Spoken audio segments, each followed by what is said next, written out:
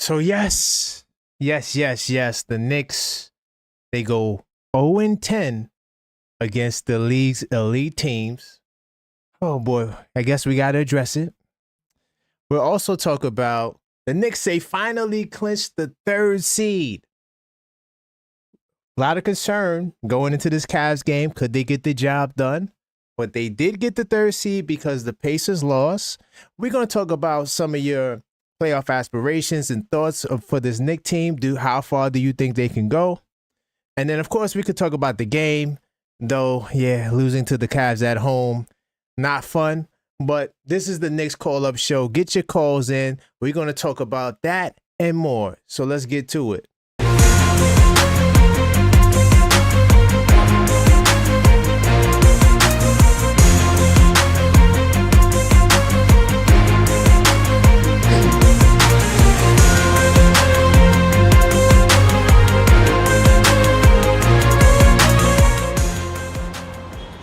Welcome to the Knicks Call-Up Show. I am your host, Karan Pierre, the objective fan, straight out of Kings County, New York City's finest, and you know the vibes. So look, tonight we got good news. Third seed, salute to the boys in orange and blue for getting the third seed. Of course, we got bad news. We took a loss to the Cleveland Cavaliers. Now, the Discord definitely was feeling somber. Salute to the Knicks Tape Madness Discord server. Some of us wanted to win. We all wanted to win, but some of us are really bummed out over the win. Others are like me, we got that third seed. That's all that matters. We going into the playoffs healthy. So, but before I get the show started and take calls, by the way, feel free to call up 646-995-8389. I do want to share the link that's pinned in the description, okay? So we having the watch party. Now we know we're going to play the Pistons. Hopefully, I believe this weekend we'll find out exactly when the first game of the playoffs will be. We are having a live watch party, okay? We're going to be meeting at this spot called Q Bar in Queens, right? It's in Bayside, Queens. So if you want to watch the game with us, feel free to fill out the form that's pinned in the description. I'm trying to get a head count for exactly how many people are coming, right? I had the form on Google, and I noticed that Google was doing some wacky things like wanting people to use the Gmail, whatever. Now it's not like that. So if you was having trouble with the Gmail, you can go fill out the form now and, let me know if you're coming. It's going to be lit. As soon as I get the exact time of the game, I will put out a flyer and things on the community section so we'll know, exactly where we're going to be at. But I just want to start off there. But salute to the chat. I see the chat's lit early. Salute to J-Tap. J-Tap was like, we have to win this game. And he also will be at the watch party. So this Brooklyn game is a must win. No, J-Tap, we have the third seed. There is no more must win games. The Pacers lost. So we have the third seed, okay? So it's like good news, bad news. Bad news is we went 0-4 to the Cavaliers. I know some of you guys didn't want to go through that, but that's just where we are. It's the reality of the situation. You know what? I'm probably going to go to the box score just so we could take a look at the game and talk about it before we get some calls. Let's see. So for those that don't know, like I said, we pretty much lined up the third seed, right? Indiana, they lost tonight. They got smacked by the Magic, but both the Magic and the Pacers didn't play their starters. So because we own the tiebreaker with the Pacers, that's why we were locked into the third seed. Hold on, let me refresh this tab because I don't think it updated. Okay, yeah, this is the updated standings, okay? So, yeah, we're 50-31. The Pacers, even though they could also win 50 games, we own the tiebreaker with them. And, for my last year's team, people, last year's team is better than this year, people. I do see some things right now that stands out to me. And to my Knicks and 10 people, you guys are going to know what I'm going to say, the differential right here. But anyway, I want to talk a little bit about the game as you guys pour in. Let me see. Beeman says, hopefully we make it out with all our players healthy against Detroit, oh yeah, we're gonna dog walk the Detroit. First of all, I'm gonna tell you guys this right now off the rip. Hold on. Let me look you guys in the eyes. Okay? Let me look you guys in the eyes and say this. I think I'm more optimistic than most Knicks fans. And in fact, I'm not happy that we lost. We're never happy to lose. That's not that. No, you want to win every game. But I'm gonna say I am not negative. Like I don't feel like because we lost to Detroit and we lost to Boston and we lost to Cleveland that it's the end of the world. I'm not one of those fans because I know that there is no direct correlation between regular season and playoffs. There really isn't. You know, and there's been plenty of examples of teams that lost the season series that went on to win the playoff series. And this playoffs isn't over. So a lot of us talking about next season and fire tips. We could go to the finals. It's not done yet, right? I'm not saying we're going to go to the finals, but I'm just letting y'all know I am not the negative Nancy dude. I'm happy we secured the 3rd seed because I knew the Pistons were going to fall to that 6th spot, and I think they're food. I'm going to keep it real. Listen, man, not that we ducking or dodging nobody, but we finished the highest that we could finish, and that's who we're going to see in the first round. All right, so I just want to start like that. Let me let's look at this game very quickly. I mean, this game is very simple to me. The reason why we lost this game to the Cavaliers, they out-hustled us, man. They wanted it more. It's very simple. I mean, I didn't really watch much of the 4th because I was getting some stuff together for the show and just taking care of some business. But one thing I did note, the 3-point defense was solid, right? 35%. We got our first caller. Hold on. Hello, caller. State your name. Where you calling from? Yo. Can you hear me? Okay, hold on. I got to do my adjustment. Yeah, you could call back. Keep the calls coming, 646-995-8389. Okay, now he should be able to hear me. Hello, caller. State your name. Where you calling from? Yes, I could hear you. Can you hear me? Yuri from the Bronx. Yuri from the Bronx, man. Salute to Yuri from the Bronx. What's going on, man? Tell me what's going on. I was talking about this game, but I want to hear. We got our hustle. Yes, let's go. There's no excuse about it. Mm-hmm. We got our hustle. We got offboarded. You know, and give credit when credit's due. Cleveland's got a good bench. Cleveland's got their role players beat us tonight. And we had OG was taking off rust, obviously. I didn't expect him to smoke a layup, though, but I'm going to vent about that the other day.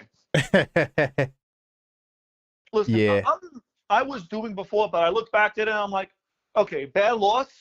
It really didn't mean nothing because let's get good news. We did clinch the 3rd seed. Yep, salute to the Knicks for that. And that's major. Roller coaster season. I know a lot of fans are going to be like, oh, I would have won. Listen. If you can get your players all healthy, this game was a win. Facts. And that's how I look at it. No one got injured. The game was a win. Facts. And that's to me is a win in itself because we know that health was an issue for us the last 2 years. We've been to the playoffs. Remember Randall ankle, right? And then last year, everybody out. Randall shoulder. Mitchell Robinson got hurt in the playoffs. Right, OG Anunoby was dealing with the elbow and then the hamstring and then so a lot was going on health wise. So being healthy is a major win for sure. I'm trying to be objective and try to look at it from that viewpoint. No one got injured. We're actually fully healthy for once going into the playoffs. Right.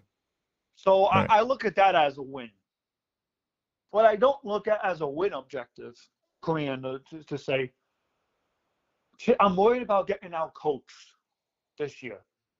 Now, before everyone kills me in the chat, I'm a tip supporter. I defend tips. These last 3 games, man, I'm not feeling it this year. There's been this narrative about Tibbs getting out coached, and we've seen it time and time and time again. You know what I mean? And I'm not saying fire Tibbs because I'm not that knucklehead on the computer screen typing keyboards in, saying, yo, we got to fire the coach. Let's hire David Fitzdale, for God's sakes, again. David Fitzdale? Who's saying that? Oh, Lord. No, please no. There's no. a few people. Oh, man, that's crazy. That's crazy. Yeah. Like for me, it's just I think that it's trying to load manage and take the cautious route gone wrong because I Yeah. felt like, to be Hang honest, on, my dad we is should calling. have. I'll be right Okay. back. I feel like, to be honest though, like we should have went with all of our guys against Detroit and then rested them tonight. I Right. didn't think Brunson was going to play tonight. I didn't think so either. I thought he would have rested. I thought he was going to rest. That's why I kind of spazzed out in the Discord. I was like, wait a minute. Wait, so we rested our guys to lose the Detroit game? Because I knew once I saw OG, Hard, and Mitch wasn't playing, I said, yeah, we definitely going to lose. There's no way we going to beat Detroit without those guys. Because And I'm saying to myself, why are you load managing? This is the game you want to win. Right, you get that game and then rest the Cleveland game to play mind games, because I was under the impression I did not like that at all. Right. Because if there was a game you wanted to win, it was the Detroit game. Now, since they rested, OG is rusty, Jalen Brunson is rusty. Okay, well, he's been rusty. Not Brunson, not Brunson, but yeah, I get what you're trying to say. I just feel like, it kind of bit them in the butt twice. So, like, instead of losing these two games, you probably would lose the Cleveland game, but at least you'll get the Detroit. Yeah, but as well. I'm preparing everyone for that. Wait, you say that again? Brooklyn on Sunday. Nah, I don't know. Brooklyn is terrible, bro. I don't see us losing to Brooklyn. I do. Like, they are terrible, man. They are beyond terrible. But I hear you. Go ahead. The point I'm trying to make to Knicks fans is that be grateful no one got injured. Honestly, I know you wanted to win. I understand that. Because this game was winnable. You blew a 25. No, you blew a 15-point lead again. And that's where I'm going to give the Knicks the benefit of the doubt come playoff time, that they will get it fixed up. You know what I mean? That they're going to fix up whatever issues they have. They got a week break. They're going to watch film. So I'm going to give them the benefit of the doubt. But I'm bracing myself for an upset. I know Detroit's too green. You're optimistic more than I am, but I'm being realistic and I'm being objective. If the Pistons do beat us, I'm expecting major changes to go follow in the front office. Oh yeah, that goes without saying for sure. That definitely goes. And I'm not saying fire Leon. I'm not saying fire Tibbs. I'm pretty sure Leon's watching these games and he's bracing for whatever changes he's got to make. Because I'm going to be honest, I trust Leon at this point more than I trust Tibbs. Right. Nah, facts. I'm not blaming Leon for what he did. I think what Leon has been doing has been great. I'm going to keep supporting him. But at this point, I'm thinking, I want to see how the playoffs go before I say fire Tibbs. But at this point, I think all eyes are going to be on Tibbs. Also, my mom and dad are home, so I'm going to call back soon. Yeah, call back. All right, cool. I'm going to get Mike on the line. Salute, Yuri. Call back for sure. Definitely call back. That was Yuri. I'm going to get my man Mike from Harlem, the PA. I saw his call. He's another Knicks Tape Madness Discord server, channel member. And, we be having some good conversations in the Discord, man. Yo. Hey, Mike. How's it going, brother? What's going on, man? Yeah, I just... Talk to me, man. Yeah, I just hopped out of work real quick, just call in. Okay. Yeah, man. Tonight is definitely a disappointing loss. We could have ran with the narrative that, this game doesn't matter. They're not taking it serious. That fourth quarter was serious, man. No, facts. No, facts. But we know for sure the Cavs was taking it serious. We know that for sure. No, definitely. I would say on both ends. Because if we're not taking that game serious, we take those starters out. I don't. Good point. Starters play. OG was hustling. OG was grabbing steals. OG was trying. If you want to argue somebody didn't want to win the game, maybe everybody else but OG. But OG won Right. that game. Let's Not be facts. real. OG wanted to win that game, man. Hmm. And Strus and Garland said, "Nope, you not getting this. You gonna take this sweep. I want this sweep Mm. to be in your minds going into the playoffs." Uh, Mm. Hold that. yeah, hold that. Mm. Garland at the end was screaming. Garland at the end was screaming at our bench, saying, "Yeah, yeah. What y'all thought? Yeah. What y'all thought this was? You thought this was a game? Oh Like, my God. yeah, that is nasty, man." Um, Ah. my son, my poor son, I gotta pray for him, man. Y'all pray for my son, man. He wear that Knicks jersey faithful. Mm. And they they, they be shooting at him at school. So I might not even send him to school on Monday, man. For that one, man, because that was nasty. But this is what I will say. Um, what was disappointing tonight is we saw Campaign eat up 15 to 16 minutes. And I Yeah. don't know if you looked at the box score, but I put it on the screen. You want? I it's put it on the screen. donuts. Yeah, it's straight Yes. donuts. Yeah, Um, I did peep that. yeah, well, I don't understand why DeLon Wright doesn't come in. That's a whole nother story, man. We was talking about that. Like DeLon Wright, to me, even though it was a very short sample size, I feel like he earned his right to stay in the rotation. 6'5", defends, could shoot the three ball. Yep. I don't know. Very confusing. It's confused. Did DeLon Wright? I know he got some minutes in that Celtics game. Did he get minutes in that Celtics game? I think he did. He got Hold on. some. It Let me pull wasn't it up. many. It might have been like 5 or 6. I think he did play because didn't did campaign? Hold on. Let's pull it up Yes. because I Pull can't that up. even remember. Yeah. I know there was a close game. Hold on, I got it right here. So, oh no, Brunson played that game. I forgot Brunson was bad. No, he didn't play So he because didn't Brunson play the did come game. back. Yeah. Okay, so that's another game. So we have a game with the Cavs, and we have a game against the Celtics where we see no DeLon Wright, who No is a DeLon Wright. far more superior defender than Campaign. I Now, agree with that. Yeah, I agree with far that. more superior. Now, Tibbs could be putting Campaign in there for some offense, but he gave you nothing but donuts tonight. And I'm not sure how he did in the Celtics game, but I know it ain't good. He had 7 points in the Celtics game. He Yeah, 7 He points in wasn't the bad. Celtics. Yeah, he wasn't that But bad. listen, in the Celtics game, yeah, and I think he picked up some charges too. Yeah, he wasn't that Yeah, bad. he wasn't that bad. I still put DeLon Wright in there over Campaign. Um, I just don't know. I don't get it. I don't. And what I'm afraid is the Campaign is going to be in there during the playoffs. You said in the chat, you said it was going to be an 8 to 9 man. Yeah. You think he's taking one of those slots, right?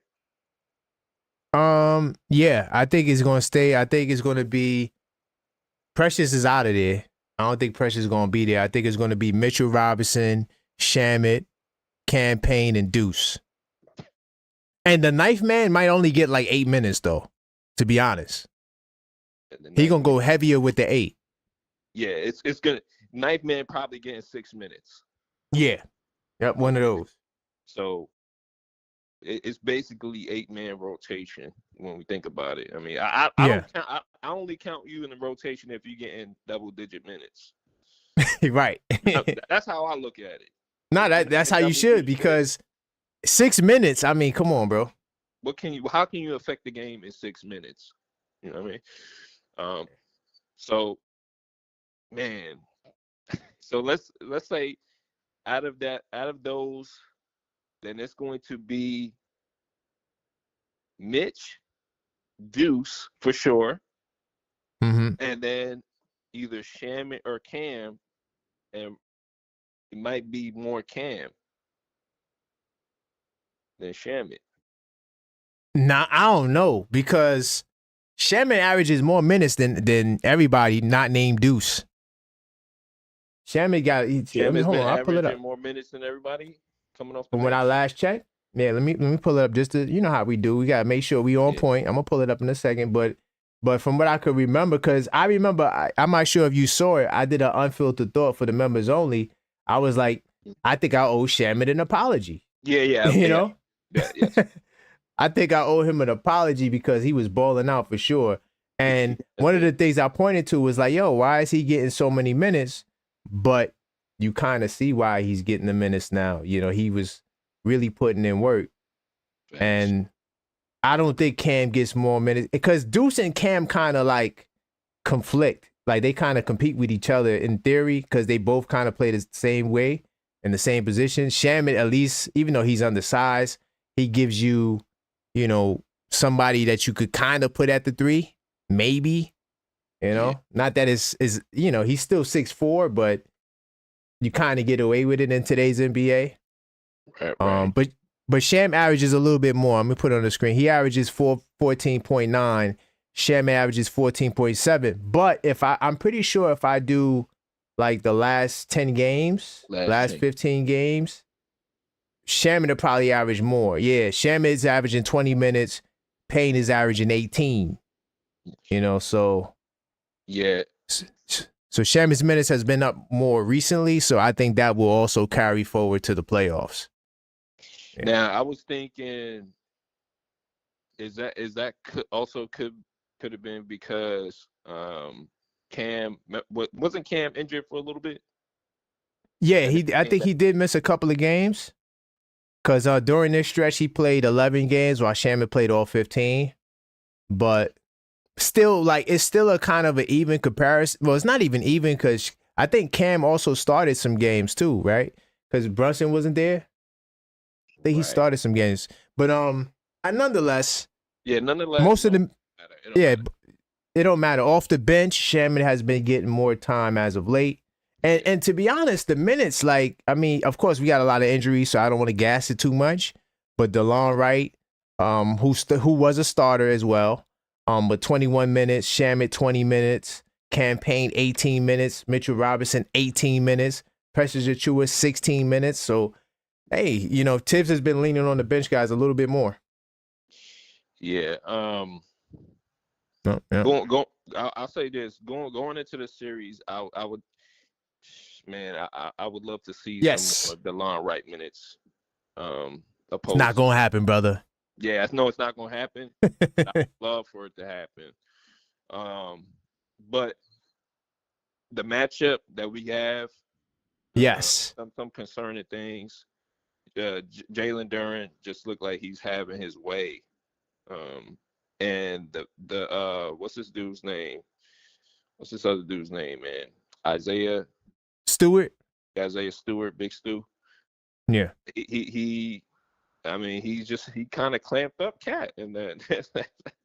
He kind of clamped up Cat in them last quarters there. Okay, but who was missing? Who was missing against Detroit? Mitch. Okay. Yeah. Okay. Yes.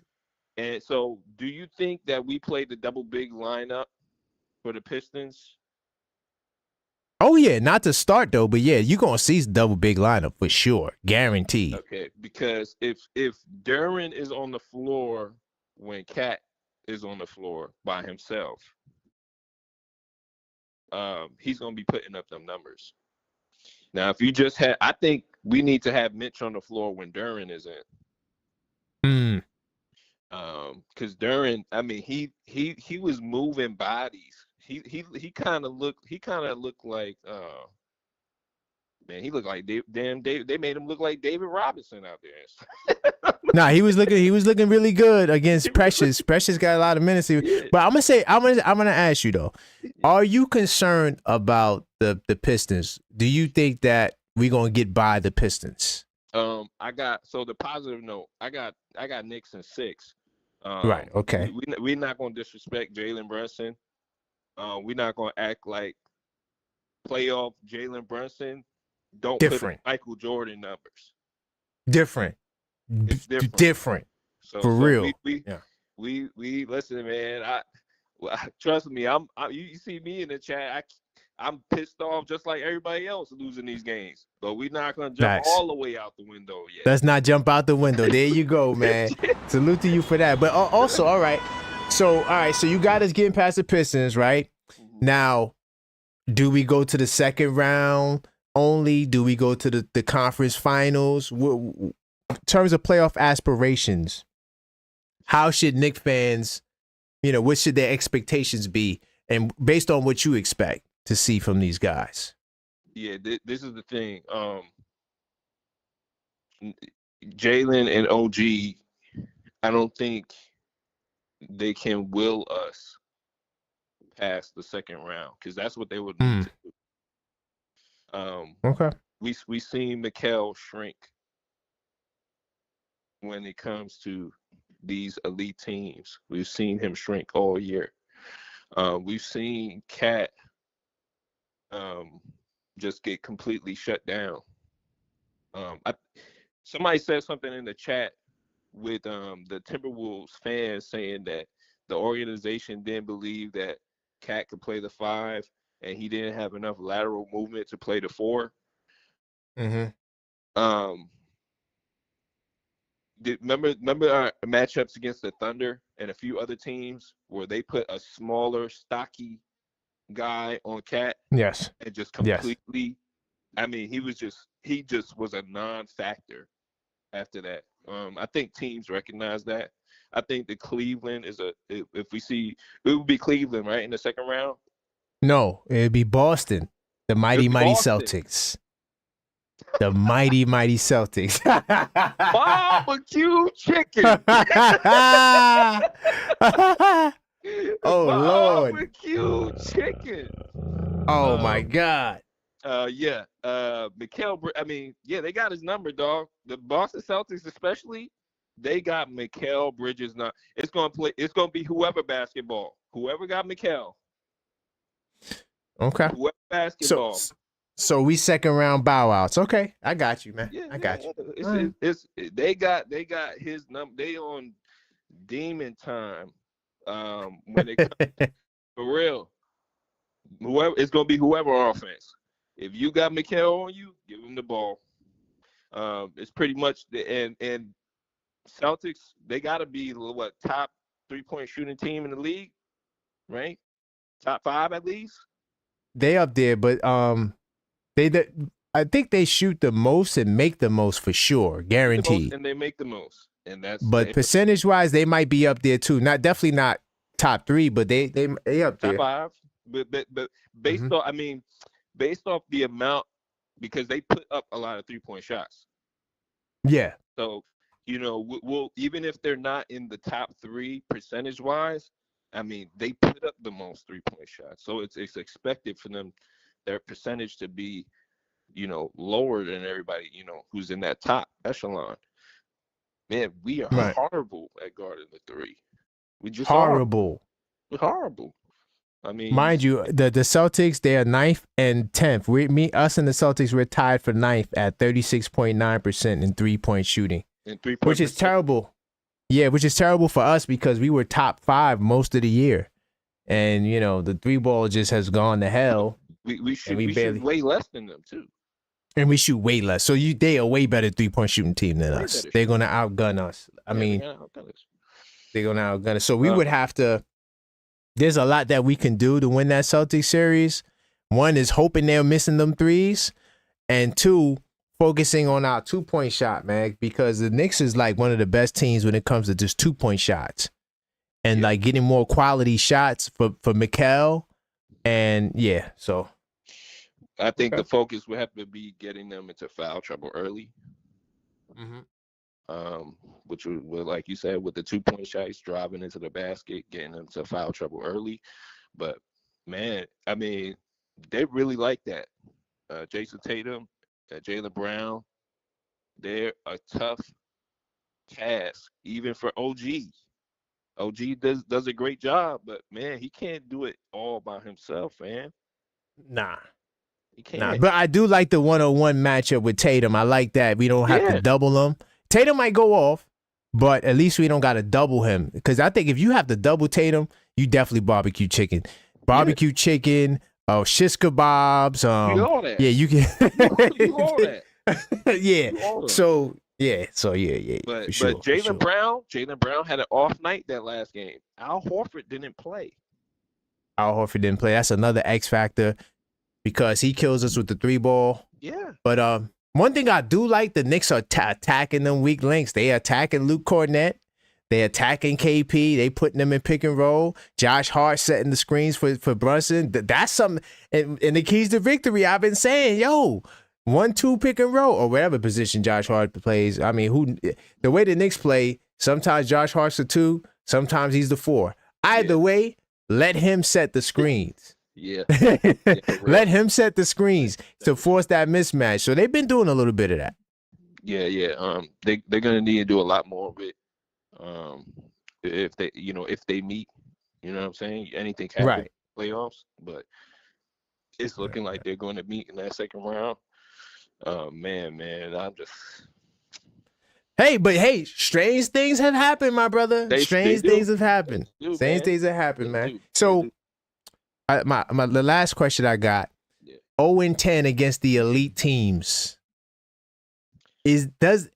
Okay, so we going into the postseason. You guys know I always say there's no direct correlation between playoffs and regular season, but is the 0-10 something that we should just forget about?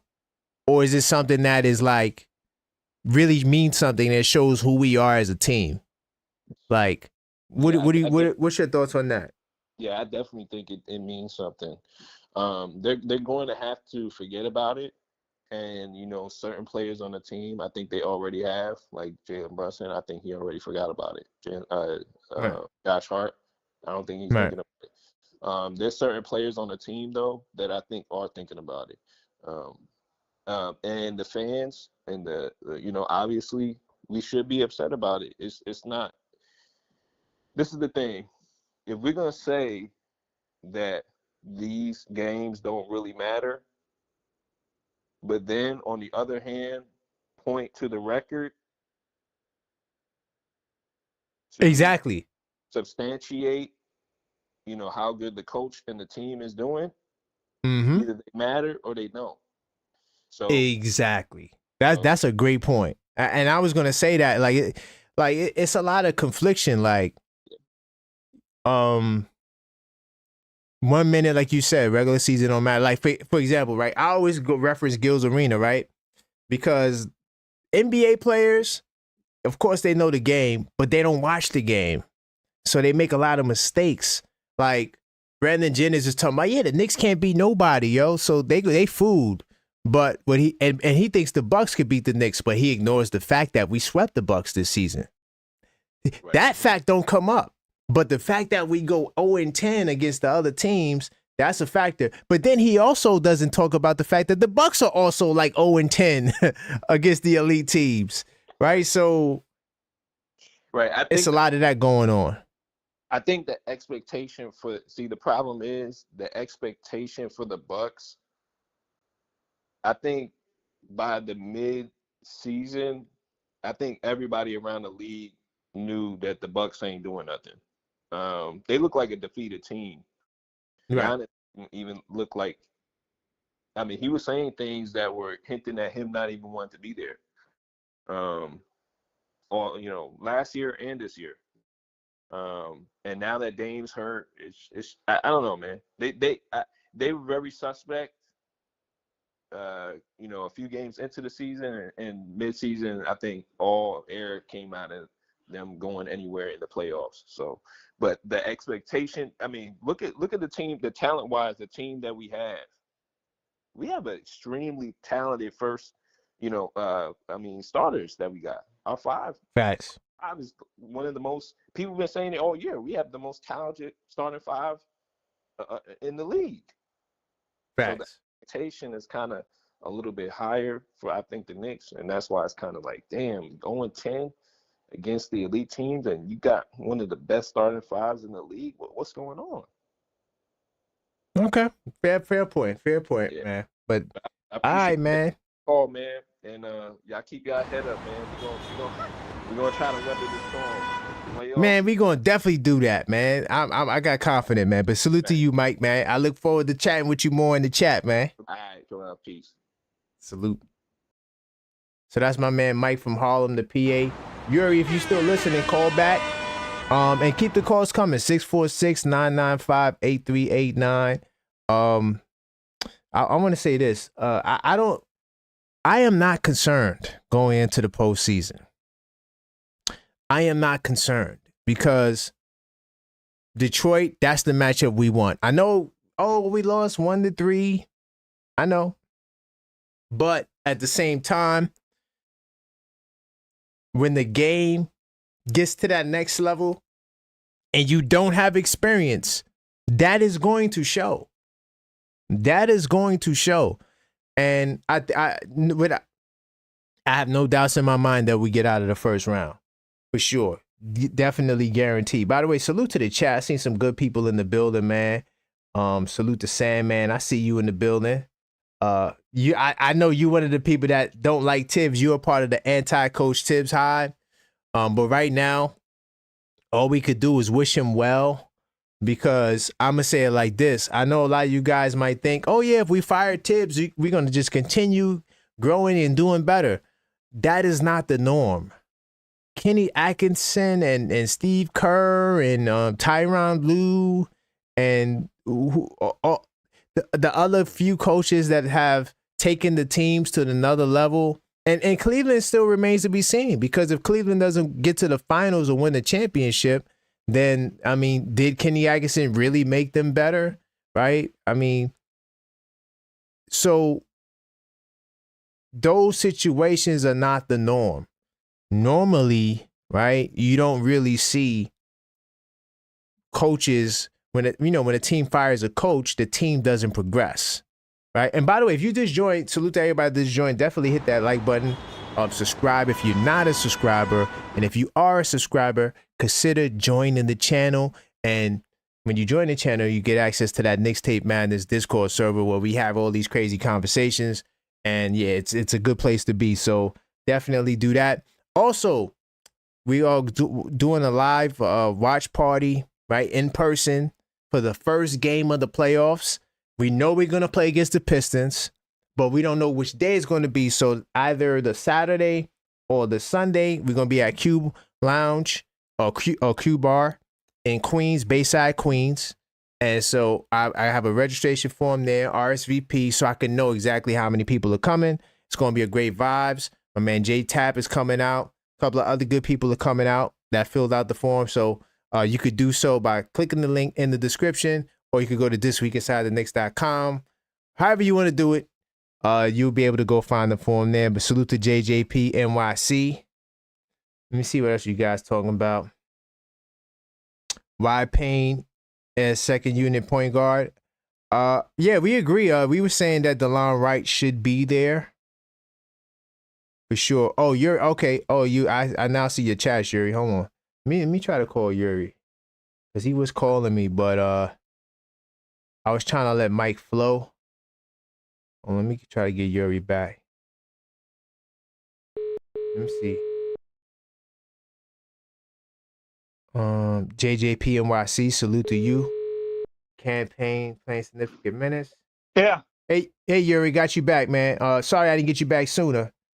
But what's going on? I was talking to a friend of mine about how the Knicks were going to be like.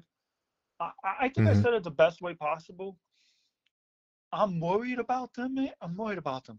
I'm just going to flat out say it. Okay, let's talk about it. Let's talk about it. I looked at the post-game stuff.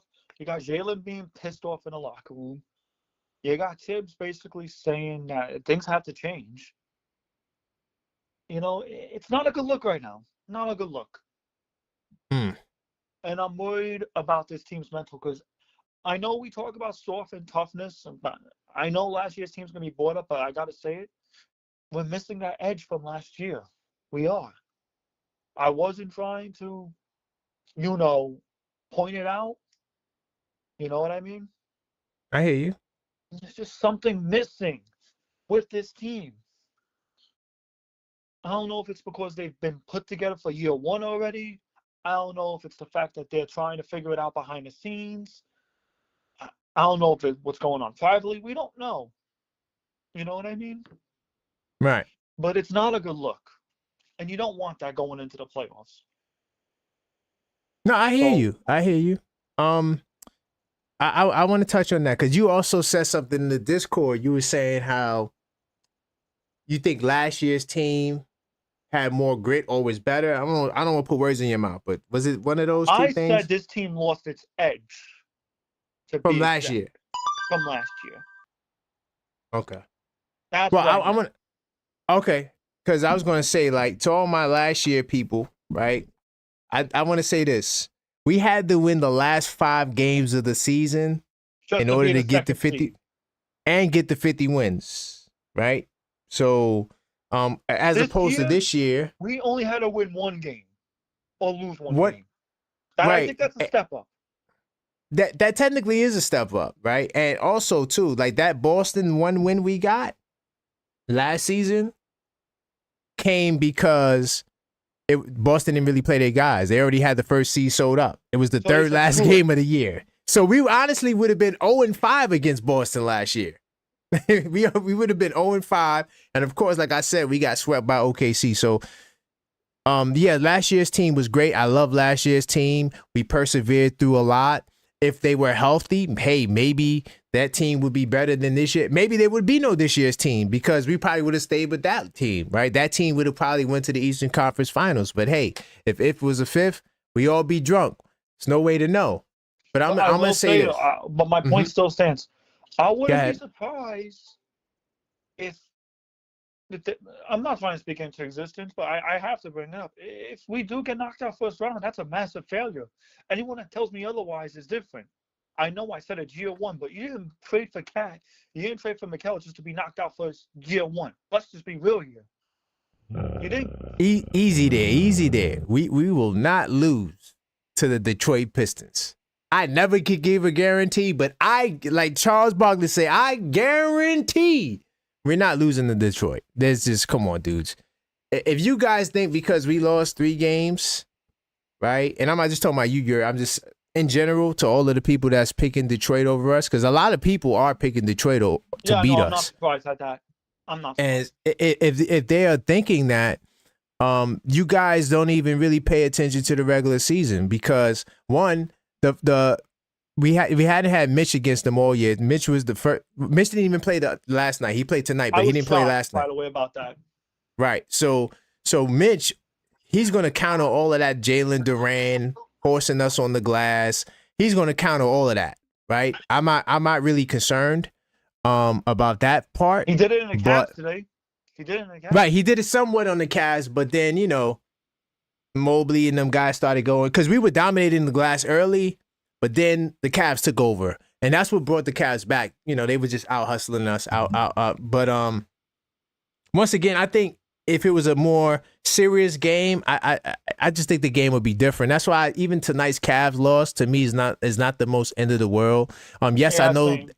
I'm not trying to make no excuses in cap, but I just feel as though once they got the word, they got the 3rd seed. I kind of felt like, oh yeah, they took their foot off the gas, and us being healthy for the first time, I think will be a major key for sure. You see what I'm saying? So Yeah. but hold on, Yuri. I got a couple of calls. Oh wow. Hold on, I'm gonna keep you on, Yuri. Just let me try to merge this call in. Yes, you can merge the call.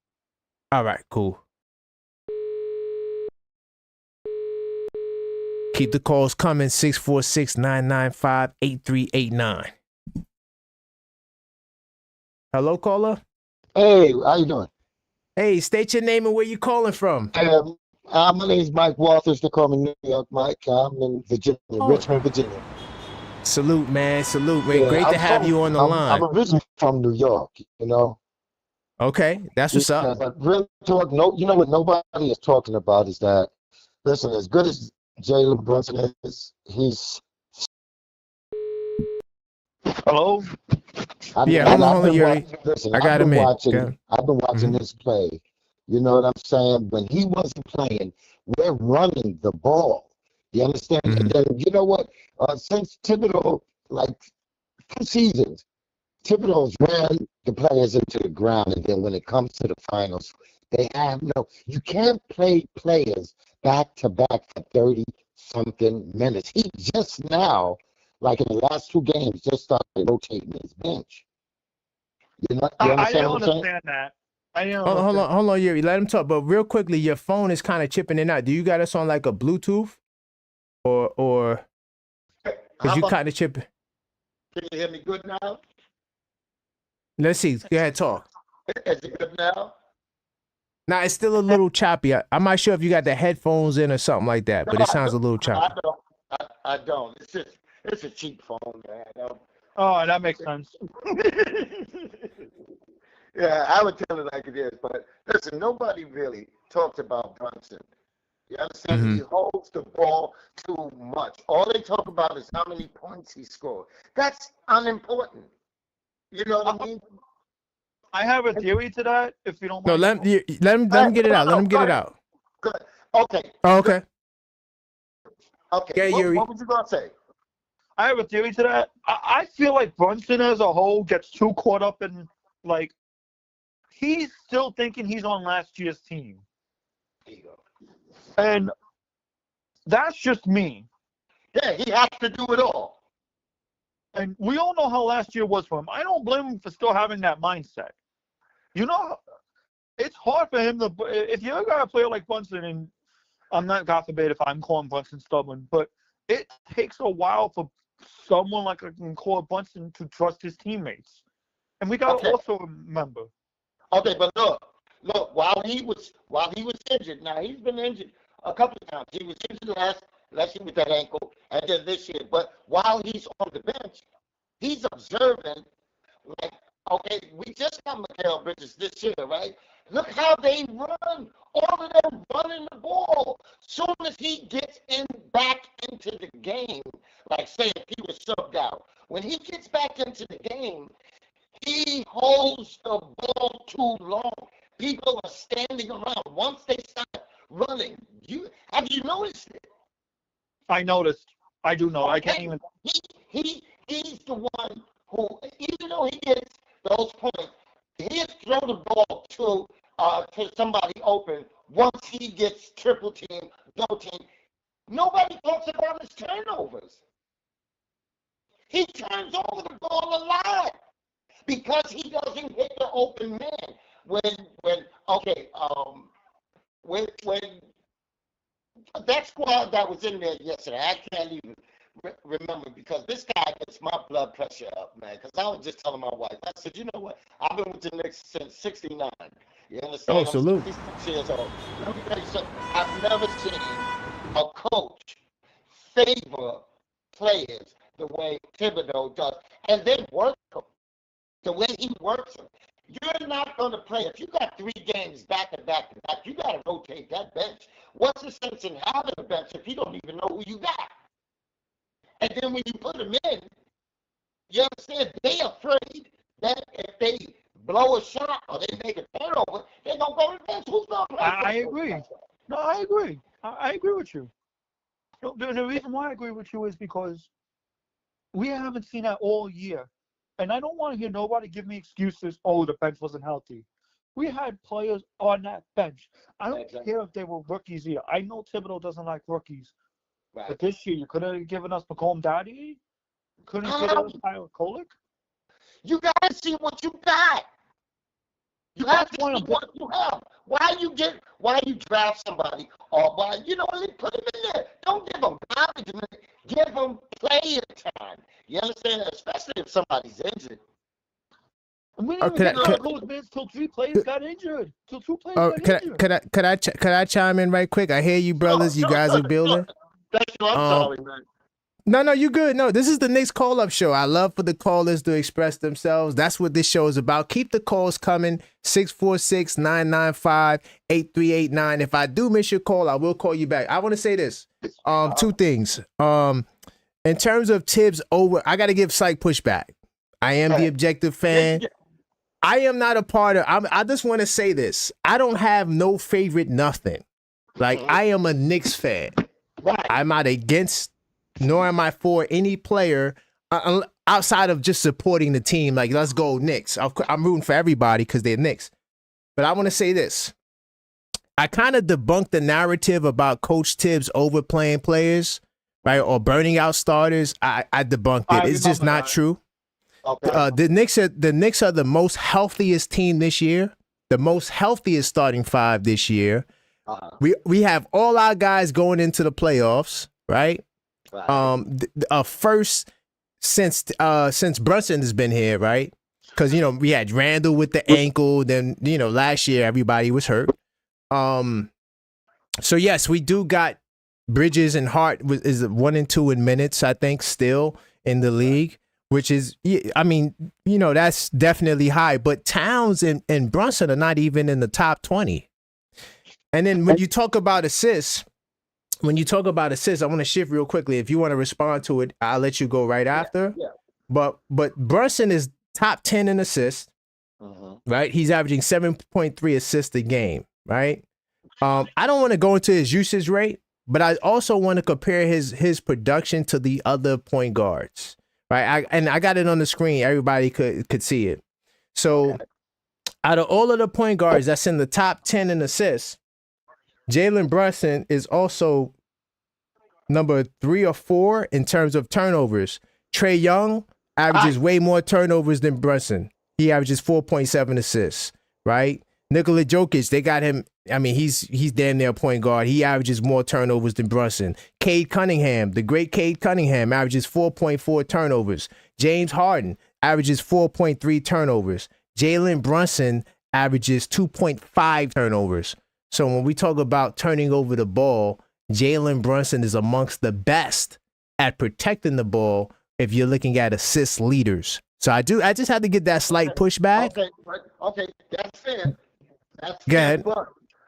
But let's look at this. How many times have you seen when he holds the ball long, people are in position to shoot the ball. You understand? He'll hold it and he'll tell them to go this way or go that way. I know he's the team captain, but listen, rotate that ball. You know what? Listen, I played high school. Frank the Calais. Okay, salute. Okay, listen. When a man is open, you give him the ball. Why are you going to hold the ball? No, I got a question. Hello? Did he cut out? No, I'm still here. No, he's here. He's listening. Yeah. You said you have a question. Go ahead. Okay. Do you think Jalen Brunson is the mini Julius Randle? Because I've been hearing a lot of people say that about him, and I disagree. No. What I think is that Jalen Brunson thinks that he has to do everything. That's what a team is for. You understand? If you can't trust the players that's with you, you understand? Like when he comes down, they give him the ball immediately. Then he'll come all the way down court, right? And once he gets down court, he's holding the ball. People are open, okay? Statistics. Let me tell you something. Those statistics, man, come on. You can see every game he has a turnover or 2 or 3. Every game. All right, but see, it's running that ball. When Jalen Brunson wasn't playing, the day before he came back to they was running that ball, and I mean we could have won the game, but they do what Tibbs says, and okay, let me tell you something. There's not one player, you understand, who can play every day 30 to 32 to 38 minutes. And I'm getting bumped. You're not even getting calls. We're not getting no calls. You can see them. Oh, yeah, no, we're not. Okay, all right. But Yeah, still, that's a whole nother story, yeah. We're getting hacked. We're getting banged up. But the deal is, you can't play back-to-back games and be productive. No way. Your body, and then down the road, for the playoff, you think they're gonna be fresh? No. No, what worries me about this worries me, right? Mhm. What worries me? I know this. I'm not gonna say the season was not a good season. No way. This season was an awesome season. We got back-to-back 50-win seasons. When was the last time we had that? Since 1995. Exactly. Come on. But you know what? Thibodeau has to figure out the right five. He's got You to. understand? He has. That's up to him. And I'm not saying I five. agree. I'm not. Well, man, you know that's true, right? What? He once in a while he'll get that right chemistry, right? Like Anunoby, right? Why he don't use Mitchell and Cat at the same time? Cat ain't no defender. He'll let a small forward back him in Here's the thing, and though. shoot on him. And here's the thing, though, right? What drives me crazy is 7 feet, ain't he? what exactly? Not even that too. It's the double big lineup. Tibbs was salivating that he wanted to use it, and have we seen it at all this season? We've seen it once. We've seen it once. Oh, hold on, real quickly. Your name is Mike, right? Yeah. You remind me so much of my pops, man. My pops be saying the same exact thing you be saying, man. The same, I swear. We don't even know each other, so it's true. It's true. Yeah. Hey, you want to know something funny? I'm not sure if you got family in Virginia. I know you say you live there, but I got a whole lot of family in Virginia. All my family in New York. Okay, I got a lot of family in Virginia. Of course, I got a lot of family in New York too, but Okay. you never know. But you sound just like them when you talking, man. I appreciate it, man. Well, I appreciate you taking my call, man. But listen, think about that. No, there is no player I care less how good he is and how conditioned he is. You cannot run getting bumped, getting smashed every day. Like for 3 days, you see, we had 3 games back to back, right? Right. Right. You can't. You're not going to be able to do that. To play 30-something minutes, you understand, and then travel. Traveling also wears you out. You understand? That So wears you out. Then you got to go to practice. So I got a question for you. With all that you just said, how do you think we're going to fare in the postseason? Are we going to get bumped in the first round? Will we go to the second round? Will we go to the conference finals? What do you think? Let me tell you something. To be honest, I think we're kind of worn out. But listen, I love all them players that we got. I like what's his name, Shamit? Yeah, Shamit. Yep. Okay, Shamit. Hey, listen. As soon as he gets in, he's hitting it all. Right? All right. Put him in. This would be my starting 5. If Robinson can go in, I'd put him in. I'll put Robinson, Towns, Brunson, Bridges, and Shamit. Okay. And I'll rotate Shamit with Bridges. You understand what I'm saying?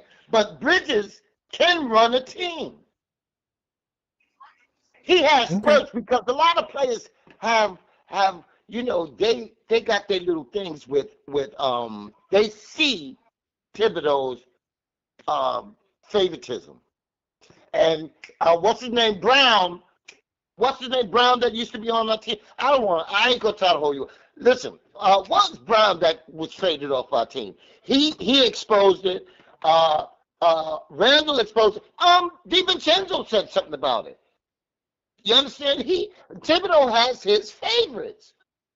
I think you're talking about Bullock, Reggie Bullock. That's what you're talking about. Nah, didn't we have Brown? What's the Brown? No, but Reggie Bullock was he did the show with Payne. What's that dude, that bench warmer dude? That his name is not even worth remembering. But anyway, I get what you're saying. But you know what I'm saying. But then, So, listen, what's his name too? Okay, this is the deal. Josh Hart, in the beginning of the season, it's like right now he's like not even sure to shoot.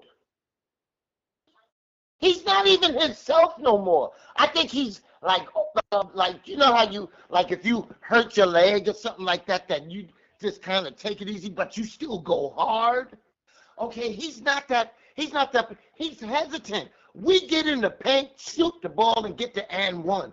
They get in the paint and they toss the ball out for a three. I got you. I get you, man. So wait, so did you say a round? Which round? Which round? Okay. To wrap it up. I'm going first round. Oh wow. Oh. And listen. I am who I am, and I don't Respect. I care less for. I'm not going to spare no punches because it's my team. I'm gonna be real with it. That's how I feel. I don't think we're gonna make it with this coach. He's a good coach. Thibodeau is a good coach, but he's not a great coach. He's not a coach that looks at his bench and rotates and tries to and do chemistry. Man, hold on, man. Hold up, man. Man, hold on. You gotta stop, man. You sounding too much like my dad. My dad said the same exact thing. He is a good coach. He's not. He Knicks? Is he a Knicks fan? Yeah. Oh yeah. He been a Knicks fan since what 70 something. He go back. Okay. I bet you. Hey. I might know him. You might know him, and he going to hear this show. There's very few people that's hard on the Knicks as I am. Listen, how's that your team? And you all on them like that? Because I'm gonna be real with it. No, you got to be real, man. I appreciate your call, man. I appreciate your call, man. I appreciate you taking it, man. Y'all, one love, man, and y'all have a great weekend. Make sure you call back. We here every Friday, brother. I got your cash app thing, man. I'm gonna hit you up, man. Oh, I appreciate that, man. Oh yeah, no doubt. Hey, whatever you guys want to send, man, I appreciate it. $ the objective fan. Let's go. You got it. All right, man. Salute. That call was lit. That call was lit. Hold on, I got a couple of more, Yuri. Hold on. I gotta call somebody else back. And then I got Trevor. Oh wait, damn. Trevor, I'm gonna get to you. I'm gonna call this other number back. I'm gonna come back to you too, Yuri. I'm gonna get you on when I get Trevor on. All right. All right. So that was my man Mike out of VA from New York. The VA. We might be related. I got a lot of family in Virginia, man. Hold on. Let me try to get this 831. Keep the calls coming. 646-995-8389. Hopefully this person answers. If not, I'm gonna move you on to my man Trevor.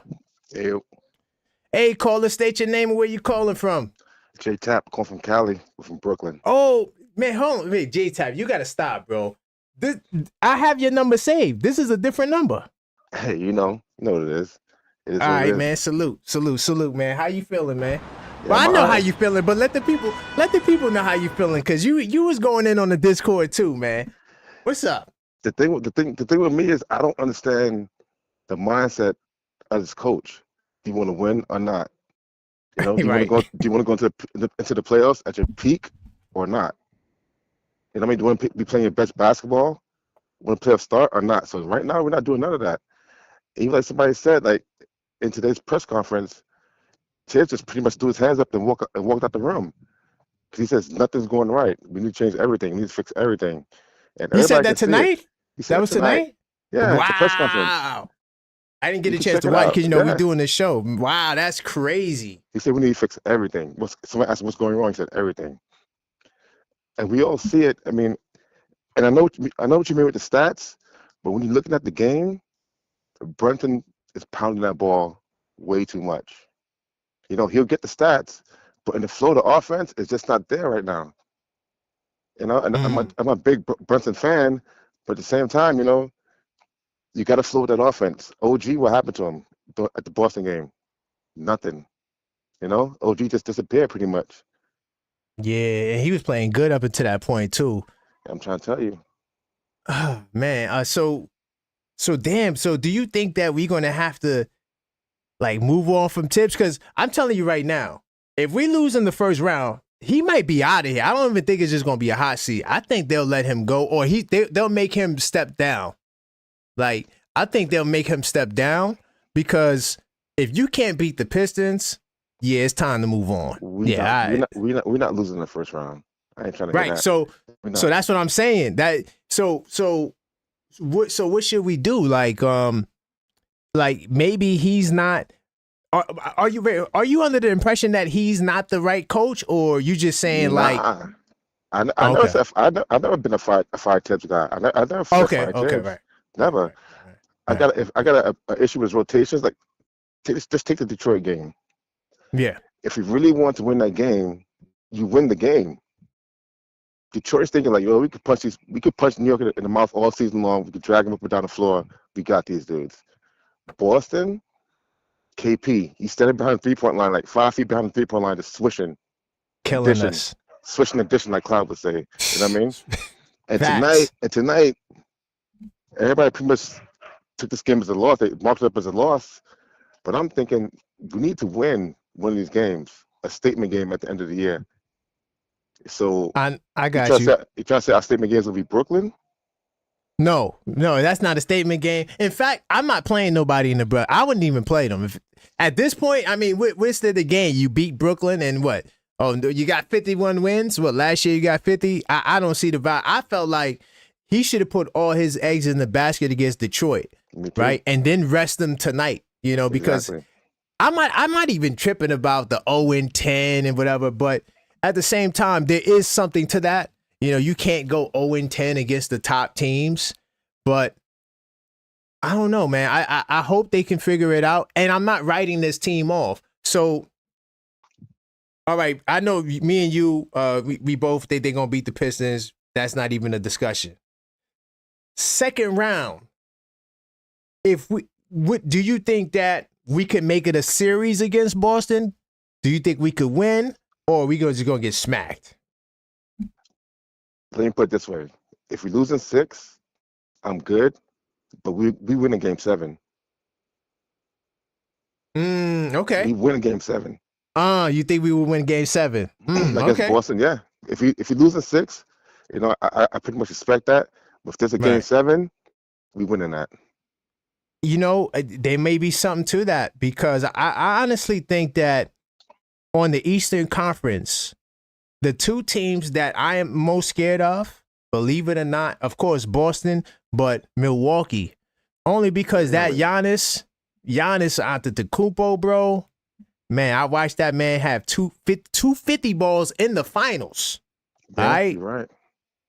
The last time, I mean, we know they've got bumped in the first round, but he was hurt. Let's keep it funky. Yeah. Like, if he was healthy, I don't think they lose to Miami. You know what I'm saying? Nah. Like, or Indiana. So, and I think that out of all of the teams in the Eastern Conference, we do got OG Anunoby, who probably is the best defender of those two guys. Right? Not that he's going to stop Tatum or Giannis, but he could. He's definitely going to hold his own, and you probably won't have to send a double on the perimeter now. Of course, if Giannis is diving by, getting by him, and now you got to bring help, that's fine. But on the perimeter, I am comfortable with OG. I don't think there's no other forward in the East that I would rather have guarding those two guys. So I think that the Knicks have some things that people may be overlooking, and health is another thing. So yeah, that's a big thing right there. Because that's a good point that you just said, though, about the game 7. If it goes to 7, Knicks can get them. That one. There's no doubt in my mind we win that one. Because they give us too much confidence, right? Like, exactly. They're supposed to wipe the floor with us. You beat us 4 times. Now we going 3-3. Oh my God. So I got you. Yeah, so my thing is, like, we're not gonna make it to the finals or whatever, but if we make it to game 7 against the Celtics, we good. Now, as far as the rotation, who's gonna like the first 8 or whatever, I don't see Precious playing. Hell no. Not happening. I would like to see Wright, but we know that ain't gonna happen. So hell no. it's just gonna be the same players we've been seeing all season. Mitch. But hold on, but Deuce. maybe like you said, he said in the press conference he has to figure something out. Maybe that'll be what he'll figure out. Like, you know what? I gotta mix this joint up. Let me put the DeLon out there. Maybe Precious, out there. Maybe I gotta play more guys. Maybe I need to just, play guys depending on how performing to something. I don't know. He gotta do something though. I was thinking about it earlier. Like Precious, he got a ring. OG, Facts. he got a ring. Facts. You know what I mean? They got rings. They've been there, done that. I don't know if Been there, PJ done that, yeah. does PJ have one? Yeah, PJ got one. That's another ring on the bench right there. So Tibbs got a ring. So they know what it takes to get there. It's just the execution part, Bingo. And that's why I'm saying, like, I think that we might need another year to really get acclimated, because I think that if you give them another off season to really work on things, I think we could be to have the best offense in basketball next season. I think that's what awaits, but we'll see. Time will tell. And my last point for I dip, because I know you got more colors, is Cat. I know a lot of people go back and forth on him, but I've seen him play in the playoffs. I think he's good. Think he's good? Okay. I think he's that's good. what I want to hear. That's what we need to I think hear. he's good. He's going to be all right. So I say Knicks second round. If we lose in 6, I'm good, but we win in game 7. Right. I'm riding with that. Let's go. Hey, I'm gonna see you at that watch party though. Like I said. Oh yeah, definitely. My man J Tap, he coming out from Cali. So if y'all in New York City, y'all need to pull up, yo. We gonna have a good time. It's gonna be crazy. I'm gonna go in. I'm just letting y'all know off rip. I'm going in. So y'all need to be there. Fill out that registration form in the description. But I appreciate you, man. It's the first annual. I'll be there. First annual. Yep. Salute. All right then. Peace. All right. So that was J Tap from Brooklyn all the way to Cali. Let me see. I got to get my man Trevor back in here. Oh boy.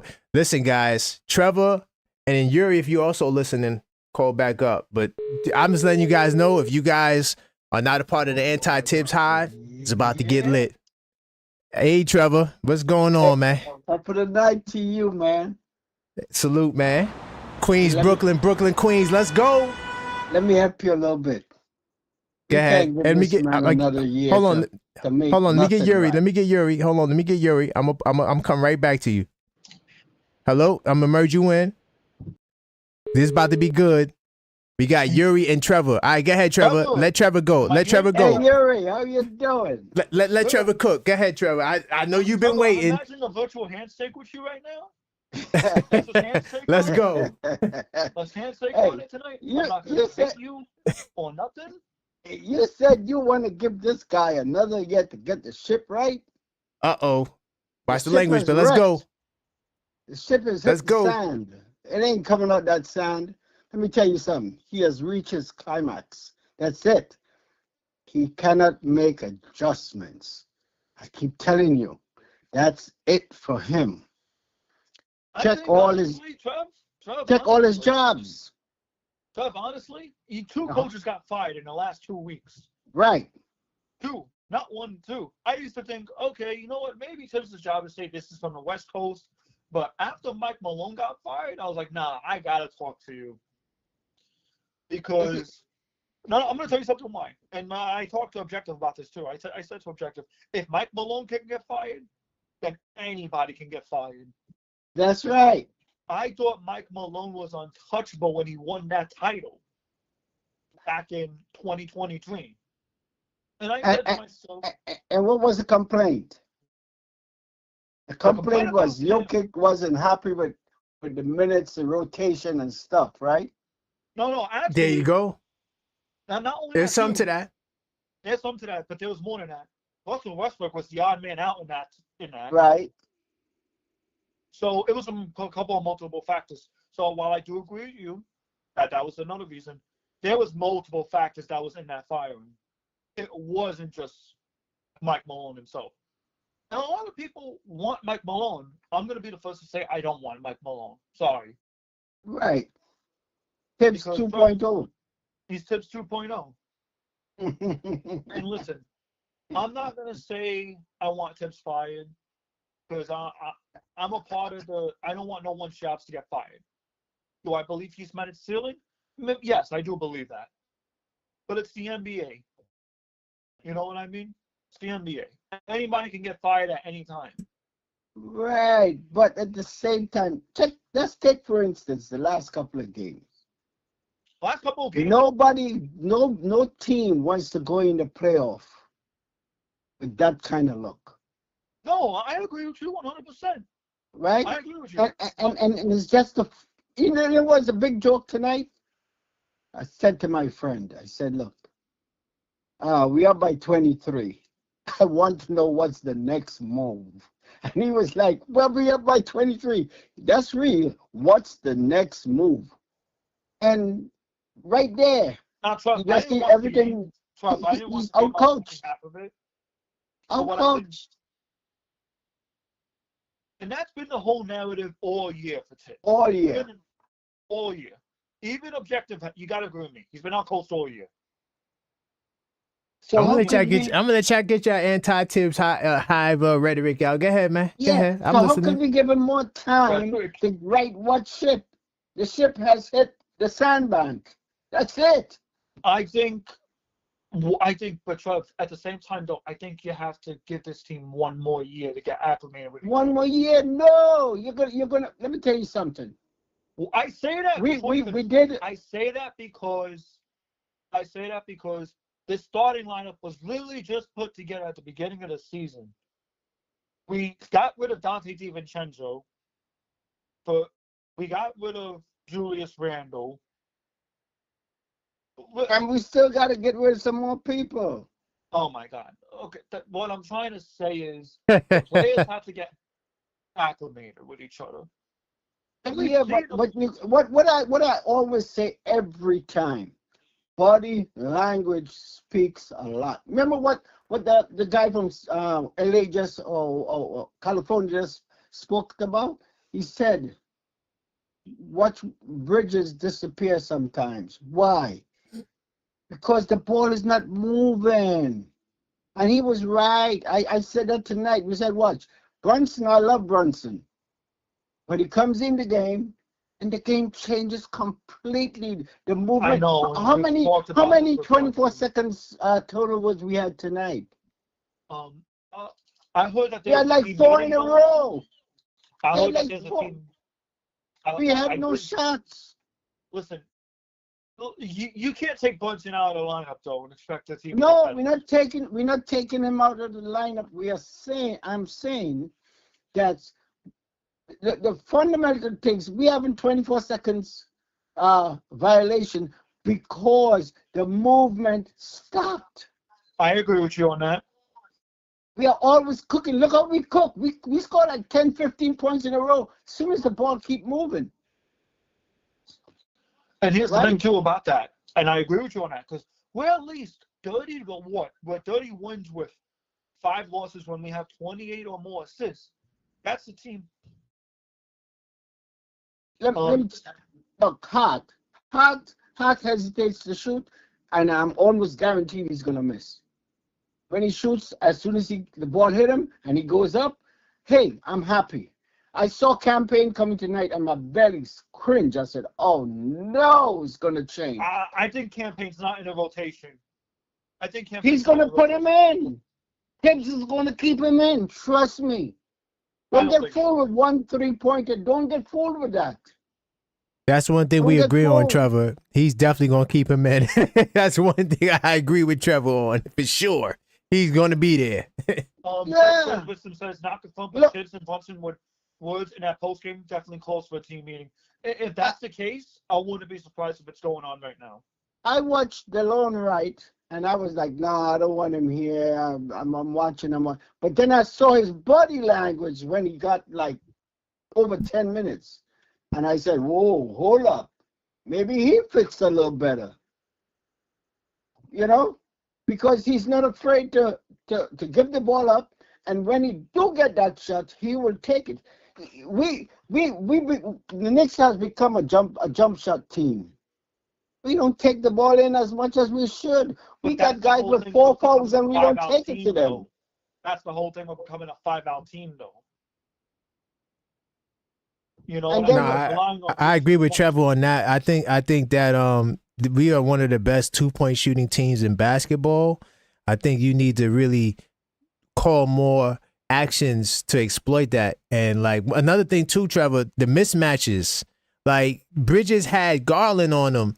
Like, come on, dude. Yeah. Bridges should have 40 tonight. I mean, take him up. Hey, hello. I tell my grandson all the time. I said, you know what's the problem with the players of today? We want to hear that swish.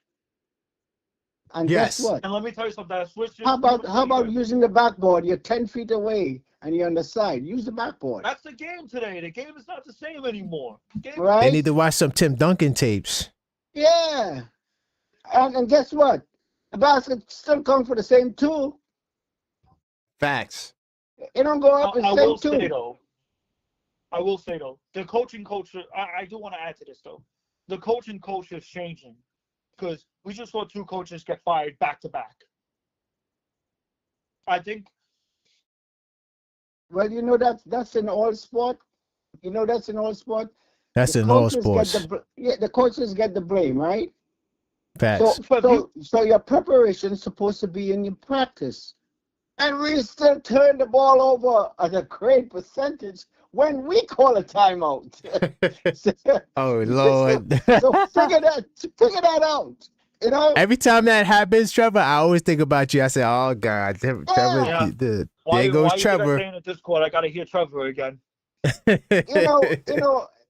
I love my Knicks. People laugh at me all the time. You know, I've been taking my jokes all the time. I go to the barber shop and they just rain down on me.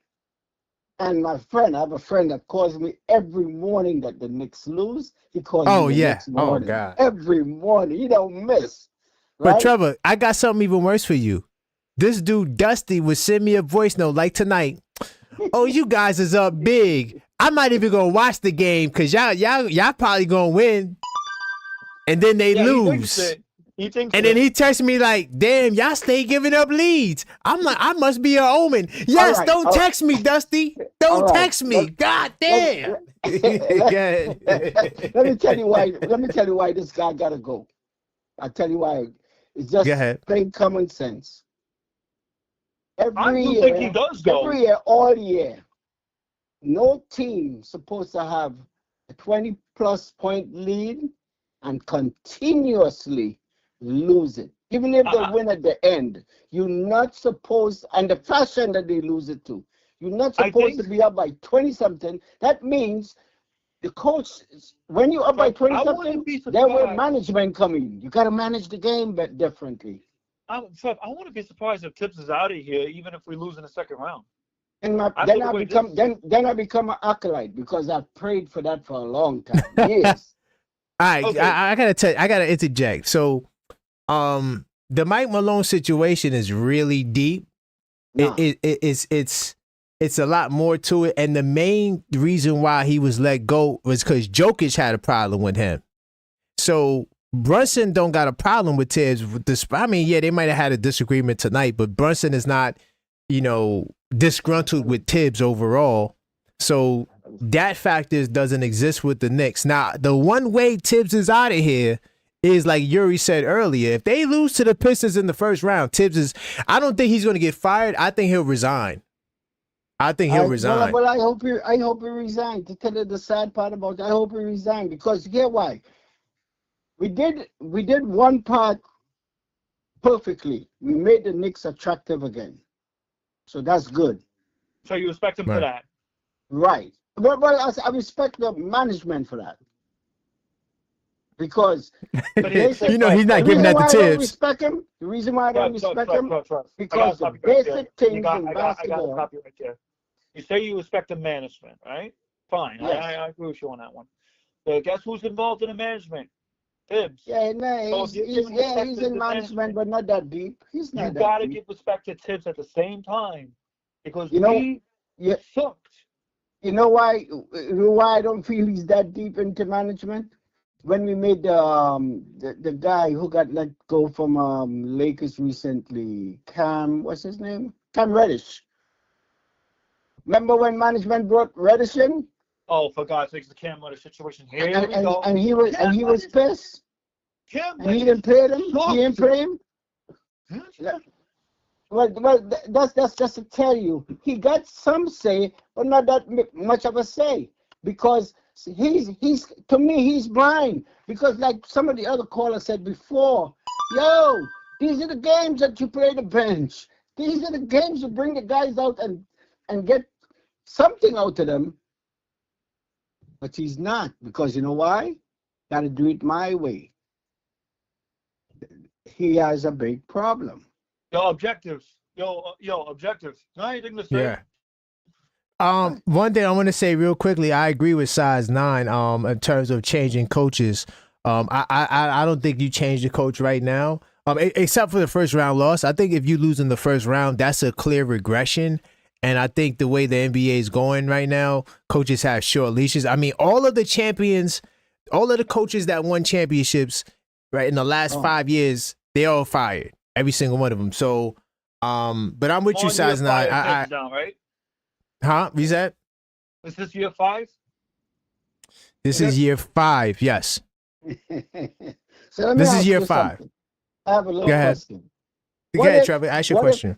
The Knicks goes to Detroit and they finally win in the 7 games or 6 games, right? And 5 games or 4. Second round and you get beat down by whoever, right? Celtics. You still keep beat the down by the coach? Celtics. You still keep the coach? I'm gonna say this. I don't think Leon Rose would fire Tibbs. I do think it might put him back on the hot seat, and from there, they'll measure to see where they are. But we get the same product because you have done it for 5 years. No, so Trevor, I disagree. Here's why. Here's why I disagree. Next year, all right, so this is technically the first year of this iteration of the team. We had 3 different Knicks teams. This is the third. Technically, you could say 4, but it's really, I'm gonna say, you can say 4, but I'm gonna say 3, right? So I do think that this team has a lot of potential, and the fact that we didn't have our bench for damn near half the season, I think that going into an off season, into another training camp, they'll have time to work things out. Maybe you might see the Mitch and Towns double big lineup, right? Maybe there's other tweaks they may make, right? Maybe Deuce McBride. So I don't know. But the bottom line is, I think this team has the potential to have the best offense in basketball. Yes, I said it. The best offense in basketball next season. But if they have a coach that is not willing to do small changes that may or may not help your team, you're not. I don't know about. You're not gonna. All right, like one caller said before, what's the use of drafting anybody? They're not gonna play. Well, we definitely not drafted nobody this draft. I don't think we got first round pick this draft. But no, but even if we did, they're not gonna play because you know why? I prefer veterans, right?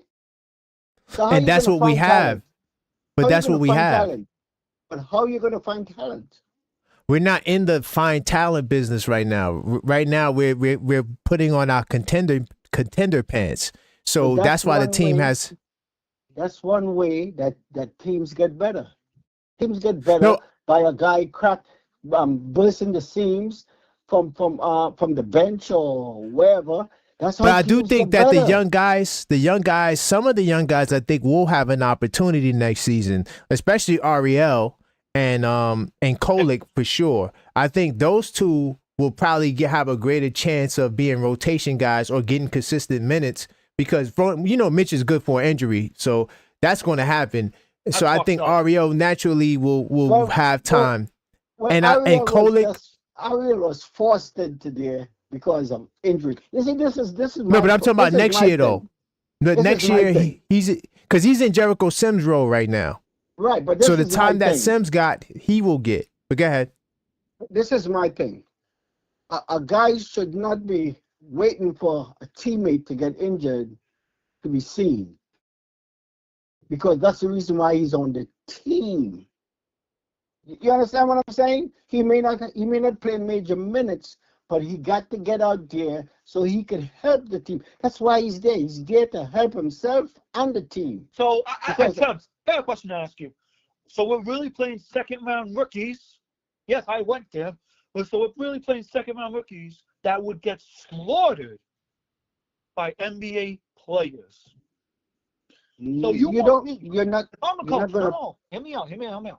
You want me to put Kevin McCullough Jr., you want me to put Macomb Dadier, you want me to put Tyler Kolek, and I'm going to name them one by one. Tyler Kolek, yeah, right? Good passer, elite passer even. We'll give him credit for that. He got slaughtered on defense. Slaughtered. Uh-huh. Got slaughtered. And how would he get better? How would he get better? On the bench? No. It's not about getting better. You stay in the G League. No. Stay in the G League. You develop your defense, and then let me tell you. Let me give you a little insight. No, I grew up playing soccer. I grew up playing Macomb soccer in a Dadier. soccer town, right? Macomb Dadier. Good more athletic power. Good wingspan. Good small forward, right? We can all agree to that. He's young. Got really good war potential. The guy doesn't score. He's Frank Nicotina 2.0, just like Kevin Knox was. Wait, hold on. You said Macomb Dadier? No. Well, hello. They picked Kevin Knox when they were supposed to pick Bridges instead. Wait, right? hold on. You said who's like who's like Frank Ntilikina? We can't just throw that name out there and just roll. No, you got you. If you're gonna throw that name out there, you got who's like Frank Ntilikina? Macomb Dadier. Nah, you can't say that. Come on, dude. He 18 years old. He ain't get a chance to play. You can't say he's Frank Ntilikina, dude. Let me give you a little insight. Let me give you a little insight. I played semi-pro soccer, right? I grew up in a soccer town. I grew up in a town that had a lot of world-class players. I grew up with world-class players, right? Let me tell you something. When you go out there in the afternoon, like how you went to the park, it's not, can I get a game? Is they tell you, you're playing on this side. And I was like miniature to the big guys. Real small, 4'9" at that time, right? And it's not like they're going to have mercy on you. You got to, so you were forced to develop. And by having that mindset, because you become something like a Jimmy Butler. You know? I'll tell you something, right? If say this year, right, we gave minutes to the bench. Say we did. People say, oh, they would be developed. No, we would have lost more games if we even put the bench in. That's where the coaching comes in. Fury. That's where the coaching comes in. You don't just put him out there. You put him out there at certain times and you guide him. You have to guide. You have to actually work. You have to guide him. So therefore, the next time he goes out there, he's learning something. He's not going out there by chance. Oh, I got 2 minutes. No, he's going out there to prove that he did learn something. And then you pull him. You know who I like?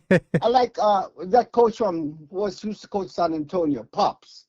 Pops didn't care how good you were. If you didn't do what you had to do, he put you on the bench. He had many pros that came from other team, and he put him on the bench because guess what? They wasn't getting what they're supposed to do.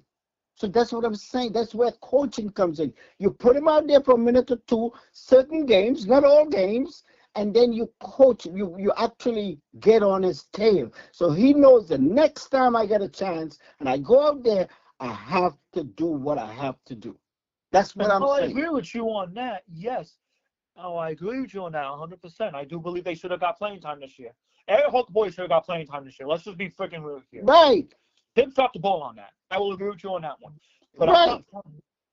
I am not playing Tyler Kolek. I'm not playing Macomb Dadier. I am not playing Kevin McCullough Jr. Go straight to the G League. Get your defense up. But that's what I'm saying. The G League can only give you so much defense. It's the real guys you want to bring the defense on. You got to go put him out there and let us get his tail whip a little bit. You know what I mean? And then you drag him in and you say, well, boy, this is the real league. This is the big up boys. You know what I mean? This is what we do. Right? What I'm trying to say is, if you put that type of edge in, we would have lost more games this year than we would have won. That's what I'm trying to say. So I want to put some clarity what you're saying. By the way, salute to the chat. The chat is lit, and this will be Champs, J-Tab, Y'all really dropping some facts in there, right? He said, why complain about the 5 picks if you traded for Mikal? If you would have kept those picks, Tiz wouldn't have played them anyways. I thought that was funny. But I want to say this to tap into what you guys are saying. I agree somewhat with Trevor, not all the way. I do think when we had half of our core bench guys hurt, I think he should have played the rookies early on. I think they should have got time. At least one of them. At least Ariel or Kolick, they should have got that time. He's playing an 8-man rotation. That was ridiculous to me. I understand what Keith said. You know, you had to play them the minutes so they could get acclimated together. That's fine. But I never liked the 8-man rotation. I just think that is not good in the regular season. Now, what I want to say is this. Where we are right now, as opposed to last year and the year prior to that, is that we took on the role of contender status. So as contenders, that's why we don't really care about pushing the young guys right now. Of course, they'll get their opportunities. You put them in the G League, they get spot minutes. But right now, this is why we signed PJ Tucker.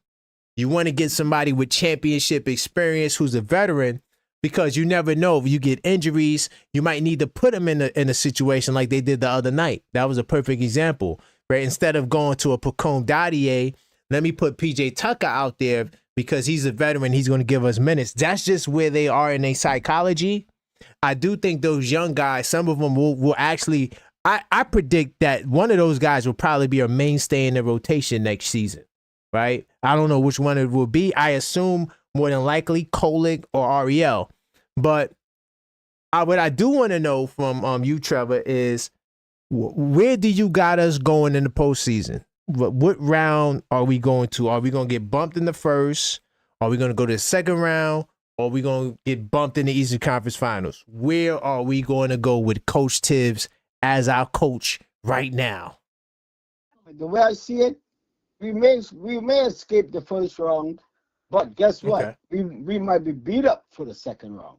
That's my fear. We might be torn to pieces. I think we get past the Pistons. Like we get past the Pistons. I'm not worried about the Pistons. Even if we left them 2-1, I'm not worried about them. But Boston, right? So more than likely it'll be Boston unless something crazy happens. But I more than likely it'll be Boston, right? Yeah, so. Is it going to be 4 games? Any team will be beat up time we get to the second I tell you round. right now, if it's any team besides Boston, I think we run the table, including Cleveland. I think we could beat Cleveland in a 7-game series. I don't give a damn about 0-4 in the regular season.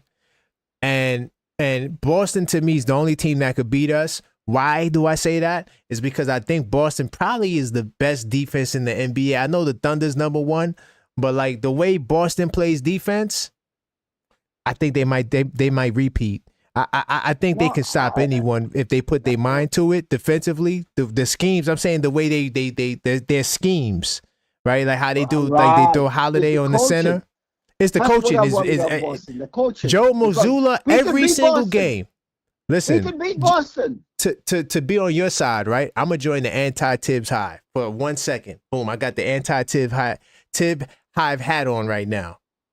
One of the tweaks that he did, one of the tweaks that Joe Mazzulla made, right? Because I'm not sure if it was the last game or it might have been the game before the last game. It was right? Game 2. It was game 3. Game 3. So the Knicks started attacking Luke Cornett and was taking advantage of him a little bit, not too much. Right. But then Joe Mazzulla made the tweak and put Cater in. And Tibbs didn't make the tweak to match that by putting Precious in. He stayed small, and that's when they was killing us on the glass. So it's little tweaks like that may seem simple that you may not notice that really shape a series in the game. And to me, Joe Mazzulla does that a lot. In all the games, if you watch Boston, he'll do little subtle things to be like, why he did that. I remember one game, right? The only game I had to watch 40 Boston Celtics games. No cap, no exaggeration. I watched a lot of Boston. You would have thought I was a goddamn Boston Celtic fan. There was one game, right? Can't remember who they was playing. But all of a sudden, Al Horford was looking like Baby Shaq out there. I'm like, why is Al Horford that the Boston Celtics never run post up? ever. Only person that post up in Boston is Jaylen Brown. They rarely ever run that, but I can't remember who it was, but there was a mismatch they was exploiting on the block, and they kept running the pick and roll, right? And Horford would dive into the post and just post up low, and the other team couldn't do nothing to stop it. That's a wrinkle in the adjustment that, you know, you're going to have to make those adjustments to beat Boston. And I don't really think no one in the league can do it. You know, maybe the Lakers, you know, because the Lakers do wacky things too with JJ Redick, or maybe Denver. I don't know, but yeah, Boston is tough. That's going to be a tough series. Let me tell you how easy we could get to Boston. Take Go the ahead. ball to the basket. Take the ball to the basket, and only shoot threes when we get a wide open three. Take the ball to the basket. That's easier said than done, man. No. Listen, hello. Everybody in basketball has got their shot block, but defense is the harder part to play. If you let Boston get away by just shooting jump shots, they're gonna kill you. You take the ball to them, so the foul situation kind of balance off, and that's where we got them. I don't know, man. I I hear what you're saying. In theory, though, Trevor, you're right. But in practice, like, it's hard because Derek White, Jrue Holiday is top 5 two-way point guard of all times. You know, I challenge anybody on that. Jrue Holiday is top 5 two-way point guard all times. But guess what? Some games, if you watch, some days I love Holiday way before he got to Boston. Way before. Facts. And let me tell you Facts. something. But guess what? If you could get him out of the game, when I say like 3 early fouls, guess what? You stand a better chance. Because after that, you know, the ball then turns to Shamit. What's Shamit his name? Yeah. Yeah, Shamit. The ball turns to Shamit, and then he run through the offense through him. The counter that the Knicks supposed to be moving is let the ball run through Bridges. I do feel like I'm going to give you another key real quick. I'm going to let you go, Yuri. I think the key to the Boston series is Towns. If Towns can post up Holiday and all these little dudes they want to put on him, yeah, the Knicks have a shot. Because that's one thing that's one thing that Towns was able to exploit the last game, but that might not be there in the playoffs because Joe Mazzulla just changes it up. But go ahead, Yuri. Exactly. That's why you run Bridges in. Let Bridges and OG constantly take it to the basket. Constantly. And take the short jumpers. Guess what? They have to make adjustments. And now that's where Towns get to do his thing. But we give him a pass every time. Yeah. Go ahead, Yuri. Listen, size 9. I'm not looking past the Pistons. They're gonna be a tough team. Yeah. They're good. I'm not looking past them. Hey, That's why I man, said speak we're for gonna be yourself. wounded. Speak for yourself. I am looking past the Pistons. In fact, I'm going to say this. I'm the objective fan, but I'm going to say this, man. I think that the Knicks can honestly beat the Pistons in 5 games, maybe 4 games, bro. And I could explain why I feel that way, if you really want me to. Because I think that's what we're going to do on Wednesday, on the Wednesday live. We're going to spend a whole hour. But anyway, I could give you a preview of what we're going to talk about. First off, I have no faith.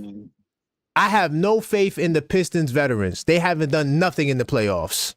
Nothing. Tobias Harris, Malik Beasley, Tim Hardaway Jr., nothing. Nothing. And then Cade Cunningham, great player, young talent. He's on the way. He's amazing. This is his first playoff series.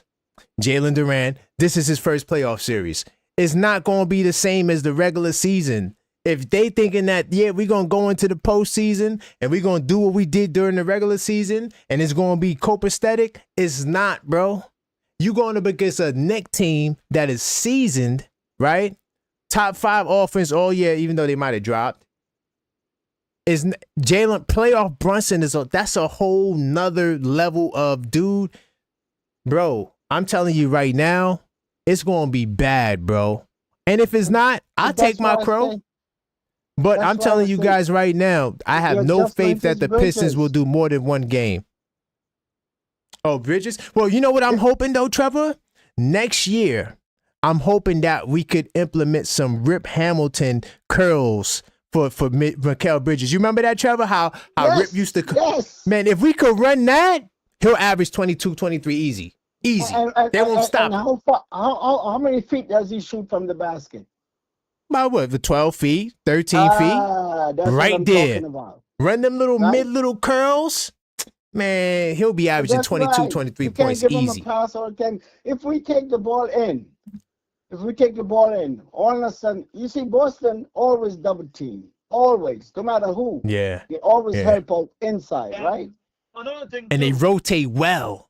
Yeah. and another thing too, Jake, and another thing too, I want to add this too. Size 9, B me. Who got out coached in the 2023 playoffs? Oh, JB Bickerstaff. Who got out coached? JB Bickerstaff. I'm gonna put my money that JB Bickerstaff gets out coached again. They too green, man.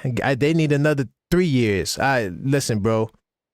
This Knicks team in the playoffs, and Boston better be careful. And I know they're going to be prepared because Joe Mazzulla, he's a serious dude. But I'm telling you right now, do not sleep on the Knicks. And you know what I want, Trevor? I want everybody to say the Knicks is going to lose. I don't want nobody on our bandwagon. I want them all to doubt us. And then when we win that round, the Knicks got the win. Yeah. Oh, but then Boston's going to kill them. Then we go take care of Boston. Oh, the Knicks. Well, but then Cleveland liked 0-4. Go ahead. I've never liked Boston. I'll tell you from way back. Of course we never liked Boston. When Tiny Archibald gave him a championship and they dissed him right after. Yep. I never liked Boston. Man, first off, from Fricker Face, what's his name? Dennis Johnson. I don't go back that far, Trevor, but I'm gonna tell you right now. I know exactly what you're talking about, though. I don't go back that far. I don't like Boston because of baseball. I go back to the 90s Yankees. I go back to the 90s Yankees, boy. So look at the 90s Yankees, man.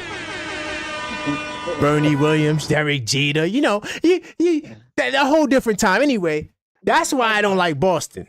That's why I don't like Boston. But go ahead. Regular season does not correlate to the playoffs.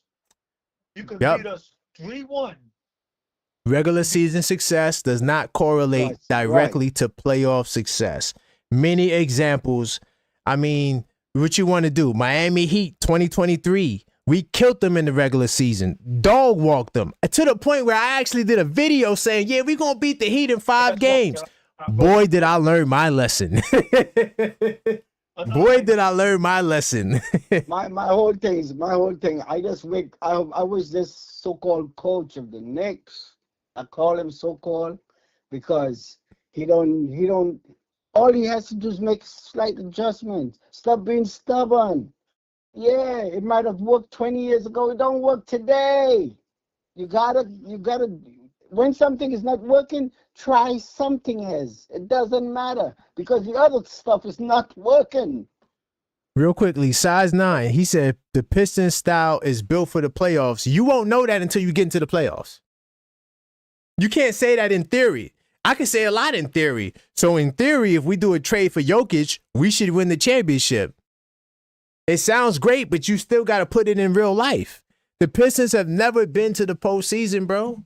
And the last 3 times they've been in the postseason, they got swept. The Pistons don't have a postseason win since 2008. There's no way I can believe a franchise like that will beat us in a playoff series, bro. I cannot. There's no way I can do it, bro. Just like Cleveland, right? Cleveland has been the best team all year.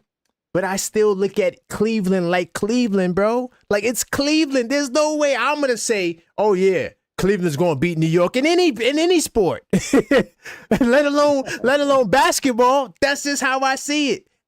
You got to show me otherwise. But Detroit they need time. At least Cleveland's been there, right? Detroit's going to need time, bro. Experience is going to be key in the playoffs. Right. And Tobias Harris hasn't done nothing in the postseason, bro. Nothing. I'm telling you, none of their veterans is factors like that. So why am I expecting them to now turn it on just like that? Especially against a team like the Knicks. Yeah, we could say what we want, and we've been talking about their shortcomings. But I'm telling you right now, man, Everybody on the Knicks got experience. They all been there. And man, the playoffs is just different, bro. I watched teams like Dallas last year. Oh, yeah, 5th seed Dallas. Oh, they going to get bumped. They beat Clippers in the first round. Then they beat OKC. Then they beat Minnesota. And then they went to the finals. And a couple of those series, I'm pretty sure they lost. I can't remember how it went against damn, I used to have it. I got the note somewhere because I was keeping track of the playoffs. Anyway, bottom line is, no one thought Dallas was going to the finals. At all. And they went. Go ahead. I mean, yeah, that we almost did that already until Phil Jackson gave us that stocks. Sadly, we're in a war with the officials for the duration of the season because of that Toronto deal. And the comments cry as kept. We got the talent, we just don't have the close of versatile players. That may be true. I agree. Oh, I agree. You know, I forgot to check something. But so okay, but we just have to make sure we don't be beat up time we get to the second rounds. That's what worries man. me. You think? Listen, all right, Trevor. All right, so we winning in 5 games. That's not getting beat up, bro. There's no way we get beat up. We win in 5 games. But remember what the same guy from L.A. Listen to me. Even though you still you can't overload the players. It's not the minutes per se. Sometimes it's just the mere fact that the other guys are not getting in. The whole team doesn't have the harmony that you really want, because you want a guy just to get 2 minutes on his resume to say, well, I was in the game for 2 minutes in the playoffs. Could be 2 important minutes. Then you have a different mindset for the entire team. So I think that's what Bridges was trying to say to the coach at the time. I think that was you're saying, yo, get these guys in. When these guys get in, guess what? When they do practice, this guy's going to show them something better. But when you're not getting in, hey, I'm telling you right now, it's like, yo, I ain't know I'm in gaming, so I ain't worrying about that. Well, hold up, whoa. Did I just see a comment saying Tobias Harris is better than Hart and OG? In what world, bro? What world? All right, so Philadelphia 76ers and he put up a donut against us. Exactly. What? So if Tobias Harris is so great, why didn't he show it to us last year in the playoffs? Why did he tuck his tail and go to the Detroit Pistons, the only team that offered him anything, if he's so nice? Because he's at the tail of his... Is he even a starter anymore? Is Tobias Harris even starting? Come on, man. We got to stop, man. Salute to you, size 9, but come on, man. By the way, salute to FS Wisdom in the house. I see you in the chat. Salute to all my channel members in the chat, man. And also salute the Knicks will be champs. He's really dropping facts up in there. Size 9 said we gonna find out. Yo, what, Size 9? Man, Size 9, call up, man. Express yourself. Tiff should have been Bridges for saying that. But no, J-Tap, you know what it was? I'm gonna tell you what it was, J-Tap. It was New York media trying to throw a monkey wrench and wedge into the Knicks. And it's a part of the tactics to divide a team. We've seen them run some of the same plays with Boston. Oh, yeah, Jaylen Brown, finals MVP. Eastern Conference MVP. Even the reporter, when she asked him, how do you feel about winning the MVP? Asked Tatum, how do you feel about Brown winning the MVP? Like, come on, dude. Like, they trying to search for stories and narratives. It didn't work against Boston, and it's not going to work against New York. Salute to my man from the Post. I can't remember I know the name. I don't want to say it, but the dude who wrote the story, he put it out there in a way to make it seem like there was trouble in paradise. That's why Coach Tiz, when he was asked, did Mikal Bridges, did he come to you to talk about minutes? He said no, because it wasn't that. It wasn't like Coach Tiz was pulled to the side and he said, hey, I need to talk to you about minutes. No, it was just in talking like how we're talking now, how right now we're talking about the Pistons and the game at the Cavs, but then we start talking about Boston. It's like that. So it wasn't a situation where he went to go approach Tibbs about minutes. It was like in passing, yes, we spoke about minutes before. but it wasn't a big deal. And Tibbs and Mikel talked about it, but that just was a play to try to divide the team. It was nothing, and there was nothing to it, right? And we debunked that on this show when it happened. So yeah, all I'm gonna say is, go ahead. Hart last year, we don't win the Philadelphia game without Hart. We don't win Philly. We don't win the Philly series without Hart. Don't win the Philly series without Hart. Right. I don't know. I mean, okay. That's why we want them loose. You know? You want the guys to be all happy. We want the bench to be really happy.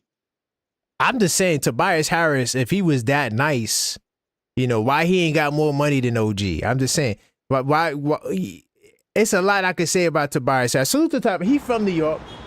I'm gonna give him a salute. I'm not trying to go too hard. I'm not trying to go too hard on him. I'm just saying, like, in the playoffs, bro, he's food, bro. That's all I got to say. He's food. All I'm gonna say when the playoffs start, we're gonna really see who rises to the occasion and who shrinks to the occasion. I know one guy that's gonna rise above and beyond. His name is Captain, and I got his mug right here. And if you want to get yourself a Captain 11 mug, by the way, I got the charcoal hoodie coming too for the watch party. I can't wait till it gets to me, man. All I know is I don't have to worry about Jalen Brunson. I don't have to worry about OG Anunoby. I'm not worried about OG Anunoby. I am not worried about Sherman. No, Sherman has come out of his shell. If you watch his shot is like, as soon as he touches the ball, it's going up, which is nice. He's does. Better put refs get involved. Don't think the refs aren't going to blow that whistle. They will. They're going to blow the whistle. That's why I want us to take the ball in. We're starting to get some calls. Not all the calls we're supposed to get, but at least we're getting a little more calls now. I'm not worried about Jalen Brunson. I'm not worried about OG, and I'm not worried about Cat at all. By the way, guys, the what I got on the screen right now is shop.theobjectiveknicksfan.com. Get yourself some of the Captain 11 merch for the playoffs. Captain get ready to go in. I created this line to give a tribute to the captain, and I should be having a new line coming in this week. I am working on something big. But yeah, go to shop.theobjectiveknicksfan.com and copy you a Captain 11 mug, man. Represent the captain in style. Go ahead. There's a YouTuber I watched that said a thing about playoff Jalen Brunson. I'm putting my money on a captain.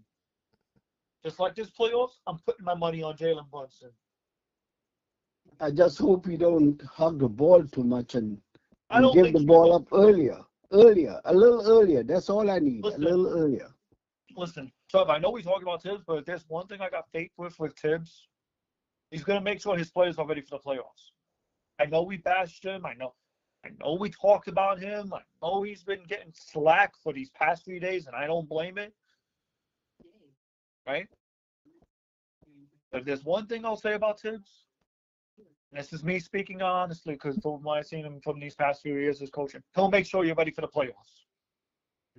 Well, I hope he starts looking at some of those long cross-court passes.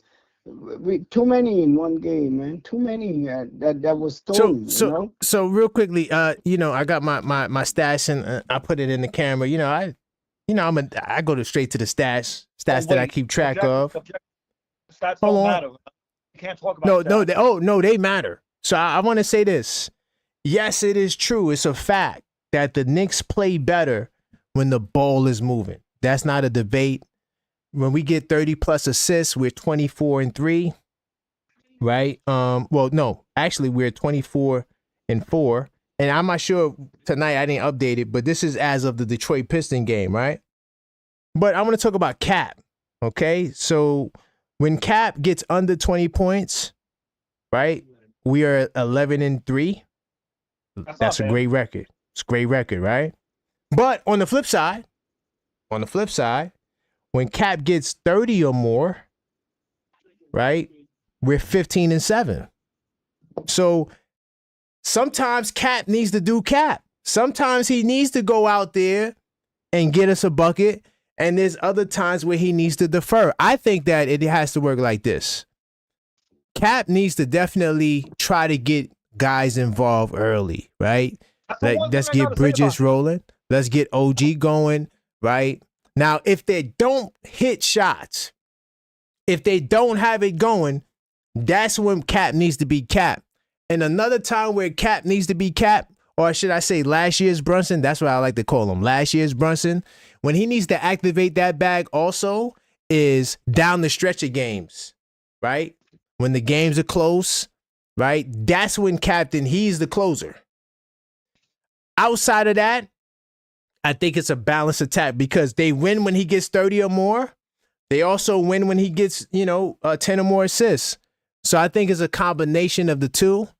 And when like I said, when guys aren't flowing, that's when Cap needs to be last year's Brunson, right?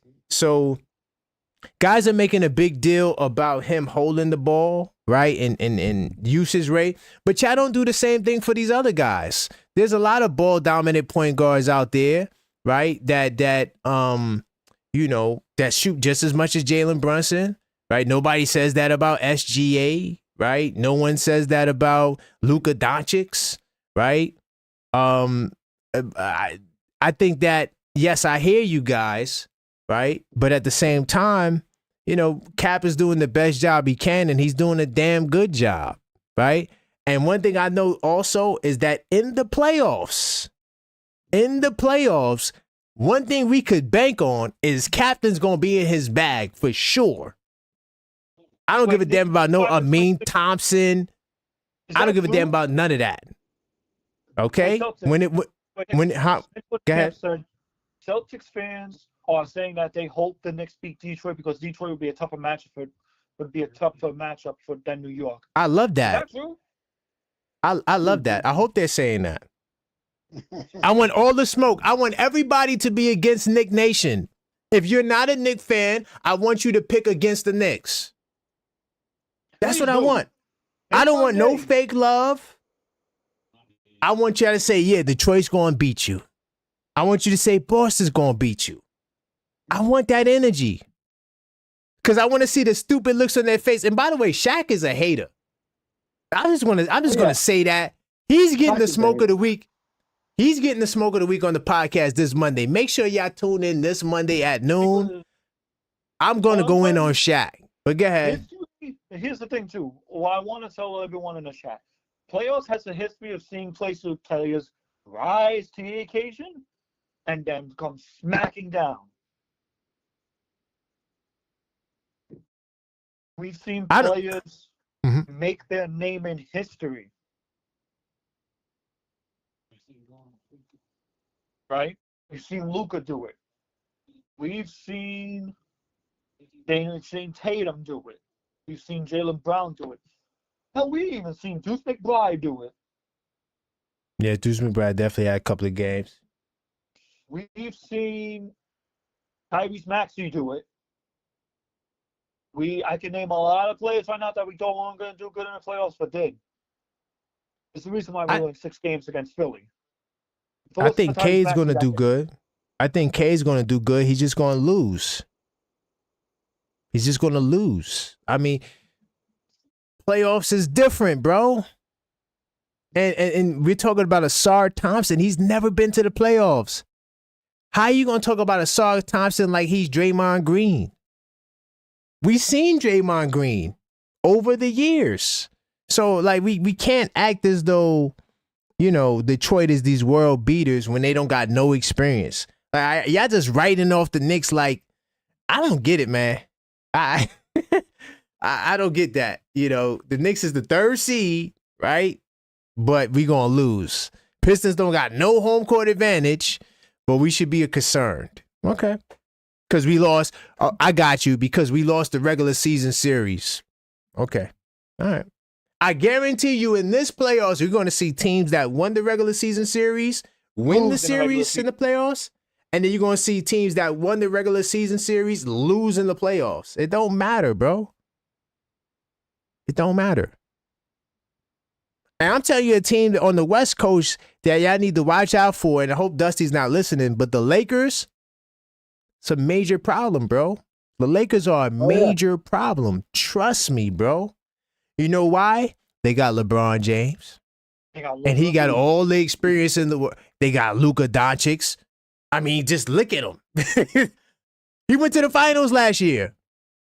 I mean, their confidence is going to be so high that the damn home court advantage is not even going to matter if they play Houston. You think the Houston's going to beat the Lakers in the first round? Y'all really jacking that? I don't know who they match it up with. I'm just using them as an example. It might not be them. Hold on, guys. I do got another caller. Hold on, one second. Hello, caller. What's your name and where you calling from? What's good, fam? It's Quiet Money. I'm calling from Brooklyn. Quiet Money, Kings County in the house. Let's go. What's the deal, Quiet Money? What's the deal, man? Talk some sense into these people, man. I've been checking you out for a while, man. Probably like since you got started. Okay. I'll be checking in with you from time to time. I ain't really been on my Knicks wave hard like I used to, but you know I check in from time to time. But you know what I'm saying, I come to put a little damper on things, man. I hate to do it because I know my Knicks fans are passionate. I know Let's go. I know they want nothing more than to see the Knicks win. Maybe possibly one day hoist the Larry O'Brien. I get it, bro. I get it. Yes. But you know, it's reality is reality, bro. And all this Tibbs this, Tibbs that. Yo, the Tibbs ain't no magician, bro. Our roster is not properly constructed. All right, we're playing like somewhat of a positionless basketball, but we don't have traditional bigs. But we got a traditional coach that, like, his best attribute in coaching is playing traditional basketball. Tibbs needs a defensive five. If you ever want to get the best out of Tibbs, you gotta have a defensive five out there. Now, I love Mitchell Robinson. I've grown to love Mitchell Robinson. We drafted him. Mitch grew up here, but bro, Mitch is tired, bro. He's tired. No, I'm being honest. I'm being honest. Okay. Bro. He's tired. He's tired. Like Mitch done lost at least 3 to 4 steps, bro. You think he lost 3 to 4 steps? At least 3 to 4. Do you remember Mitch? Listen, put it like this, right? Mitchell Robinson once broke Chamberlain's field goal percentage record, bro. Yo, do you know what that means? Yes. Yo, do you know how long that record stood? Chamberlain, that's a long time ago. And it was a hard thing to do because we had Shaquille O'Neal's, we had a bunch of dudes that lived in the paint, but they didn't touch that record. Mitch actually did that, but that was a young Mitch and a lot of injuries ago. You know what I'm saying? Okay. A lot of injuries ago. But bro, the way the team is constructed, bro. Listen, man. Tibbs is not a magician, bro. Tibbs ain't gonna make Brunson be taller. Tibbs ain't gonna make Cat into a two-way player, or either one of them. I mean, it comes down to this. This is the way I look at it. This is the simplest way I could put it for people. You know what I'm saying? The top teams that we want to play, a lot of the top players are two-way players. Yeah. Okay. Look, man. Now you got Brunson playing 35 plus minutes. You got Cat playing 35 plus minutes. You know what I'm saying? Our starters lead the league in starting minutes. And now a lot of our starters have played a lot of games. We at the end of the season, bro. What you think will happen? I think we've seen this already. bro. I think we've seen this already. What did we see already? Like the Knicks, they play tough because they're a Tibbs team. We play tough, so you play a lot of games. You know, most of our players play a lot of games. It's just how it is, and that's what it's gonna be on a Tibbs team anyway. I mean, it's just the way it is. But the front office, like before you go to blame Tibbs, blame the people that put this together. Blame the people that told Tibbs, listen, this is what I want from you. This is what I expect. Do people really think, do fans really think that Tibbs runs the show? Come on, man. Somebody hire Tibbs. I remember Tibbs. Nobody wanted Tibbs, as a matter of fact, but Leon Rose. Nobody was knocking on Tibbs' door, bro. Tibbs was more than available. He was more than available. Leon Rose went and got Tibbs. Okay. So can I chime in? Because you said a lot. I took some notes down. So you said that you don't really watch the Knicks like that, right? No, I do watch. I'm a diehard fan. I know the Knicks more than better than most of these fans in the fan base, bro. I've been watching it since Johnny Newman days, bro. I'm old. No, I got no. I'm not saying that you. No. I'm never questioning you. I'm not. I don't say I don't watch. I watch all the games, bro. I'm just not into it because I see what it is. Because some people don't watch as much games as they used to. That's why I was asking. No, I know. I watch the games, bro. Okay. So, because I was going to tell you, like, ask me what you want about any play. I could tell you.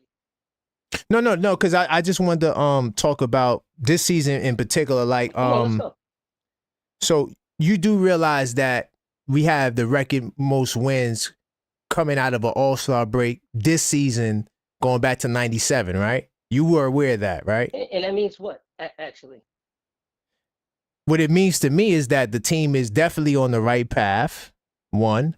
The team hasn't regressed. We don't have the most losses coming out of an All-Star break, or we're not trying to chase a play-in spot, right? We haven't been a play-in team under Coach Tibbs.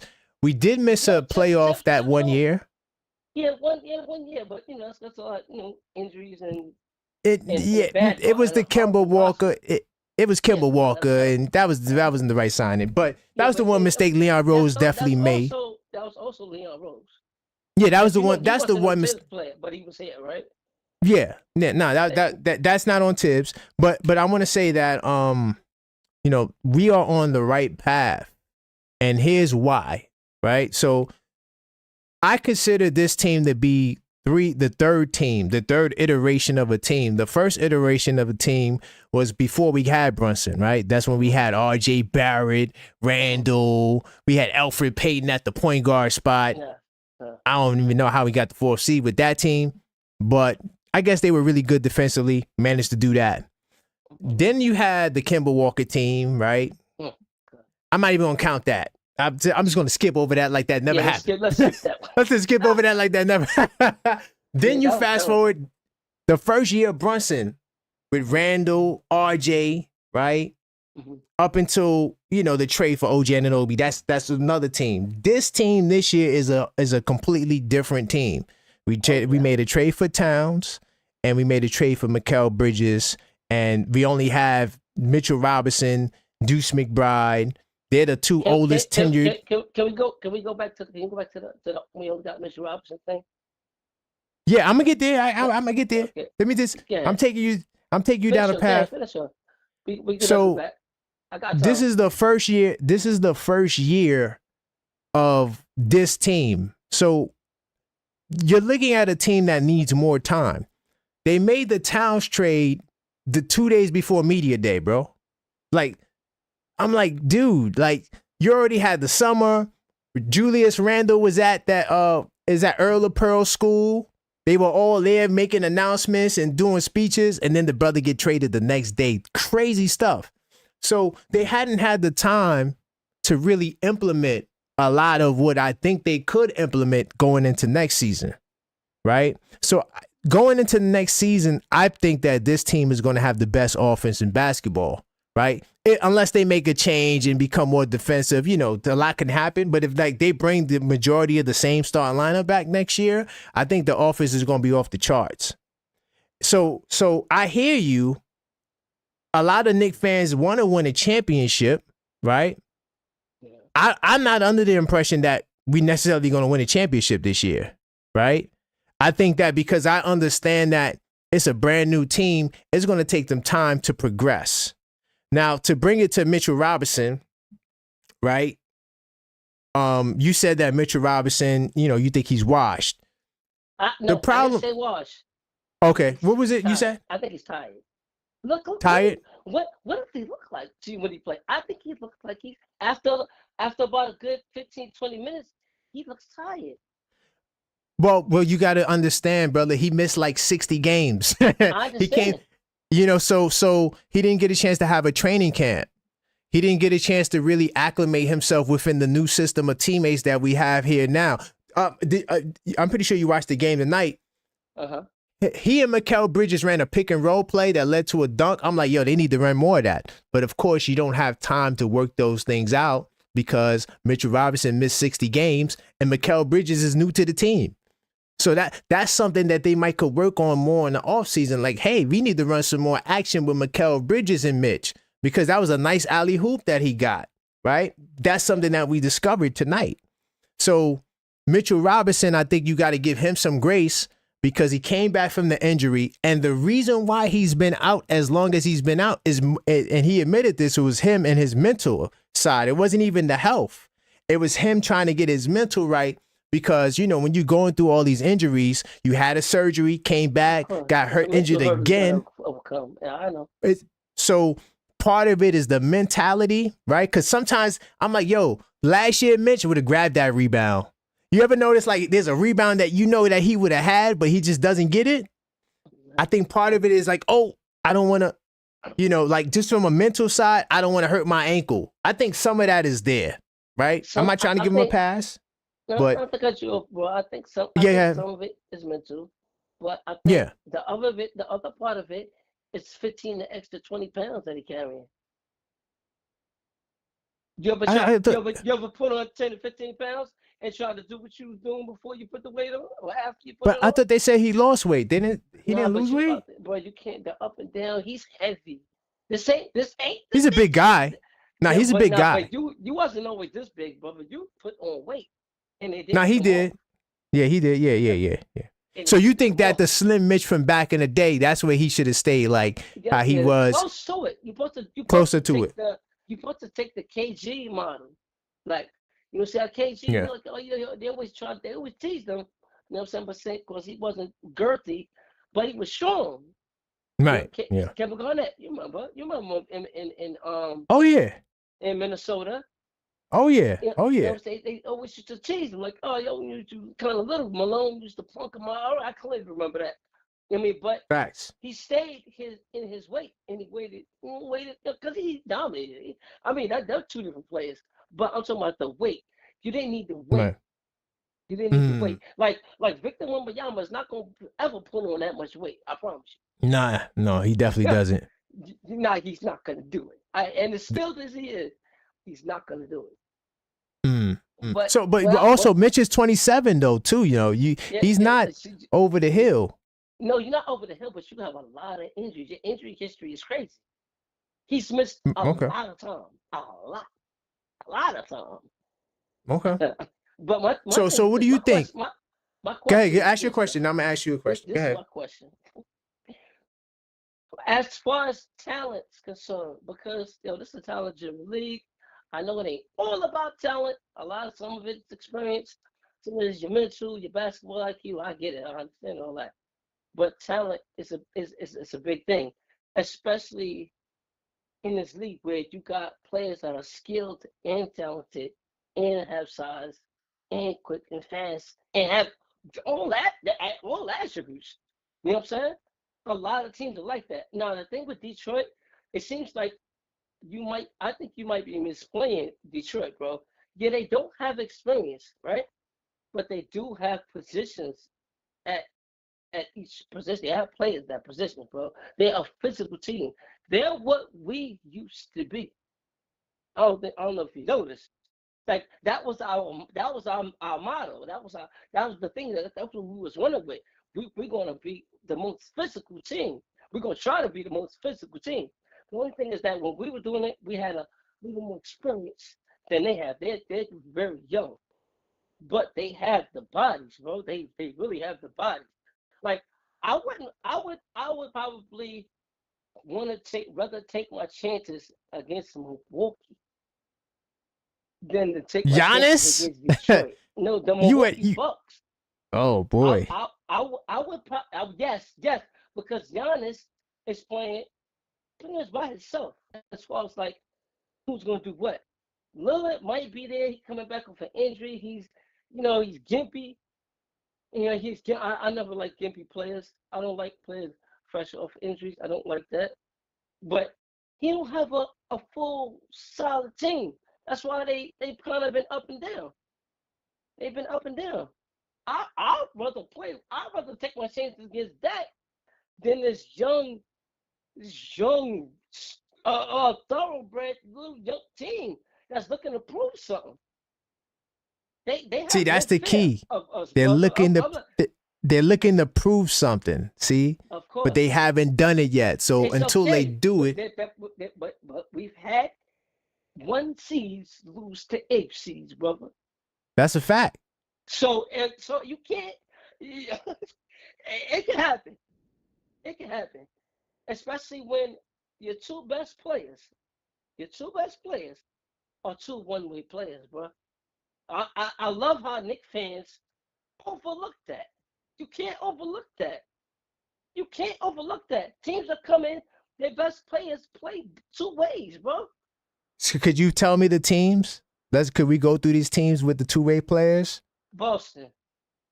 Cleveland. Okay, Boston. Oh, Cleveland. So yeah. Donovan Mitchell is a 2-way player.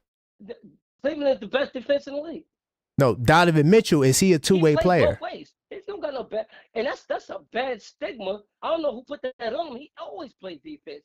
And so Darius Garland plays 2 ways. Points, rebounds, and assists. You might take off a little on defense. No, he's not leading the team in points, rebounds, and assists. Garland leads in assists. No, not rebounds, assists, points and assists. I thought Garland led in assists. Now he does. Yeah, I could have sworn Garland leads in assists because Garland is number 12 in the league in assists. I got it up right here. Now he does. Now he does.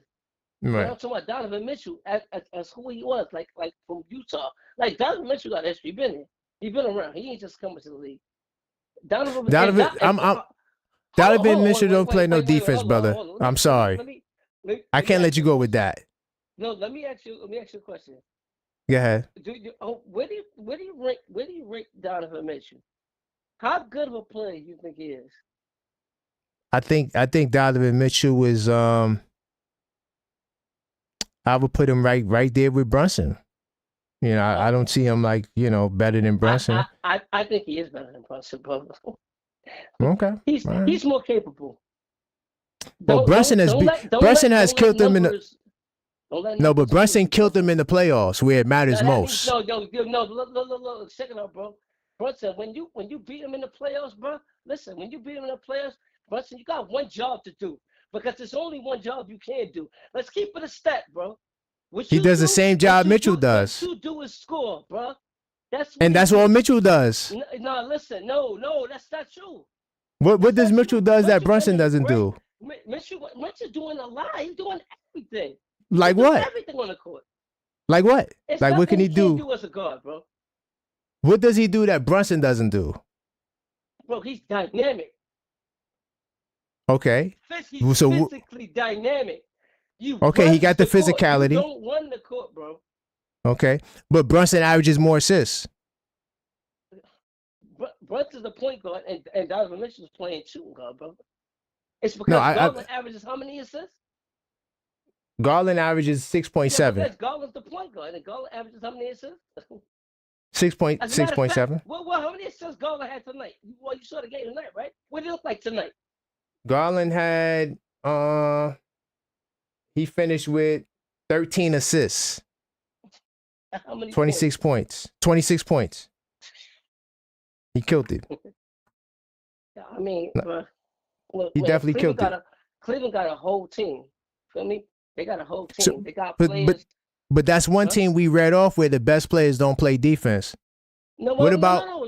Who told you Donovan don't play defense? Well, stop saying that. Look at his defense rating. What you think his defense rating is?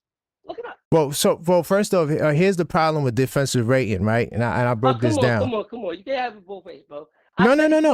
No, defensive rating is a great stat. The problem with defensive rating is that James Harden has one of the best defensive ratings in basketball. No, but we know James Harden don't even try to play defense. No, but his defensive rating is way better than Brunson and Mitchell's.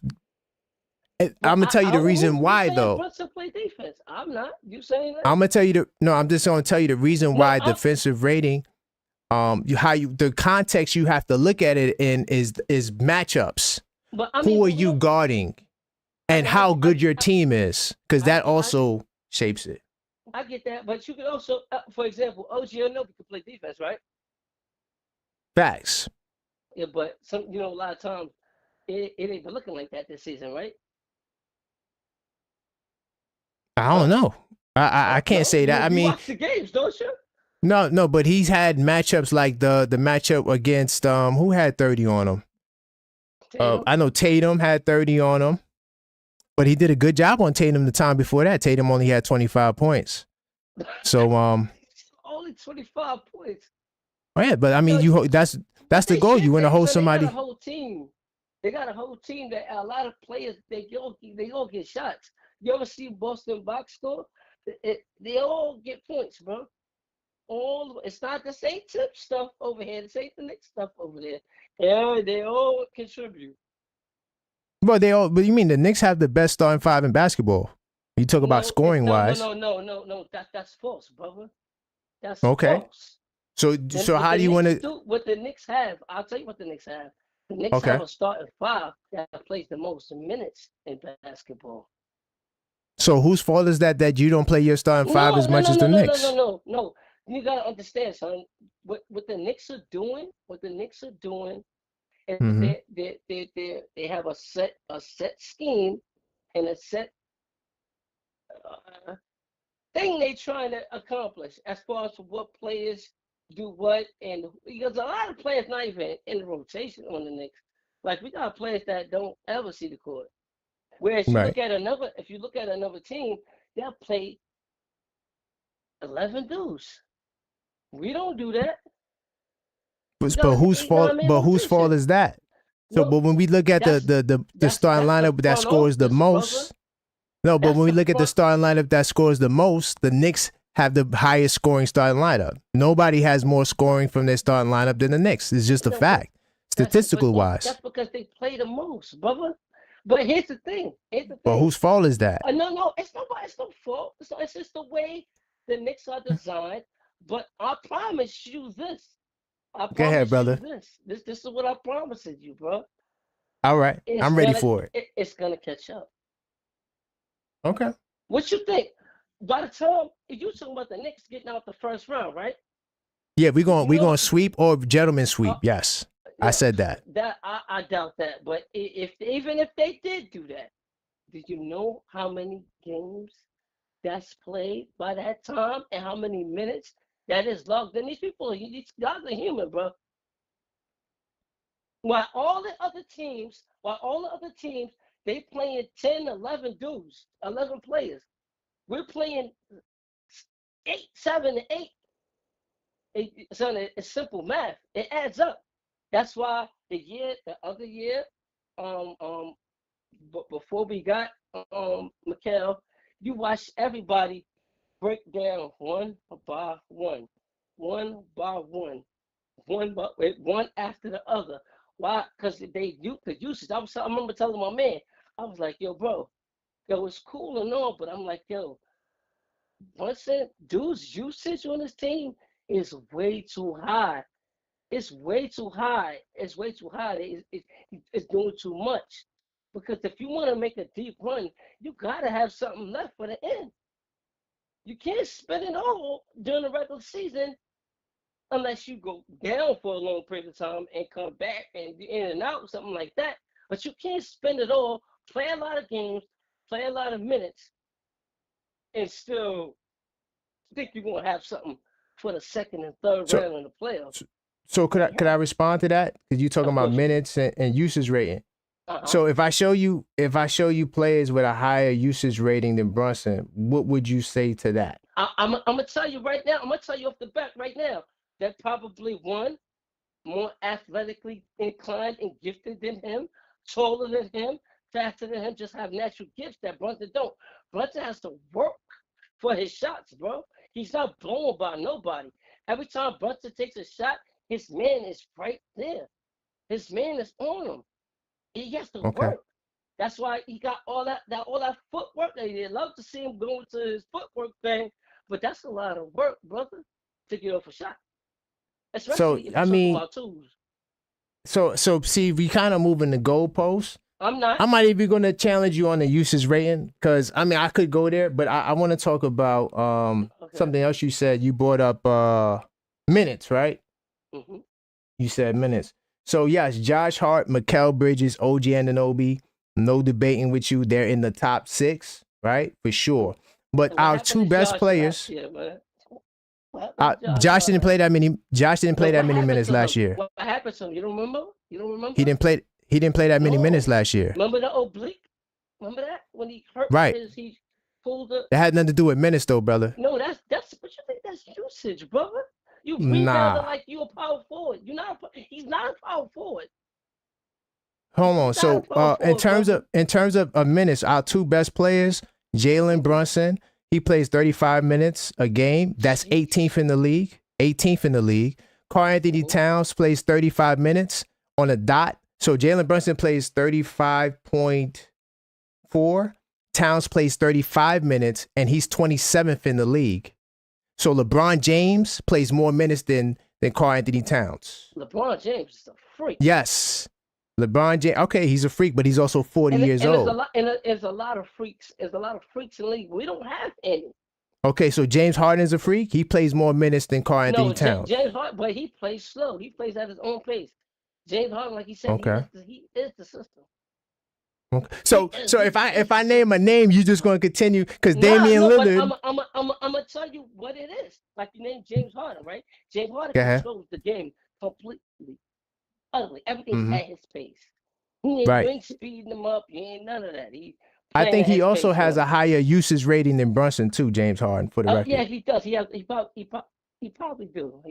If not, it's the same. Okay, no, it's about the same. It's up there. I think it's up it's about the same. He's 28.6. Brunson's 28.9. But go ahead. Yeah, they up there.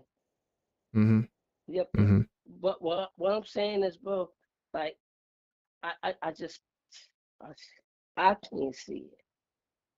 I can't see it. I used to be really optimistic, but I used to be just like the typical Knicks fan. But then I start seeing things. I start learning things. I start seeing stuff, and I kind of know where it's going. Like you look at the pattern. Look, you can see the pattern already. We already have a pattern. Now, when people talk about Tibbs, yeah, he does. He does play players hard. He rides his best players. Like he playing to win the game all the time. And I get it. Could I disagree? Could I disagree with that? I don't think he plays his players hard. So I think people are caught up in the national media narrative. This is the first year, aside from Julius Randle, that first year where Julius Randle had 37 minutes. That's the only 3 players he had in the top 10 in minutes. Outside of that, no other Knick has even came in the top, close to the top 15. That's not true. When I say play hard, I'm talking about like you gotta play defense, gotta get back. You gotta get back. Okay. Because he don't want to see nobody. If somebody get a layup, a running layup open, he gonna have a baby. So Tibbs is coaching you hard. Can I ask you a question though? Why nobody ever talks about Luka Doncic's defense or Nikola Jokic's defense? Because they're superstars, bona fide, and it ain't nothing to talk about. That ain't even. It's nothing to talk about. Nothing to talk about. They are superstars. Got it. Not the Jalen Brunson stuff. No, what you talking about, Nikola Jokic and Luka Doncic? Those are bona fide, top of the line superstars. That's different, bro. Okay. So what about Ja Morant? He's a superstar too. He was trending that way, but the league want to go in a different direction. But nobody talks about his defense though. But he's also a superstar though. But he's a superstar. That's you laughing, but we've never had anything close to a Ja Morant on this team at no point in time in the history of Knicks history. We've never had anything anywhere near close to a Ja Morant's talent. Okay. So what accolades does Ja Morant? We never had no player like that. what accolades does he have? I know he has the name and the popularity, but accolades. When we talk about accolades, what accolades is well, you know he's an all-star. He probably made an all NBA team, of course. I'm pretty sure he made an all NBA team. But accolade team winning, that's a team thing. That's not an individual player thing. No, I'm talking about just even on the individual level. But I mean, like what he's one of the most electrifying players in the game. At least when they let him play before, all the nonsense. But they're not jacking him now. It's clear to see. Okay. I got his numbers up there. I mean, 23 points a game. No, they're not. 7 assists. They're not pushing him like that no more. Like you can't tell. You can't tell. There ain't no more job hype. Ain't no more job highlights. You think he I'm how to play? No, you know what it is though. You know what it is. I'm just asking these questions because it's not just you. Like a lot of like the narratives that people put on players to me is interesting because it's like they wouldn't put those same narratives on another player, and it kind of bothers me. No, I understand, brother. And when we talk about defense, like Karl Anthony Towns, like nobody talks about Jokic's defense. Jokic doesn't play no defense, bro. I watched this dude guard pick and roll. The dude is 15 feet away. Okay, that's a fact. I'm not trying to knock him. He's a great player. Nobody gonna ever touch. No, he's a great player. No. Yeah, I'm not trying to even. He's the best in the league. I'm not trying to say but the point that the greater point what I'm saying is. I get it. I get what is that he has Aaron Gordon that does all the dirty work, of course, right? He's protected. He's definitely protected. Towns could use that same protection, Could use it. And we don't really got a big man. You know what? Mm-hmm. I tell you something though, right? Yeah, he could use that protection, right? But this is what I think about that. I think if we had protection, you still wouldn't have saw it. Good Tibbs is not gonna play him? No, they want 5 wide. They want him on 5 wide. They want Cat at center so he we can have it wide open for Brunson and everybody else. No, but you could run that with Aaron Gordon. Because Aaron Gordon, he could sit in the corner. We don't got no Aaron Gordon. And if Aaron Gordon was on the team and he likes to be in the paint or be around and he can't. Nah, he don't sit in the paint. He could go in the corner. He's constant motion. Yeah, he's moving. Corner, dunker spot. That's his thing. When they play Cat at center, who's the next guy next to him? OG, right? OG, who's really a small forward, but where OG at? Where he at though? He's really a small forward. He ain't never trying to get it. He hardly ever gets to the paint. What do you mean? He's behind the 3-point line. Nah, that's not true. He's the only player in the league with 100 dunks and 100 threes, bro. Yeah, but you're behind the 3-point line most of the time, bro. You're slashing. You're slashing. I mean, it's wide open. You can get the dunk. That's why they want Cat at the 5. Right, but you can't say he just sits at the 3-point. That's all I was trying to say. No, but OG don't got no in between game, man. We gotta stop. So that's what I'm talking about. But he's been showing flashes of it. Nah, I'll tell you that. Cool. So let's keep it a stack. He can hardly dribble, bro. For real. He's been showing. Okay, Jaylen Brown can hardly dribble. Bro, what that mean? Bro, Jaylen Brown got a better handle than OG Anunoby, bro. I promise you. He probably do, but his handle ain't nothing much. He only goes one way. No. Jaylen Brown just got a left hand, but bro, he can dribble better than OG Anunoby. I'm not going to debate that. He probably could, but I'm just saying, like, for OG to be averaging 18 with no handle, that's kind of good. Wide, OG is wide open, bro. But he's been playing better. Like in his last 20 games. He's playing a little better. I'll give him that. Gotta give him that. No, I'll give him that. But he's nowhere near an all-star level. No. I wouldn't say that. Nah, he's not an all-star. Yeah, nah, he's not an all-star. Nah, anybody saying that, they bugging. But this is what we're talking about. Yeah, he playing better though. I give him that. I appreciate dudes that work on their game. You know what I'm saying? Right. And he's definitely worked on his game. But he's limited.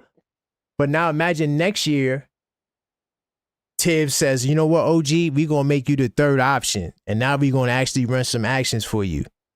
But here's the thing with that, right? Mm-hmm. Let's say, he said, okay, next year. And OG actually wants that. Because I remember him crying about that, right? He always wanted a bigger role in the offense. Here's the thing with that, though. Now, if you want to play defense at a high level, then you're gonna something's got to give. Unless you're a superstar, unless you're one of those dudes. I don't think he's not one of those dudes. You're not Kawhi. He's not Kawhi. You play with him, but you're not Kawhi. But to play offense and defense, at some guys, you're gonna give up something. Just like, for example, Deuce McBride, right? When Deuce first came here, Deuce was defense. His defense was stupendous. Deuce started scoring a little bit. I don't see that defense like that no more. How about you? That's because he coming off the bench. No, that's because you're scoring now. Nah, I wouldn't say that because Deuce is only averaging 9 points, but he's averaging like 9 points a game though. So it's not like shot now when he didn't before. He was only playing defense. He was like known as a defender. You pick him up full court, Deuce. Deuce out there playing full court press. But OG Anunoby in the last 15 games is averaging 23.4 points, 50% from the field. I ain't gonna hold you, bro. Yeah, 39. So all of our games against top teams. Yo, but this is my thing. Yeah, I know. It's just the regular season, right? Right, bro, right. When have we ever lost all of the games to top opponents? I don't ever remember this.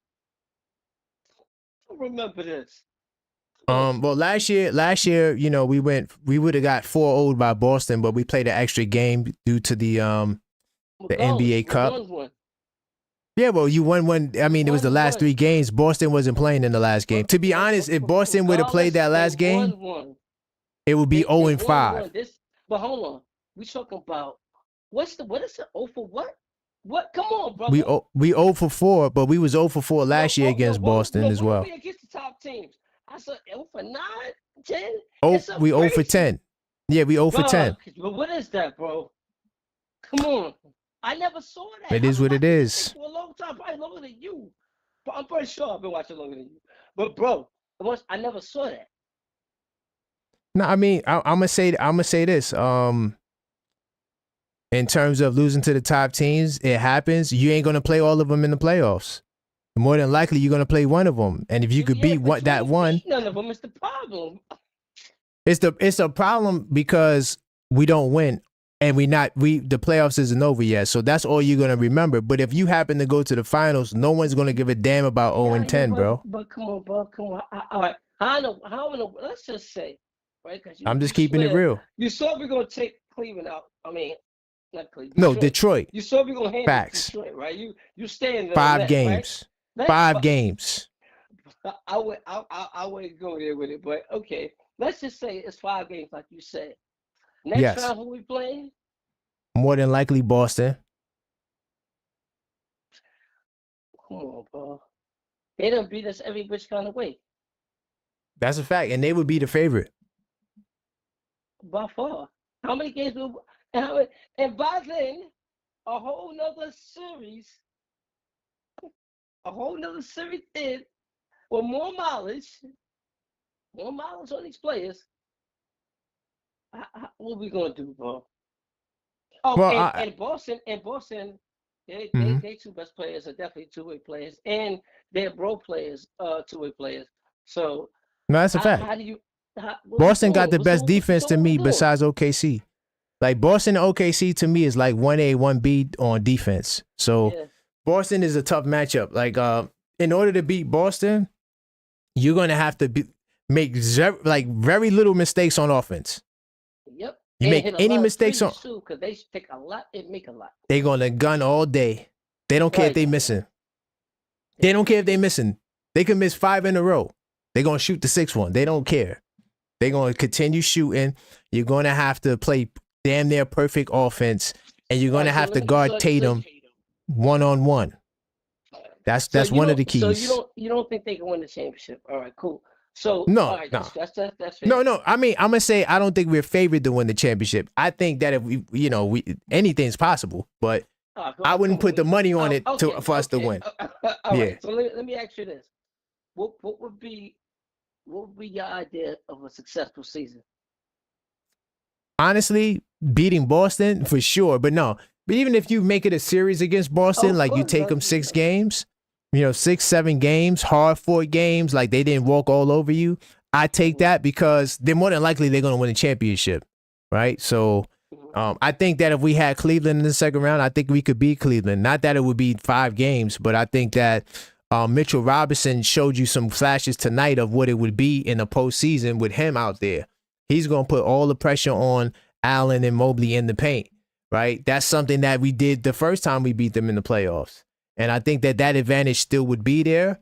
But, of course, Mitchell would have to get the minutes, and I don't know how he would look with Towns. That's going to take another summer. This is why I'm saying, like, next year, you give this team time to gel, right? Maybe you run a double big lineup next season. But either way, you can't do it now because you don't have the time. Don't have the time. Mitch played 15 games. I mean, how are you going to start him in the playoffs? We can't put nothing on Mitch's plate, man. We can't do this, man. We can't. No, I'm agreeing with you on that one, man.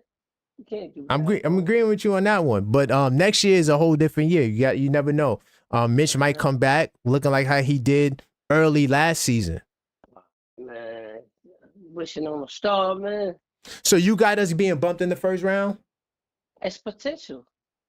I think they could beat Detroit. I think the Knicks could beat Detroit, but I'm not betting on it. I wouldn't bet on it.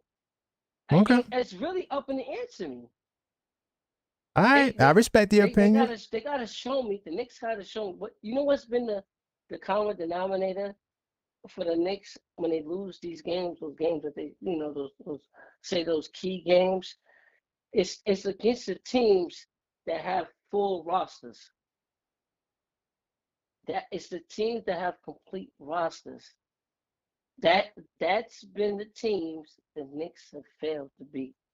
Anytime we see a team that got all their pieces, all their players, those are the games the Knicks lose.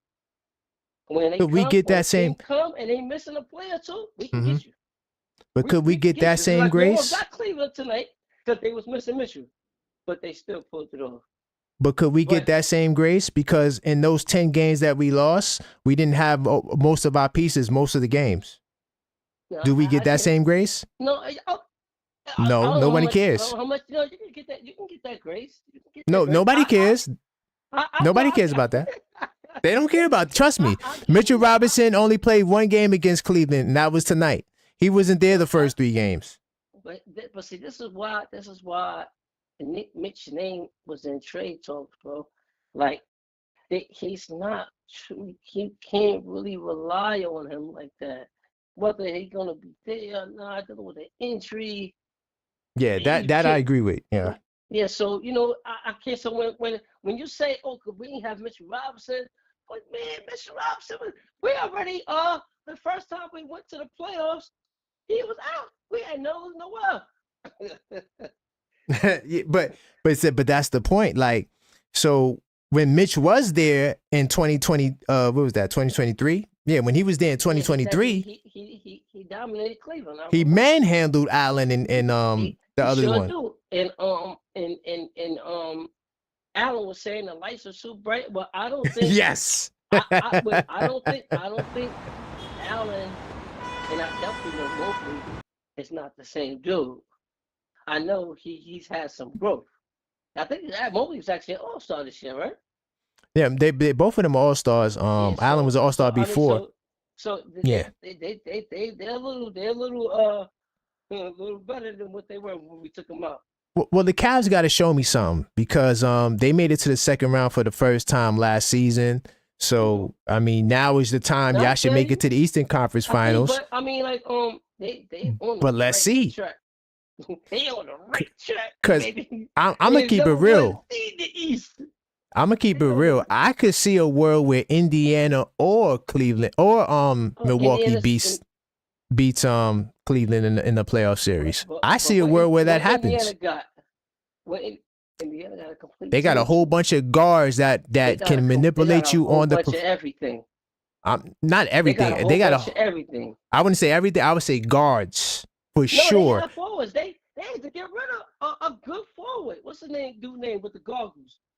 Oh, you talking about Jalen Smith? Yeah, he was Chicago. I'm gonna tell you right now, the guards for Indiana is why I'm like, yo, Cleveland might be in trouble because Cleveland guards don't play no defense, bro. I don't care what they want to tell you about Sam.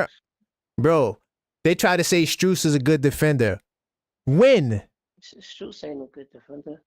That's what they said tonight. Okay, Salute to my man Mike Breen. No, but he wasn't the defender. That was Vincent. Nah, he wasn't. Gabe Vincent was the one that took on Brunson. I remember that very vividly. They kept Strus all the way over there. They said, nope, we don't want you on that. You stay over the corner on RJ or whoever. He couldn't guard Brunson. Yeah, you know what I'm saying? So I think the guards for Indiana, Benedict Mathurin is a problem. I'm just telling you that, right? He don't care. He has no cares, bro, in the world. No care in the world. He's going off, bro. So that factor can play in, but Cleveland, they're a really good team. Like, you cannot make mistakes against Cleveland. Like, they will pick you apart. Like, you got to play perfect basketball, bro. Damn near on the offensive end. You got two bigs that know how to play with each other. Yeah, and they blocking everything. You're not going to the basket. That's rough. Yeah, it's really rough. That's why Indiana's on the perimeter with it. That's how Indiana would win that. They got. I mean, that's how you beat them, though. Yeah, that's the only way. That's one formula to beat them. Yep, I'm putting Allen in high pick and roll all day. All day. High pick and roll all day. That's what Boston gonna do. When Boston play Cleveland, oh, I don't want to say when. This is a Knicks show. I gotta relax. If Boston plays Cleveland, right? Yeah, come on, I can't do that. Not on a Knicks show. But if Boston beats Cleveland, they gonna put them in high pick and roll. Of course, all day. Oh, they gonna KP shooting from 28 feet. Yeah, all day, bro. I mean, that's how they play, and that's right in Boston wheelhouse. That's what they do. Yep. And you know what Boston gonna do? Because Cleveland gonna also put them in pick and roll. But here's what Boston gonna do: they gonna put Brown or White on Mitchell, and they gonna put Tatum and Tatum on the big man, or they might put Tatum and Brown on the big man, so they switch everything. So now when you run pick and roll, they just switching. Oops. No advantage. They got Porzingis. That's the real X factor. Yeah, he's just gonna be standing by the basket trying to get blocks. KP ain't gonna be playing no defense on the perimeter. He wasn't just standing by the basket on us. On defense, no. You know what happened? What happened was Coach Tibbs. No, Coach Tibbs started. Tibbs on that? No. Who's going to Porzingis? They were guarding Josh Hart. And you know what Josh Hart was doing? He was setting them screens for Brunson, creating some mismatches. No, that's a positive I would give Tibbs. Who's gonna guard Porzingis on this next team? Well, we don't have nobody to guard. If you want to know my theory, they have yet to do it. Here's my theory. This is exactly what I would do. I would put Karl Anthony Towns on Jaylen Brown, and then I would put Josh Hart on KP. OG on Tatum, and we switching everything. Yes, we can. Okay, when's the last time? I'm not sure how many Boston games you watched. I had to watch at least 40 this year. All right, and I'm not exaggerating. How many times do you see KP posting up down low? He don't wait. Why are you gonna post KP up for down low? Why would you do that? I'm talking about when does KP post up down low? When do you see that? No, I seen him do it to the Knicks. Right. So here's the every single time. So no, here's the rationale. One, they want to run high screen and roll. That's Boston's whole MO. That's their number one go-to. Every possession, high screen and roll. And when they don't run high screen and roll, it's Jaylen Brown or Tatum looking for a screen because they want to force the mismatch. So they play matchup basketball. So I want I want KP to be a post-up player because if KP is down low, then he's not going to be outside killing us from downtown, right? Are you worried about? But he ain't the only 3-point shooter though, bro. Right, and that's what I'm saying. So, but my goal is to take KP because remember, KP killed us on the perimeter. I want KP to be close to the basket because he's going to kill us from the perimeter, right? Another reason why I want Towns on Brown is because Jaylen Brown, he searches for the small matchup, the smaller defender. That's all he does. If you watch Jaylen Brown play, he will not take no big man off the dribble. No way. He's looking for the Cleveland, Strus, Donovan Mitchell, Garland. I'm telling you, the last game that Boston beat Cleveland, right? Yeah. The reason why they did the Hunter trade was because of that game. In that game, Brown was punishing every forward. They put every forward they had. He was killing every single one of them. They could not prevent him from getting to the basket. They said, you know what? We got to get size. And that's why they did the Hunter trade. Right, so Jaylen Brown will kill any small guard, and he always gets those matchups, right? Because the Boston's wacky is a wacky team. Yeah, like you got to, he's hunting for them. So that's why I'm starting with Towns on him because he's not going to be as aggressive attacking the basket with Towns on him, and they're going to have to run screen and roll anyway. I'm anticipating the screen and roll. Now my rotation has to be tight. See, that's something that the Knicks definitely got to work on. Their rotation. It's not that good, bro. Anytime they help, that ball swing around, do you know corner why? three. Why you say that? Do you Why? know why it's not that good? Because Why? they don't have the quickness. Who's fast? Nobody's quick. Nobody's quick on their feet. Nobody. We're a slow team. Okay. We used to walk in. That might be a man. fair point. That might be a fair. That might be a fair point. Because Boston is the best at doing that to me. Yeah. Like Boston, they don't care who they. That's why they put Holiday on the center, because they know they can help and get and switch and rotate. Boston is cheesy. Bro, yo, they might win it. I mean, listen, it's a Knicks show. They possibly could win it. Okay, they possibly could win the championship again. I don't think nobody beats Boston. You're gonna need like. I don't even think the Lakers could do it. You're gonna need somebody who could to go down. You need somebody to go down. Maybe OKC like 5 years from now could do it, but right now I think OKC still. No, you just need somebody from Boston to go down. That's the only way. Because OKC has the talent. I just don't think they have the. Yeah, I think they still green. Yeah, I think they green to deal with because Boston gonna put them in all types of action like. The actions they gonna put them in, they might get a little shaky. Yeah, they might get a little shaky. But you know who might could get Boston though? And this might sound crazy. The Clippers. The Clippers might could get them. Anybody, actually. The Clippers might can do it. They're kind of a wild card team. They got the second best defense in basketball. You don't know. You really don't know. They got the second best defense. See? I'm saying. Rating wise, they got the second best defense. I think Boston has the second best defense, but the Clippers are good, man. Man, I'm telling you, listen, man. They running that pick and roll. Kawhi showing flashes, Yeah, having this little Vietnam flashbacks every now and again. All right, bro, and they got Kawhi, who's looking like the Finals MVP. I'm telling you. Yeah, that's what I'm saying. And they all play defense. And Harden is, he's all right. He's not really a defender, but the rest of them, they all play defense. Yep. I don't know. I don't know. See them. I wouldn't want to see them either. I mean, I don't know who got that matchup, but I gotta look at the practice. But first, the playing gotta play out first.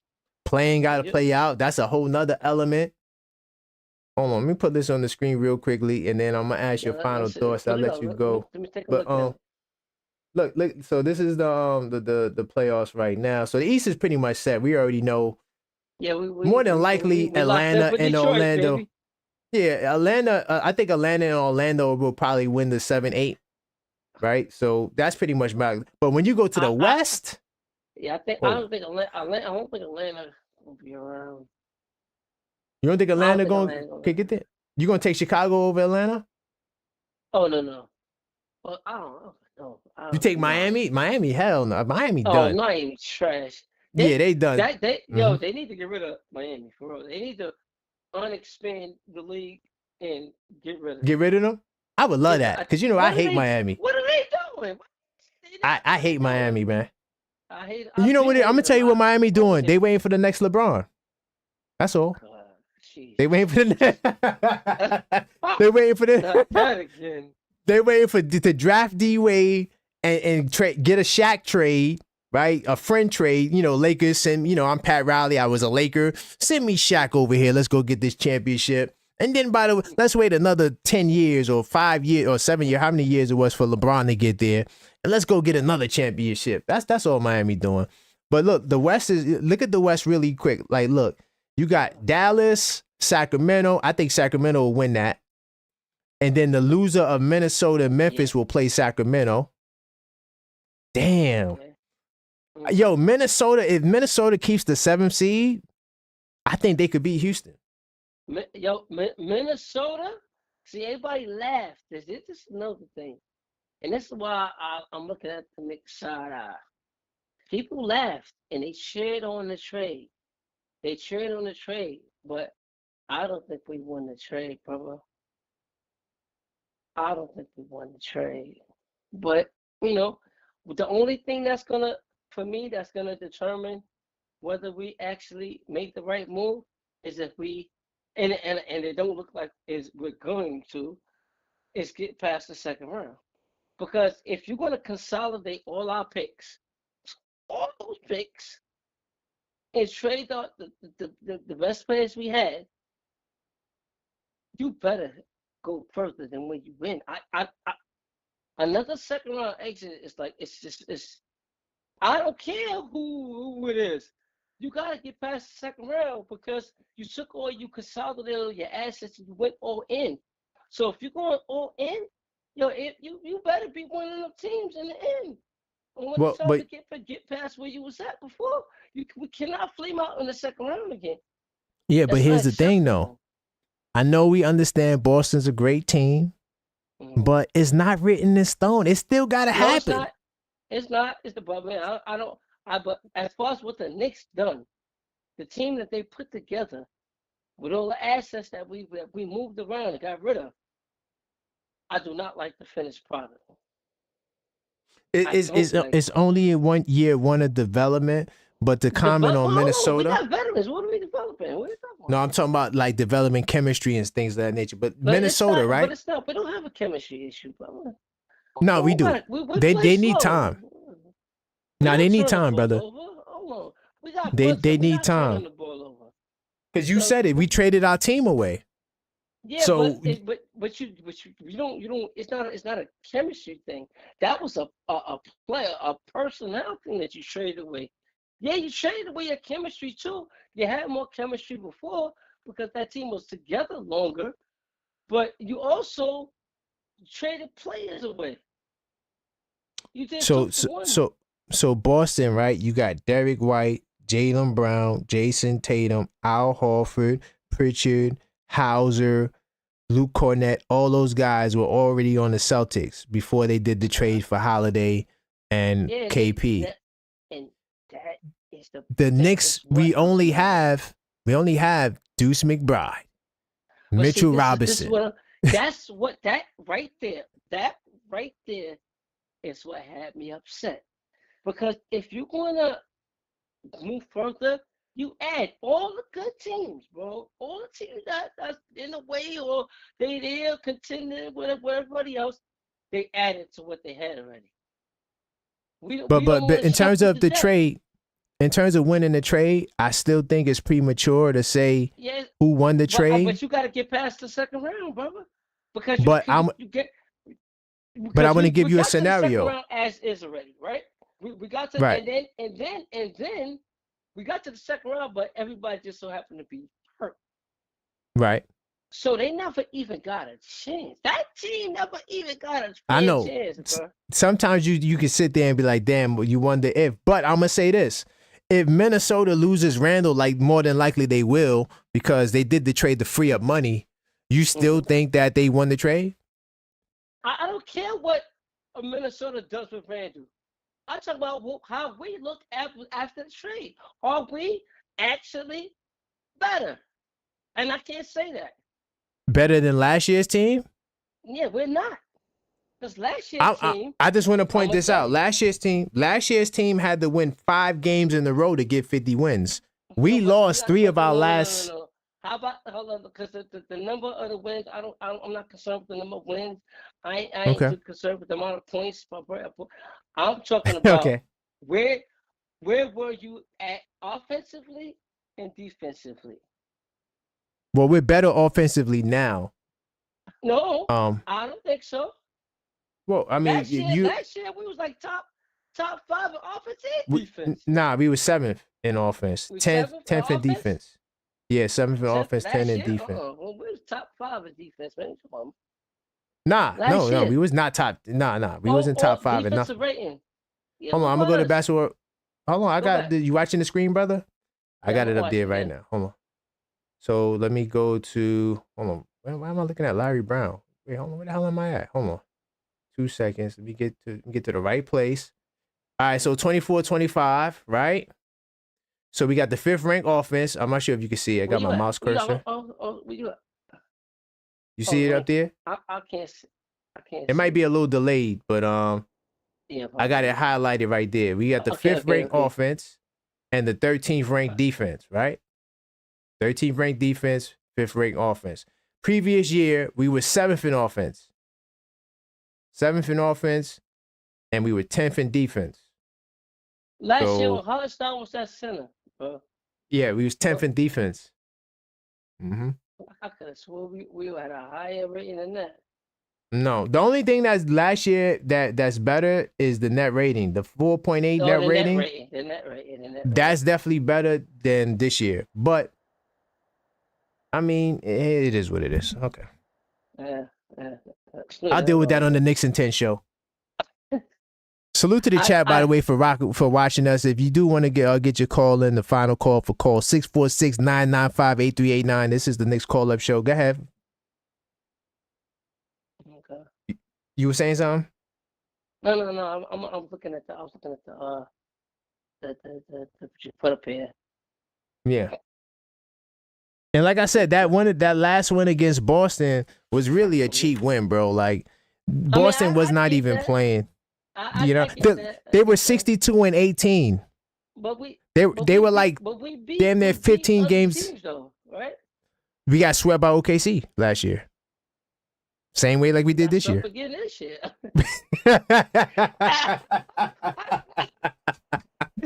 No improvement there. Oh Lord. You know? Hey, but we did 2-0 Denver, if that means anything. I don't think that matters anymore. They fired their coach. Oh, Denver, right? Yeah. And then people talking about, looking at Denver. It doesn't matter, bro. Your front office is the one. It don't matter. The front. Well, they fired their GM too. They fired the coach and the GM on the same day. They said, you know what? Y'all both gotta go. We can't make a choice. I heard he was acting up too. I heard he was mad. Man, I heard he was nice and mad. When your best player, your superstar, like you said, when he was upset with the coach, oh boy, your job is he had beef with Mike Malone. So that was the breaking point. That was right there because Calvin Booth and Mike Malone had beef too, the GM and the coach. But what really set it over the edge was when Jokic, and you got all these rumors, Jokic is linked to come to the Knicks. I would love to do that trade. I'm definitely doing that. If Jokic wants to come to the Knicks, that's when you give up 5 picks, brother. I'm giving up. That's when you some people. The cupboard. That's when you empty out the cupboard. Facts. Yeah, 5 picks for sure. You right on that. I'm just saying we ain't got that. We ain't got that, but there's some all NBA players that we might have to come up with some I'm not gonna put it out there because I don't want to trade nobody, but I'm just saying if I could get Jokic, that's a once in a lifetime player right there. All right, it's you got to get him. You gotta get him. The same way the Lakers got Luka when the GM got the call, like Pelinka got the call. Wait a minute, you want to give me Luka? But Hey, hold on. I'm not about the Luka thing. That was Yeah. That was all Luka. Luka went out. Nah, that was Nico. Yeah, that was Nico. He went out. You're not gonna. No, not Luka. That was Nico. That was on Nico. No, that wasn't Luka. There was rumors that Luka wanted to go to Lakers, but that's just rumors. You see the way that brother cried during the tribute? Did you see that? I mean, I'm sure he could want to. You know, he didn't want to leave Dallas, bro. He told me I couldn't get over the fact that I'm leaving Dallas. He didn't want to go, bro. Trust me, he didn't want to go. I heard him and LeBron keep keying. Nah, that's cat. Now, did LeBron know and throw AD under the bus? I don't know. Maybe that's more plausible. LeBron don't know. There's no way, right? No way the Lakers make any move without. Wait, hold on. We got to do what for Luka? Man, shoot, man. Do they want Bronny too?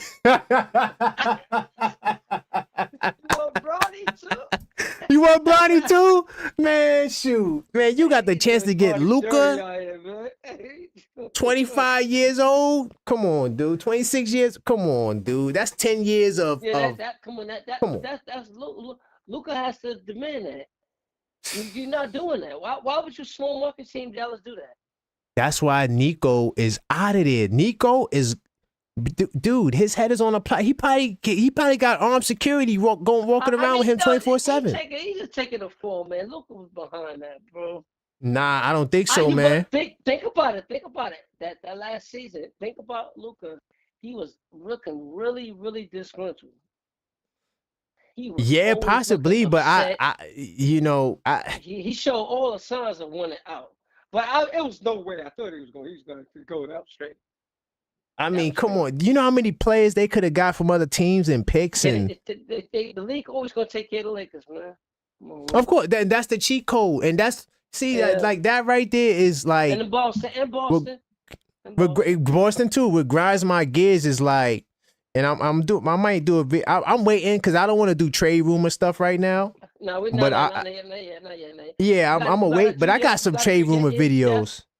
You got to do your in-depth player analysis breakdowns. Right. So we can go for everything. I got to make sure I pull up to your show. Yeah, thanks for having me on, man. I appreciate you for having me on. Yo, you're the first show I visit. This is a real talk, too, because I used to be on a pod. It's crazy. You're the first show I pulled up to in a very, very long time. Oh, salute to that.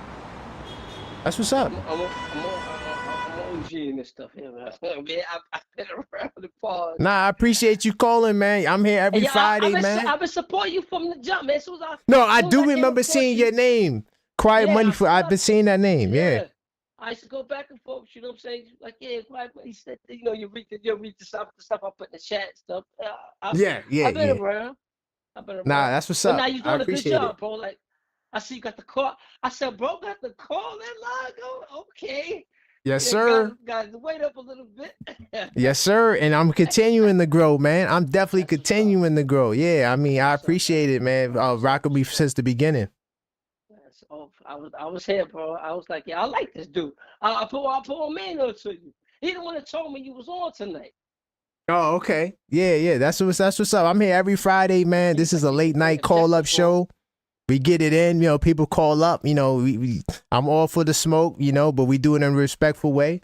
And I let everybody get their call off, Yeah. Because some Knicks fans, blowing some steam off and they mad at you got to let them. Yeah, let me ask you something, man, because you got a level head, right? Yes. Like I think that the whole Tibbs thing, and I don't think he's in control, brother. I think that's what the front office did. What the front office is for. Like, Tibbs not the boss. Leon's the boss, right? I mean, Leon is the one that went and got Brunson, right? Leon is the one that went and got Tibbs, right? Right. He Facts. calling the shots. Now he's calling the shots, but I think that they work together, though. To be fair, I think they work together. Of course, they have to. Like, come on, guys. Gotta have a good product out there. Yeah. Gotta work together. But, you gotta work together. But on that same breath, if you know what kind of coach you got, why don't you make sure you got his kind of players? I don't think this team embodies the coach no more. It used to, but I don't think it embodies the coach no more. I mean, and then when it falls, and then when it fails, whatever that may be, you're blaming him. But you didn't give him the stuff that he needs a protector, one that he can count on. You changed that last. I was going to say because he had Mitch. Man, because normally, if everything is everything, Mitch is exactly what Tibbs needs. That's his son. That's the type of center he needs. Hartenstein, and this is what I blame the front office on. Yo, bro, my mans and them, they always try to dismiss it. But I be like, yo, the first mess up that they did was that they got Hartenstein on a 2-year deal, and that first year passed, and they did not give him an extension. You let him go to free agency, right?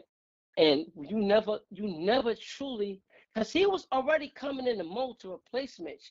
So if you're doing that, if that's what you're doing, you have to secure him. Yo, we lost a starting center for nothing. We got nothing in return for Hartenstein. So what? The cat, okay. For Hartenstein, we got nothing in return. He walked out the door. So the one I thought you was gonna say, like, if you would have said this, it would have been more on the money. Not to say that you're not making a good point. I do think that there should have been an attempt to really secure him, but what they could have did was sign him to a 3-year deal instead of a 2-year deal. Yeah, but at the time, right, they could have signed him, because if they would have did that, he would have still be here, and then next year he would have been the free agent, and then they could give him as much money. We would have never lost him. Yeah, we would have never lost him. But you know, that's a hard, because Hartenstein. Come on, dude. Hartenstein was Hartenstein. He was all right, but we didn't think he was going to be where what he is now. Like, what he is now is just like, whoa, a really, really good double machine. How many times have you seen Tibbs players do that though? A lot of players come through here and have their best years. Facts. Yeah. And he got a nice little bag with OKC. So that was only to take him from us. That's why they give it to him. Well, he said my man said he'll trade Cat for Sabonis. I don't know about that. No. I don't know about that. No, I don't know about that, because it's like that's redundant. It's kind of redundant, yeah. You lose the best 3-point shooting big. Why would you do that? Yeah, right. Yeah. That don't make sense. And it's not like Sabonis is the greatest defender either. He's probably a better defender than Cat. He's a better playmaker, but I wouldn't. Yeah, I wouldn't. To me, I don't think it's worth enough to. I think you should just, like, if you had either or guy, you might as well just stick with that guy. Yeah, as a wash. Yeah. Why would you do that? Like, if you trading Cat or Sabonis, you either going to get Sangoon because you think he's going to be like really because he's young, or you get Jokic. You know what I'm saying? But like, outside of that, I'm not trading Cat for nobody. I don't think it makes no sense to make no other move for Cat. Not at this point. Not after everything we done gave up. Yeah, I don't think that makes sense. Now we're going down in this hill, baby. Facts. I mean, hey, that's what it is. I mean, only Jokic is the only guy I'm trading Cat for, right? Just like SGA is the only guy I'm trading Brunson for. If I could get SGA. Brunson, I love you. I'm sorry. I got the mugs. But you got keep it a stack. My Knicks fans, they don't go. Man. See, but quiet money. Here's the key. Here's the key. This is why I'm the objective Knicks fan. I'm not the objective Brunson fan. I'm not the objective RJ Barrett fan. I'm not the objective Coach Tibbs fan. I am the objective Knicks fan. I want the Knicks to win the championship. That means everybody's expendable. Okay? I'm sorry. Y'all can go. If it's going to help me get a ring and I could, get back to where we was with Walt Clyde, man, listen, man, we got to make the move, right? Now that I'm pushing for guys to get traded. You got merch? What's that? What's that, bro? Yeah, I got the Captain 11 right here. Yeah, I got the Captain 11 mug right here, man. Shop.theobjectiveknicksfan.com, man. Listen, man, I got that. I got another line that's getting ready to come too. I'm hoping that my designer does his thing, and I'm gonna launch that right when the playoffs start. But I give you a hint. just think about Cat. And yeah, I got something for him coming. Hopefully it looks nice. Man, you're the bodega man.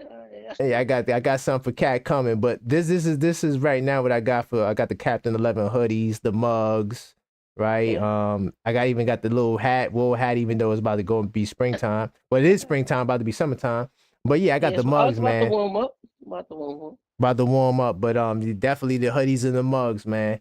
Go check it out. Shop at theobjectiveknicksfan.com. And like I said, hopefully by the time I do the Wednesday, the late night Wednesday show, I'm hoping that I have another design ready to go on the website. But I got to see what this design is. It's hard to find designers, y'all. Like it's.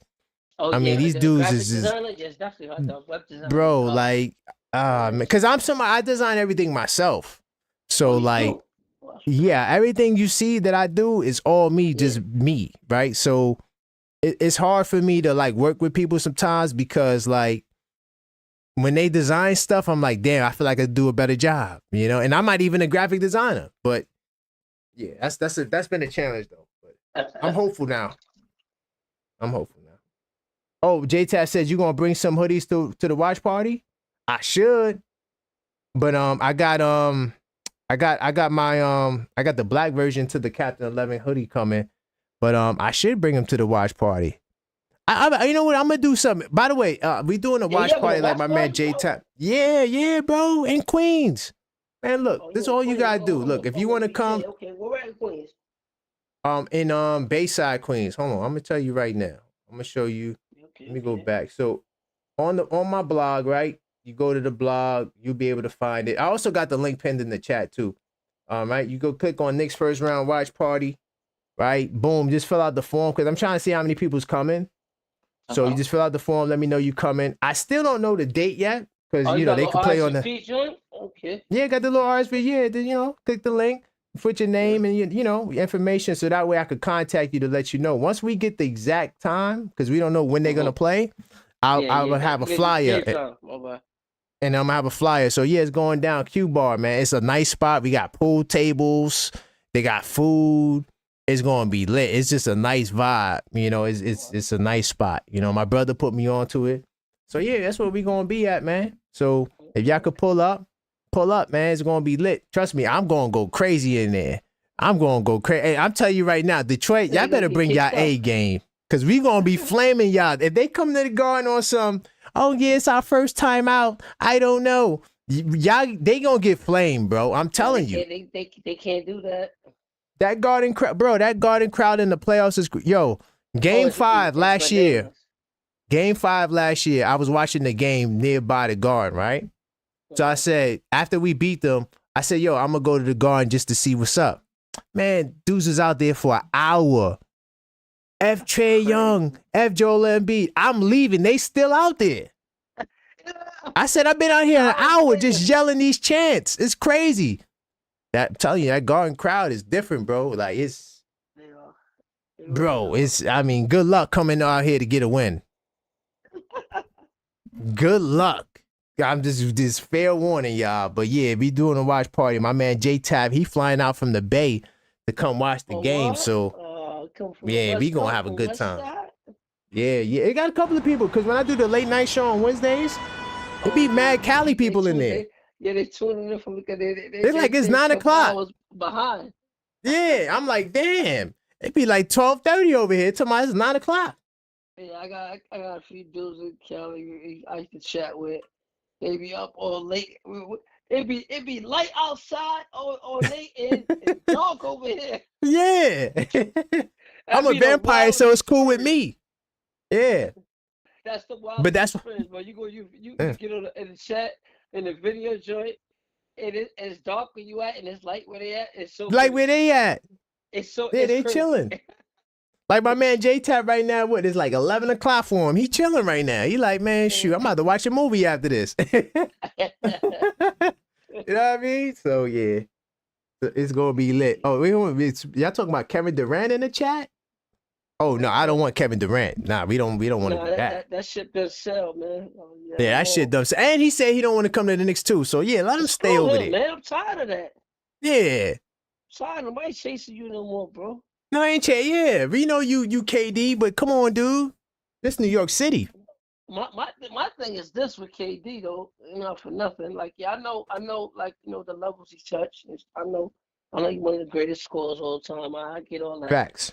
But bruh, lately, bruh, you've been underachieving seriously.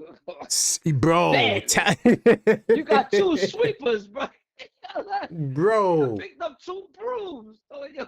To not make the playoffs as well now? Oh my Come on, goodness. bro. Oh, yeah. You got to make the playoffs. Yeah, but like, he not the same player no more. Like, he don't bear the load no more. He don't do that. He ain't doing that no more. He can score. He still can score. Nah, he could get buckets. That's if we can't do it. He gonna get money buckets, sniper. but he ain't worth the what you gonna have to give up to get him. That's the thing. He ain't worth that. And you're not playing that many games either. You might play some games, but you're not in it at that level no more. It's like you get the numbers, but it's not that level no more. Yeah. He's not top 5 no more. Nah, he's not top 5 no more. He's not like top 5 no more. Scoring though. Probably in scoring, but not like I'm talking about like top 5. Like, oh yeah, KD is top 5 in the league. I know, but that's why the numbers, the points per game thing. Well, No, it don't tell the whole story. It don't tell the whole story. Because I look at your field goal percentage. Yeah, you average 30, but you're shooting 42% from the field. Like, come on, dude. Like, that's, you average 25, but you're shooting 42% from the field. Yeah, like, that's not, that's, man. That's inefficient. So, like, You give and take right there.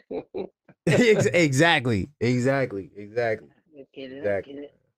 But I'm gonna look into like trying to pull up, man. That's clear. Yo, pull up, bro. Wow, man. Yo, it's gonna be, man, it's gonna be nice. Oh, you said work out there, bro? Trust me, it's a nice spot. I used to work in Forest Hills. Oh, for Forest Hills. I'm not sure how far that is from Bayside, but yeah, it's Really far. It's Queens, but you know where 71st and Continental is at? I know where 71st Continental. Yeah, 71st and Continental. It was off the. Okay. It was off the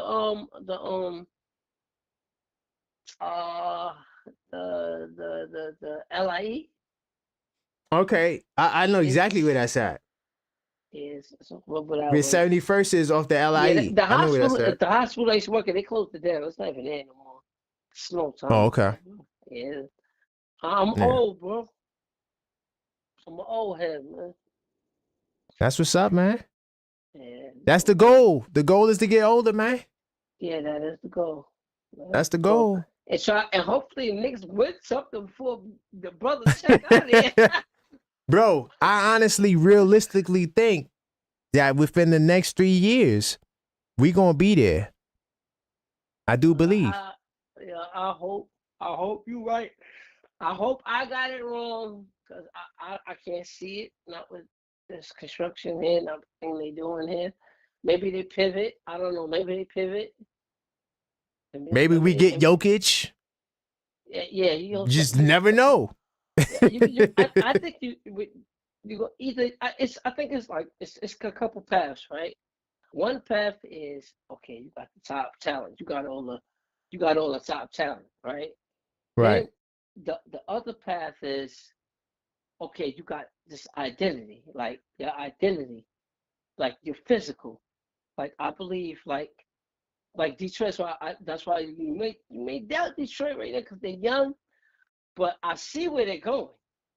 Oh yeah, they're gonna be a problem. No, they're gonna be a problem. Yeah, I see where they're going with that. But yeah, that was for sure. Our old identity. Even the old Pistons. Remember that was their identity. They were physical, and that's what we're missing. We're missing the physicality in the game. We don't have no more physicality whatsoever. So can I ask you a question, right? So you bring up physicality. And this would be the last one. Okay. Does Boston have physicality? Not really, but but that's the way the game is being played. They got other stuff. No, they got other stuff. No, that's a I fact. told you it's They one better. They win. better than us. They better than us to be objective. But I'm just saying, like, brother. yeah, nah, they the champs. Yeah, nah, They fact. the champs, man. But they hit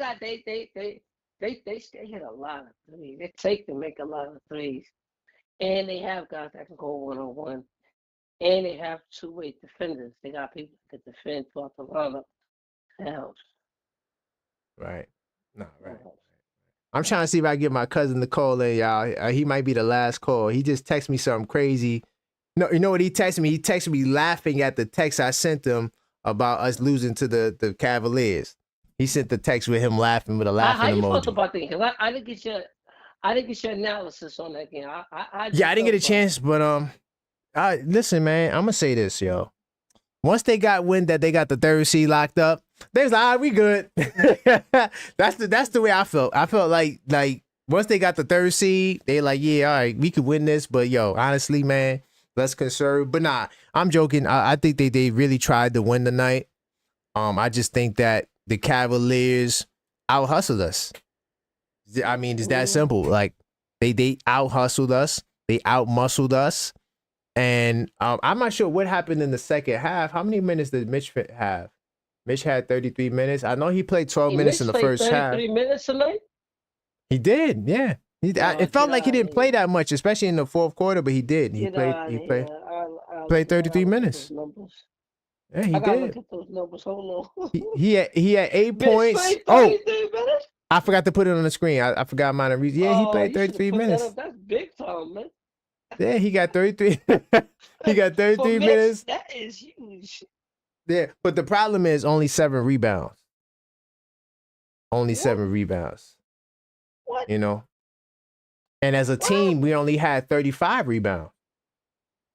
They had 49 rebounds. But you missing Cat. Man, that's Cat job now. Yeah, that's true. We missing Cat, but you got Mitch. No, but I told you Mitch ain't the same Mitch. Stop. Stop. Oh, boy. Come on, man. Come on, bro. Come on, oh, man. Yo, man. Look, man. I like Mitch, man. I really like Mitch. I like Mitch, but you know, Mitch got a lot of weird chair, brother. He got to show you something this season, this playoff. I mean, bro, it's like he a big man. And now that's why I told you I like the old Mitch. The old Mitch, the young Mitch, he was more nimble. He was more light on his feet. He was more lighter. Period. When he put on all that weight, that destroyed him. In my eyes, I think it helped them a little bit, but it was for the short term, and it wasn't worth it in the long term. Like now you're dealing with injuries because you overweight. You're not even supposed to be that big. He looks like he's bloated. But to be fair, like my man J-Tap, he confirmed earlier, he did lose weight. To be fair, yeah, he but did lose weight. How much weight do you initially put on? He put on a lot of weight. He was like 280 or something like that. That's come on, bro. You're supposed to be running around like about. I think what would be good for Mitch is like 265, 270, maybe. That's still kind of heavy. You look at his face. Look at Mitch's face. You can't even see his bone structure in his face. It's all bloat. Yeah, they have a good discussion in the chat. He said, my man H.R. the great salute there. He said Mitch is technically ended his prime. I kind of agree with that because he's only 27 years old. But then you got to factor in his what's his name? Size 9. He said prime. His prime. He's up out of here. Oh my God, they going at it in the chat, man. But I'm gonna let you get your final words, man. I'm trying to get a Laker fan in here to wrap us up. My cousin to laugh at us. I'm saying this like, yo, thanks for having me up. I appreciate you having me up, bro. I appreciate your content. I appreciate your show. I appreciate you being an objective Knicks fan because we got so many people that are not nearly objective at all. Nah, so facts. I appreciate that. I can get some unbiased takes and points and like go back and forth and just be about because my favorite player You know how it go. You know how it at the hive. Nah, I got you. I got you. Remember Now the you. hives? Were you around for the hives, like the Frank Hive and the RJ Hive? Of course. Listen, man, I go back to like 92, 93, man. Oh my God.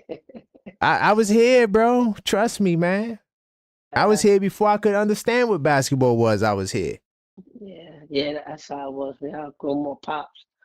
I was raised on the Knicks, man. It's, Hell yeah. My dad go back to the 70s, man. He call up sometimes.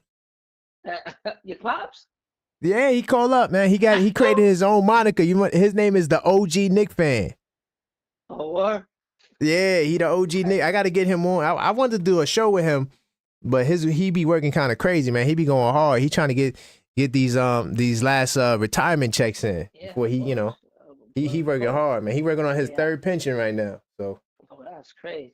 Yeah, he doing good, man. My first.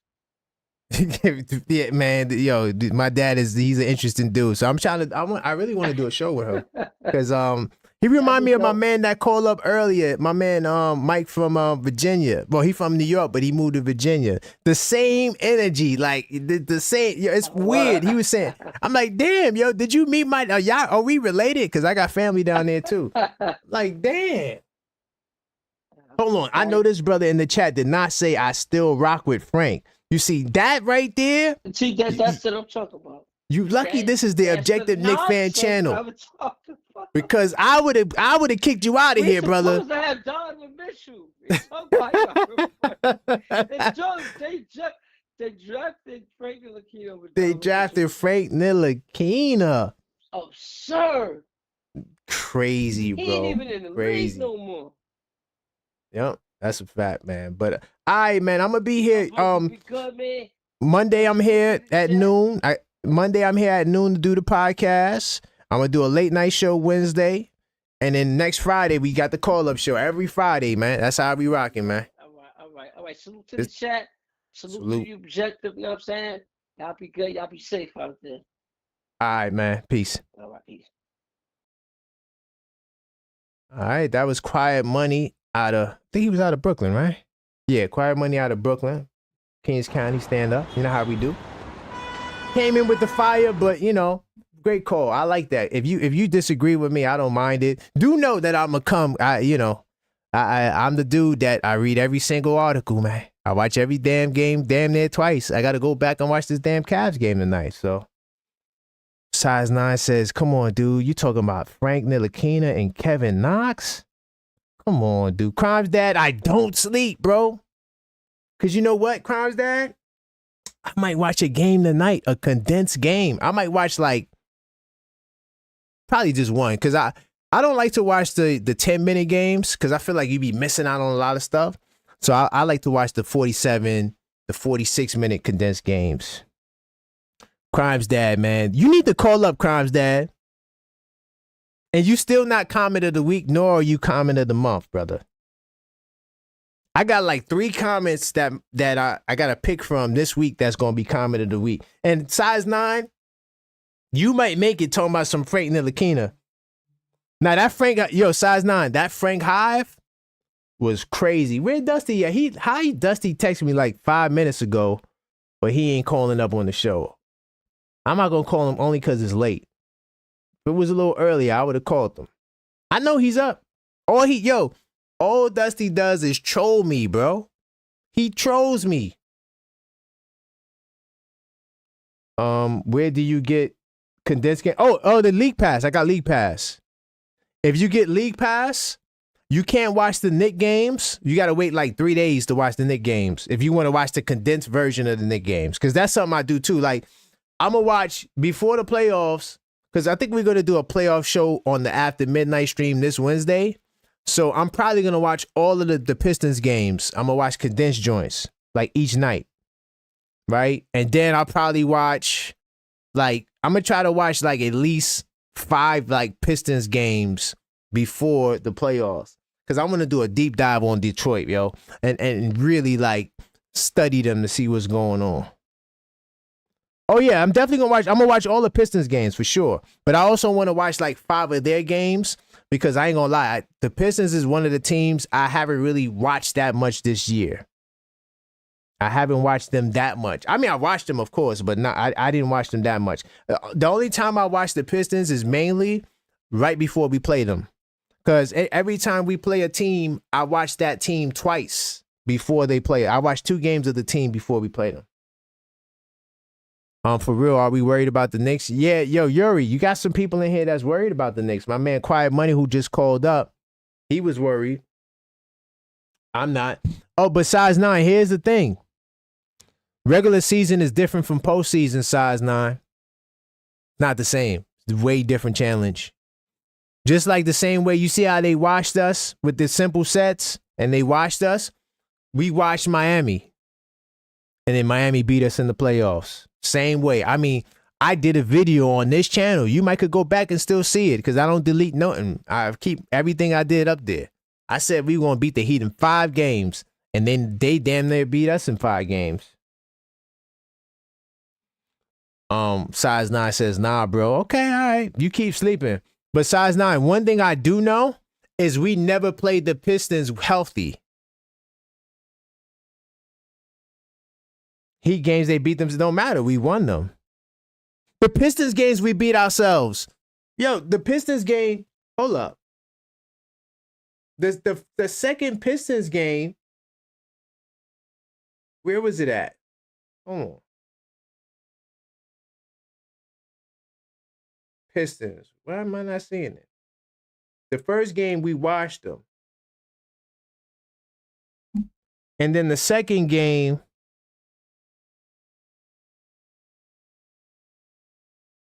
why am I not seeing the game? Okay, yeah, I see the first game, right? We watched them. The second game, they beat us by 9. And then the third game,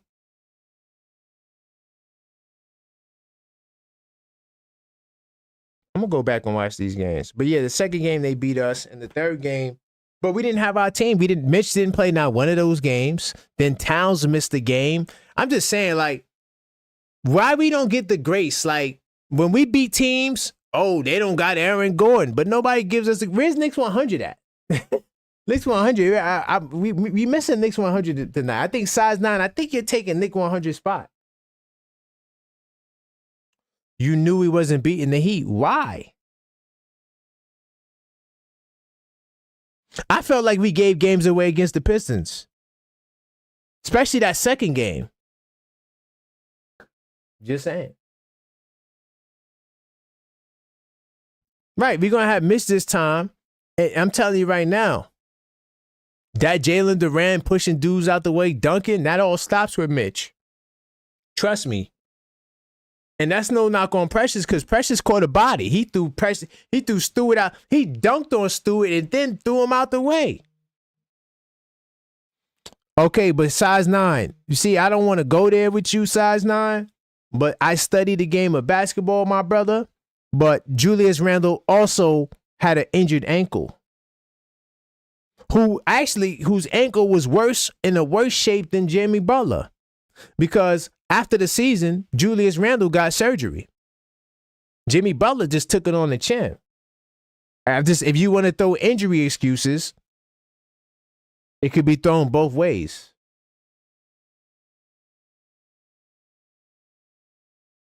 And I think Randle missed the first game, if I'm not mistaken.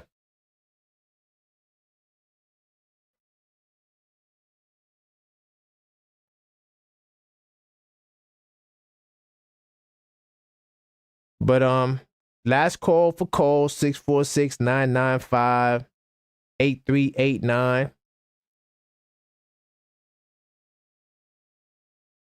8389. Okay, last call for call. I got Yuri calling in. What's up, Yuri? Yeah, no, I was seeing the Flying Storms talk. Overall, man, I think we're all just in our fields right now. We all are. This was just a bad loss that left a really bad taste in our mouth. Yeah, facts. You know, we had 3 really bad losses where we just blew double point digit leads. And First game, I was like, you know what? Okay, fine. We blew a double-digit lead, whatever. Second game, okay, they're becoming more frequent. And you don't want to see that going into the playoffs. That's Speaking as true. like, and to me, and I know it's 2:38 because it's really late. You demon hour, son of a bitch. This is where I thrive at. I'm a vampire for real. And you're lucky I am one too.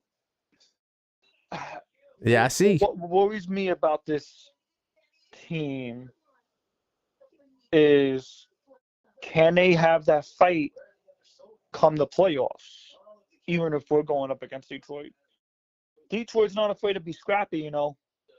We've seen it in the last like 4 games they had with us. Right.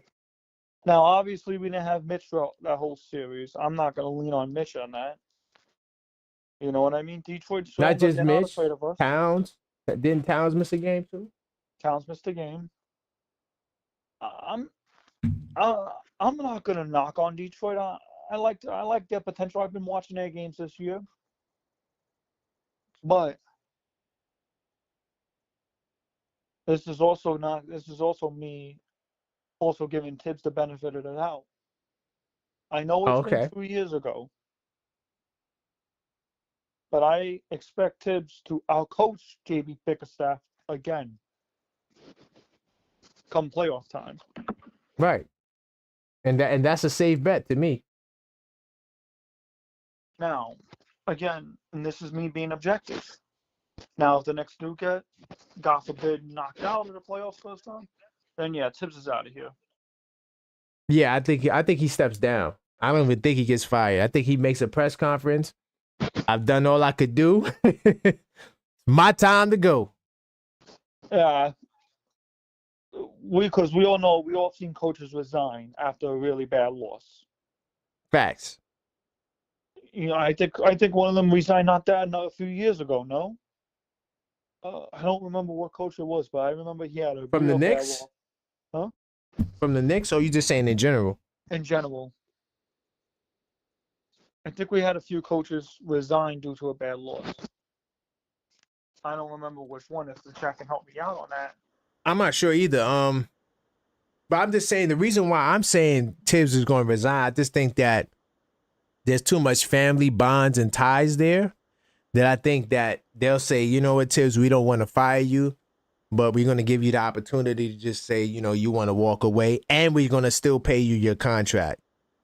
So I could see that happening. Like, we're going to pay you to just, you know, go Be home. around. Oh, well, technically, you know who did that? Jeff Van Who? Gundy. Jeff Van Gundy did it. That's what I was thinking about. Oh, okay. Yeah. Yeah. He said, yeah, he can't do it. The stress was too much for him. Got up out of there. Yeah, and he signed his extension too, and that was like in the middle. So damn, this would be eerily similar if Tibbs had to do that. Jeez. Then we're really in the cycle. Yeah, we in the blender for real. But I will say though, to the Knicks fans that do want to fire Tibbs, and I know there's some in the chat, but I will say this: y'all say fire him now, right? Say we get a coach that doesn't live up to our standards, we're going to be begging him to come back. You know that, right? That's how, but that's the risk you run. That's the risk you run. Yeah. Because you bring in a Taylor Jenkins, and I'm like, what has he really done? You know, like, you hope he does well. I know that you got to give somebody the job, but, you know, I don't know, man. Tibbs said it in a press conference today, we got to fix it fast. So he knows they're blowing double-digit leads. He knows. Yeah. And I expect them to fix it come playoff time. Right, right. You think Tibbs is still up right now with us, just thinking about what he could do? Yeah. Up all night watching tape. And here's the thing, too. I never say fire Tibbs because nobody wants to lose a job. This is coming from IRL experience, too. You know what I mean? Because even though I got an internship, I can just be told, hey, listen, you're doing a bad job at your internship. You know, we're going to let you go. So when I hear the word fire Tibbs, and I'm pretty sure everyone in the chat can relate. You don't know when you're going to be working on your first day of the job, and you don't know when you're going to be walking out. So my personal reason for when I hear fire Tibbs, I'm like, when you say fire Tibbs, so you're saying that you want him out of the job now? After what we've been through for the past 4 years already? Mm-hmm. That's like saying to yourself, oh, okay, he's doing one bad job. Okay, I'm going to kick him out. Right. That's why I'm against the fire Tibbs movement. But I understand where it comes from, though. So, like, I'm objective about it. How you feel about Sam Cassell? HR on the Great says, "Give me Sam Cassell." Who's Sam Cassell? That's a coach I never heard of. Damn, yo, you really young. You said who? Sam Cassell? Oh my god. Sam Cassell, he was a player. He was nice too. He was a bucket getter. He played with Houston. He came in as a rookie. That Houston Rocket team that won the championship. He bounced around. Then he was in Minnesota. I think he also was in Milwaukee too. But anyway, he retired and now he's an assistant. I think who's he working with? He's working with who's he working? HRM the Great, if you listen, who are you working with? He was a point guard too. So point guards make for good coaches. That's why I think all of the best former players who are coaches, they all point guards. Steve Kerr, okay. Jason Kidd. They all like really good coaches. Hold on. Let me see. So he's with the Celtics. He's with the Celtics. I wonder how much like of his influence is into the Celtics right now. Yeah, you're gonna be surprised. I don't know who Sam Cassell is. He's young, guys. He doesn't go back to those days. I was born in '98. Hey, Maxine, stop with the eyes. Oh God, that's the executive producer. Are you telling me to wrap it up, Maxine? Are you telling me to wrap it up? I was gonna wrap it up anyway. What has firing coaches showed us in the past? Firing coaches have showed us in the past that after it shows that it just goes not only for the Knicks franchise, but goes for other franchises too. No matter who you. That's the best comment he said all night. Now we're really having a Knicks 100 moment. What has firing coaches shown us in best? It shows us that we're cooked as an organization. Period. End of story. Facts. Size 9, you're right. Cassell did kill us in the finals too. Yeah, he killed us in that 94 finals too, man. The terrible memories I don't even want to relive. Don't want to relive those memories. Sam was a 90s player, fact. Though he did play into the 2000s, but yeah, he came out in the 90s. Yeah, if they fired him, what happened with Splunch and everyone else? That's a good point too. And that's where the drama would be, and that's why I think it would be a situation where Rick stays on for the new staff, and that's gonna make the NBA even extra mad because the NBA is being real petty right now with Dolan. So, but I think that Rick stays on no matter what, unless Tibbs get another job, and then I could see him going with Tibbs too. Because there's a lot of vacancies, and there probably will be a lot more too than the off season. Oh yeah, no, the off season is going to be a lot of vacant spots, 100%. Wide open top of the key threes is still in my mind about Cassell in those finals. Facts. Damn, I'm old. Yo, I'm just thinking about Sam Cassell. Oh my God, that's crazy. Wait, Rondo got in trouble with HR on the Great for what? He said Rondo got in trouble with what? Rondo would be good too. Oh no, he's just saying like he would be a good coach, but I can't remember what Rondo's incident was though. What was Rondo's incident? What did he get in trouble for? Because there was something with Rondo though. Mario Ellie. I know you have no idea who Mario Ellie is, right, Yuri? No, I don't. I'm young. Yeah. Mario Ellie was another Nick killer. He's somebody that would always go. This dude was a regular role player. He wasn't that nice, but every time he went up against the Knicks, yeah, yo, he just really like would have that energy for us, and I think it probably stems from that final that these guys are talking about. But when it comes to if Tibbs does resign, there's going to be a lot of family drama behind the scenes. There's going to be a lot of drama regardless. No, but I think they're going to work that part out. If he resigns, I think they'll work out the Rick Brunson part. I think he'll just be on the new staff. Like, yo, we're going to keep you with the, you got to put Rick on your staff. We've seen that before. We've seen it. Listen, we're jumping ahead. We don't know what's going to happen with the Pistons first round. Yeah, we are. we talking about the man job ending. I don't even feel comfortable talking like that. I'm about to put a disclaimer up for myself. But it's a good crazy conversation to have at the same time, though. That's the whole thing. Yeah, I got something else that I've been thinking about too, Yuri. It's really negative, so I don't want to talk about it just yet. But if we lose in the first round, yeah, I'm going in. I'm just letting y'all know. I'm going to be going in because there's something that's been like plaguing my mind that I can't get out of my mind right now. Can you give me a hint? You know what? I might put it in the Discord, man. I might put it in the Discord. I can't do it. I can't do it for the public. Got to go in the Discord, man. By the way, if you guys are interested in joining the Discord server that we've been talking about all night, what you can do, the only way to get in there now is to join the channel. We do got some packages, some membership packages. We got the Start of Knicks fan. Positive energy, because this week had me feeling some type of way. Yeah, it's gonna be a masterclass. Yo, HRM the Great. No, man, listen, we gonna wax these dudes. But real quickly, the Start of Knicks fan package. If you want access to the Knicks Tape Madness Discord server, right? It's a great server. We got good people in there. Ain't no trolls in there. Ain't nobody in there just putting up nonsense, right? You got Yuri's in there. You got Knicks Will Be Chance 25, 26 is in there. HRM the Great's in there. A lot of good people's in there, right? So this is the best way to get access to it. All you gotta do is hit that join button, right?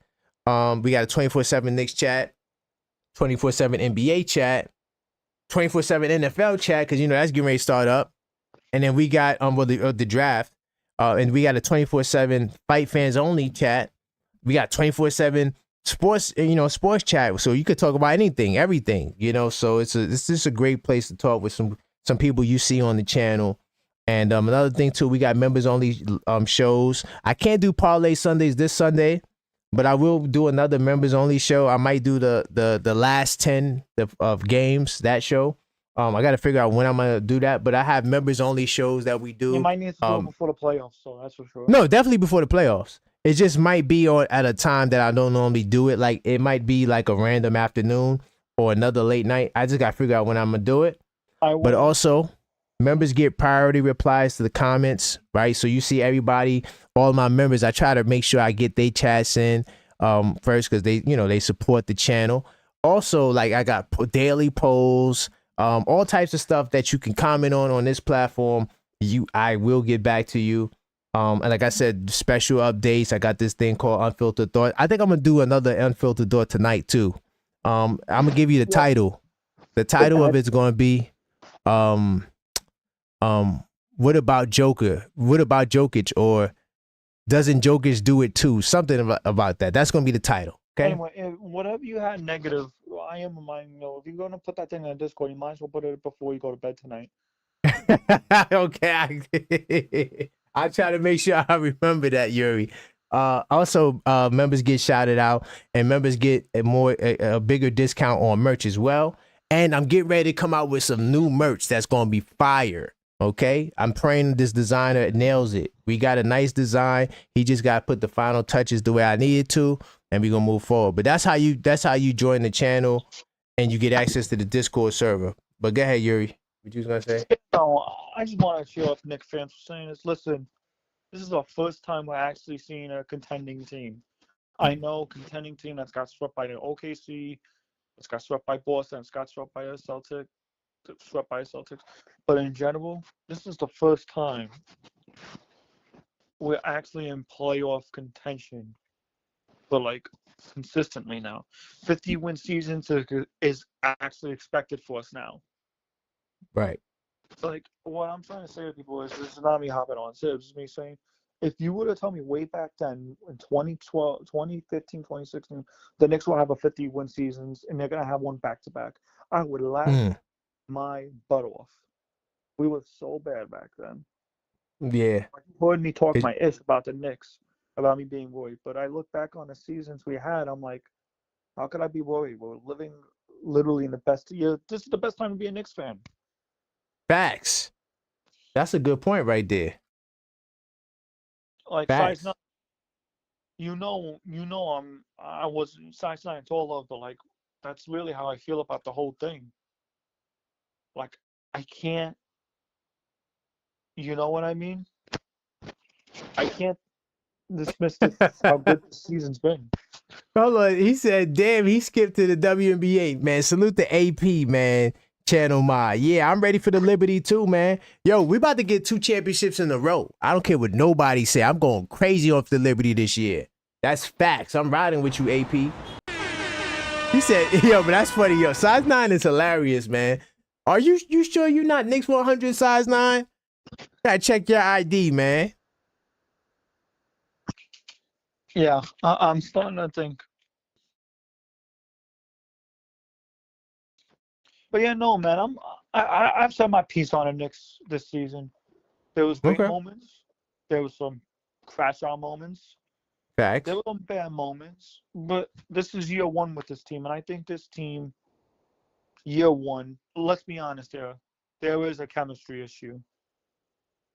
We could just see it from we could just see it from the first game against the Boston Celtics. But chemistry takes so much time. Yeah. And that's what I'm taking away from this season. Right. Don't want these boys up being in 94 Sonics. Yeah, no. No, but AP, you mean don't you mean but that was the 96 Sonics.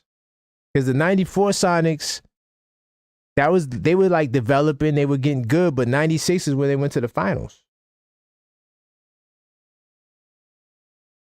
94 Sonics was nice though. Yeah.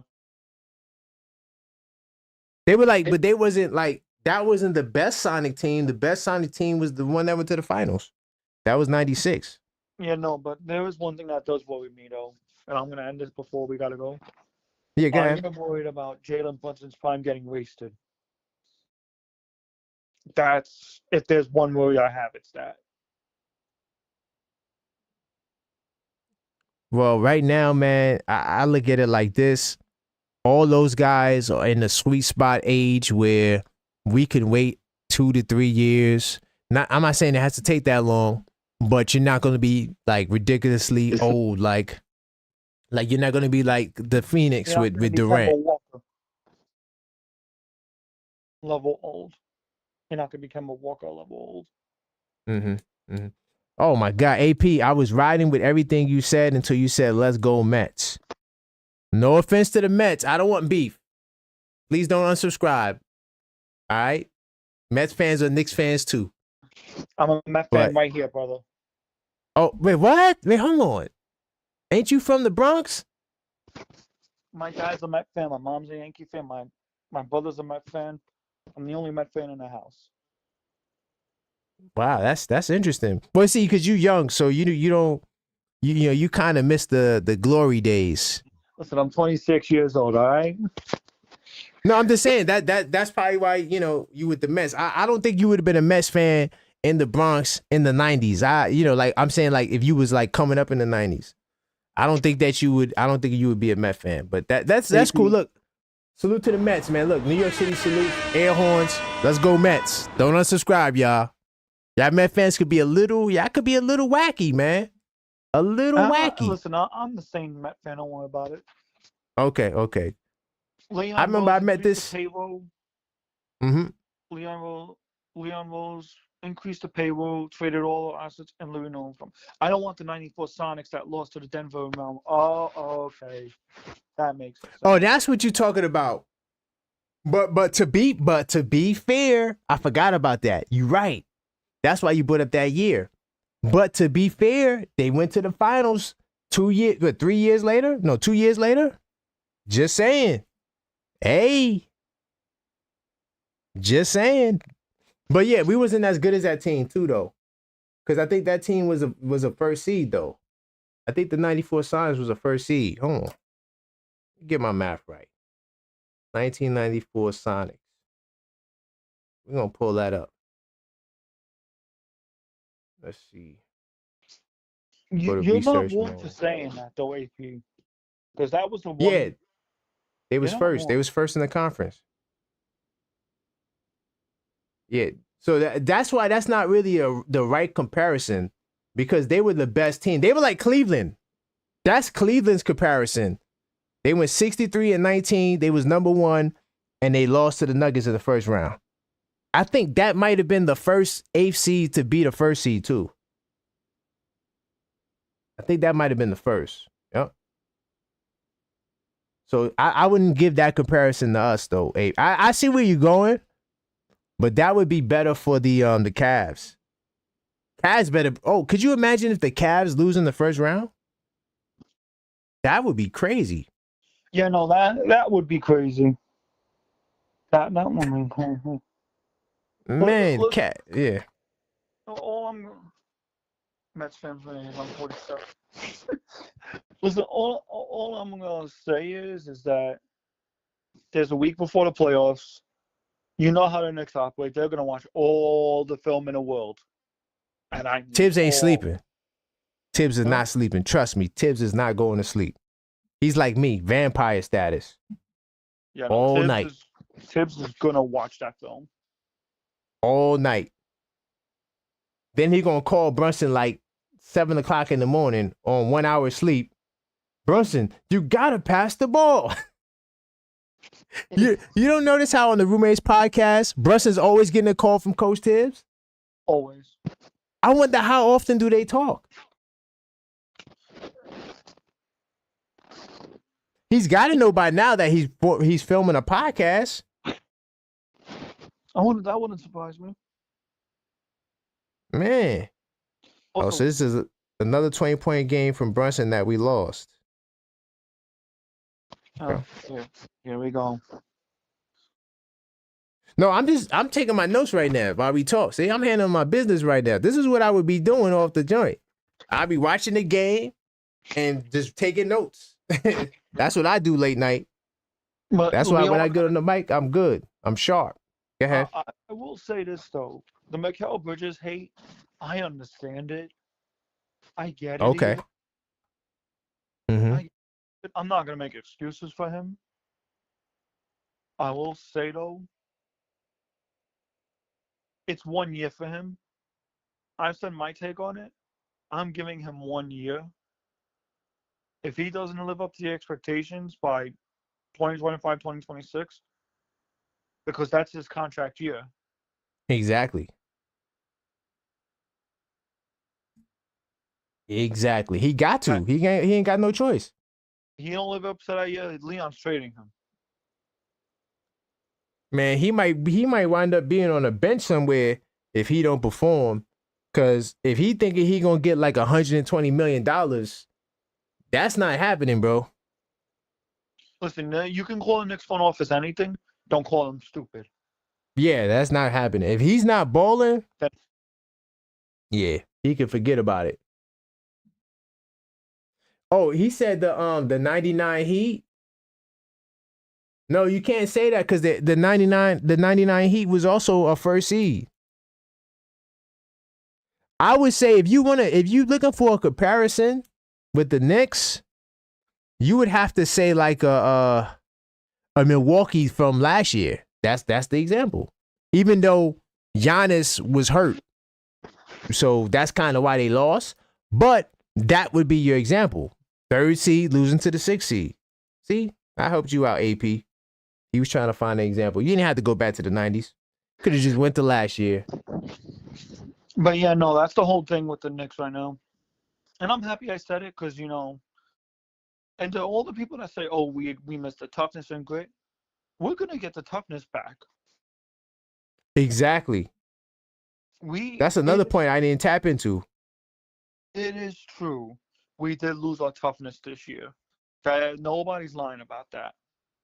And I mean nobody. I'm not saying the Knicks are soft, though. I feel like that's disrespectful as F. Because they had shown that they can be gritty. It's just that they got to look into themselves to know that they can be gritty. But can I chime in on that? Like, when you say they're not as tough as last year, what barometer are you using? Is it because Julius Randle has muscles and he looks scary? Like, I don't understand. Like, no, what I mean by the toughness is they played with that killer instinct. It's every time we get to the fourth quarter, right? They let their foot off the gas.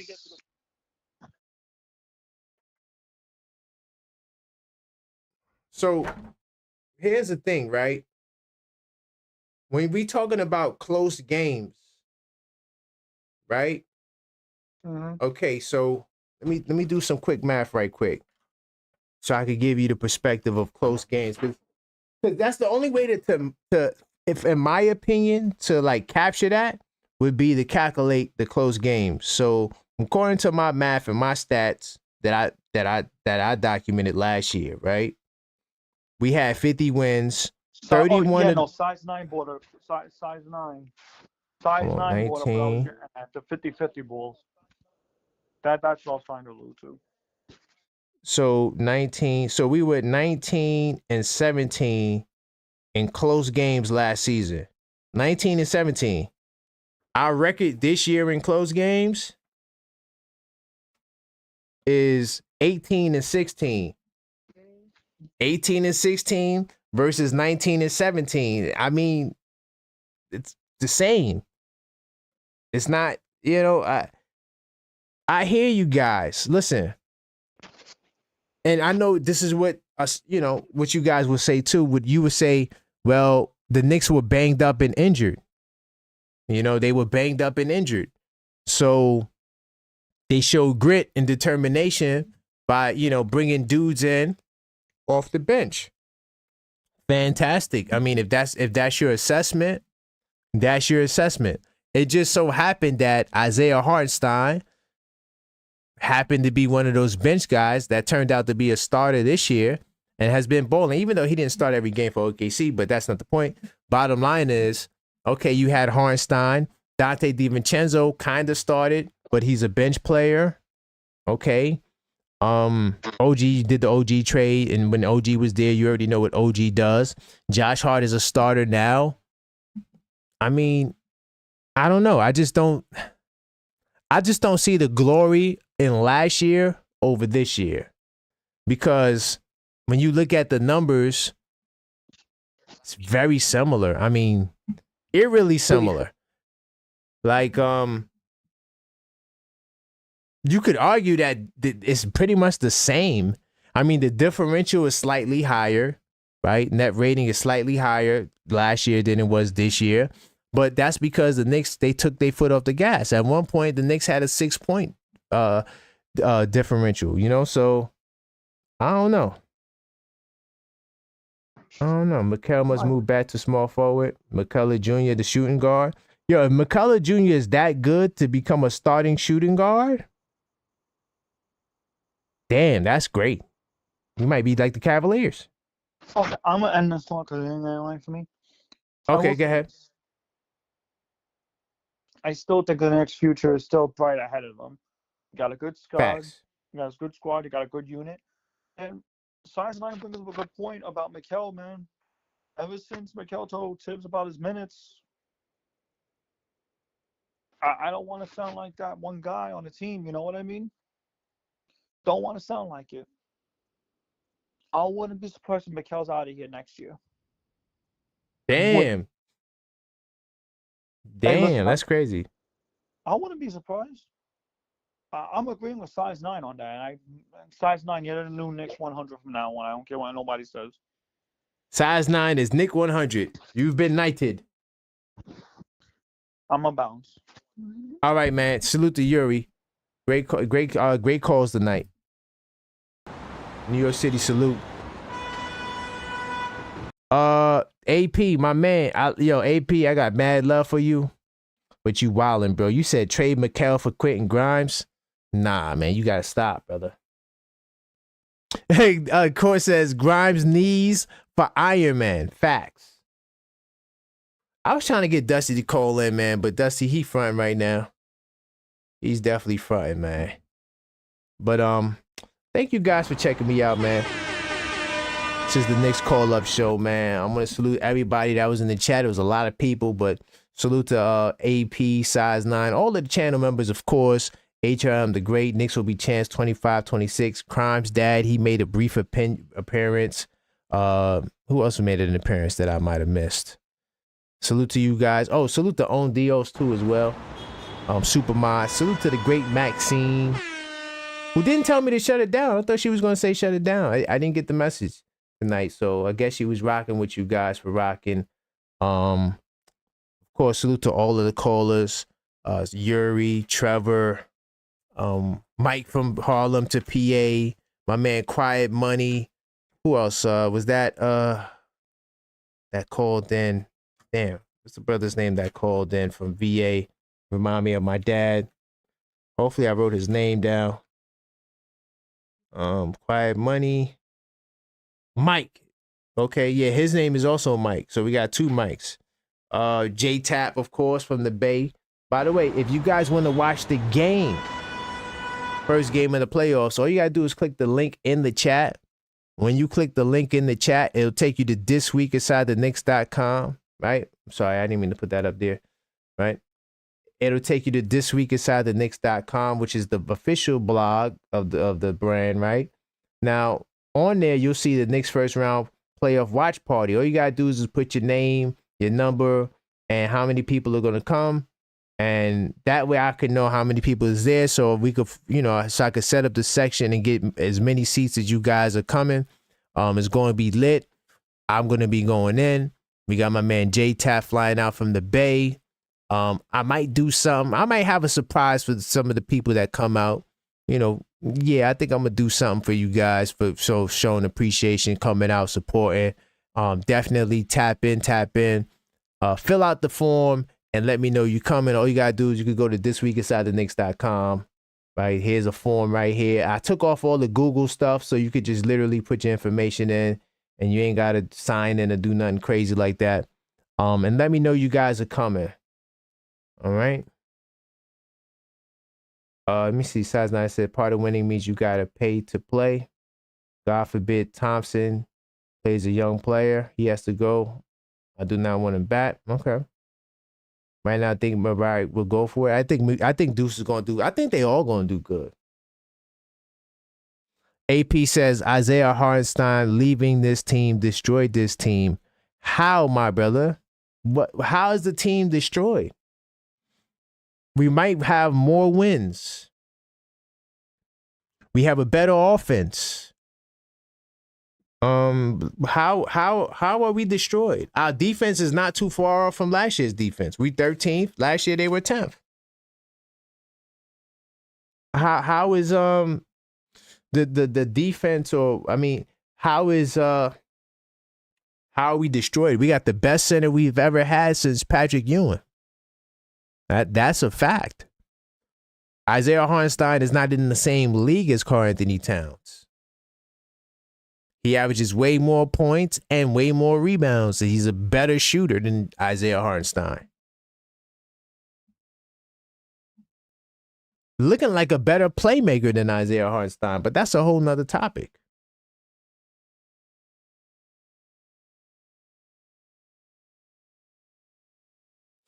Yo, AP, and this is going to be my final word, AP.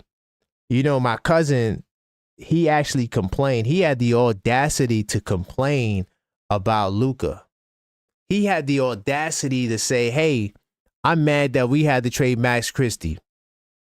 Man, that's all for the pod, man. I mean, for this show. And until next time, let's go Knicks.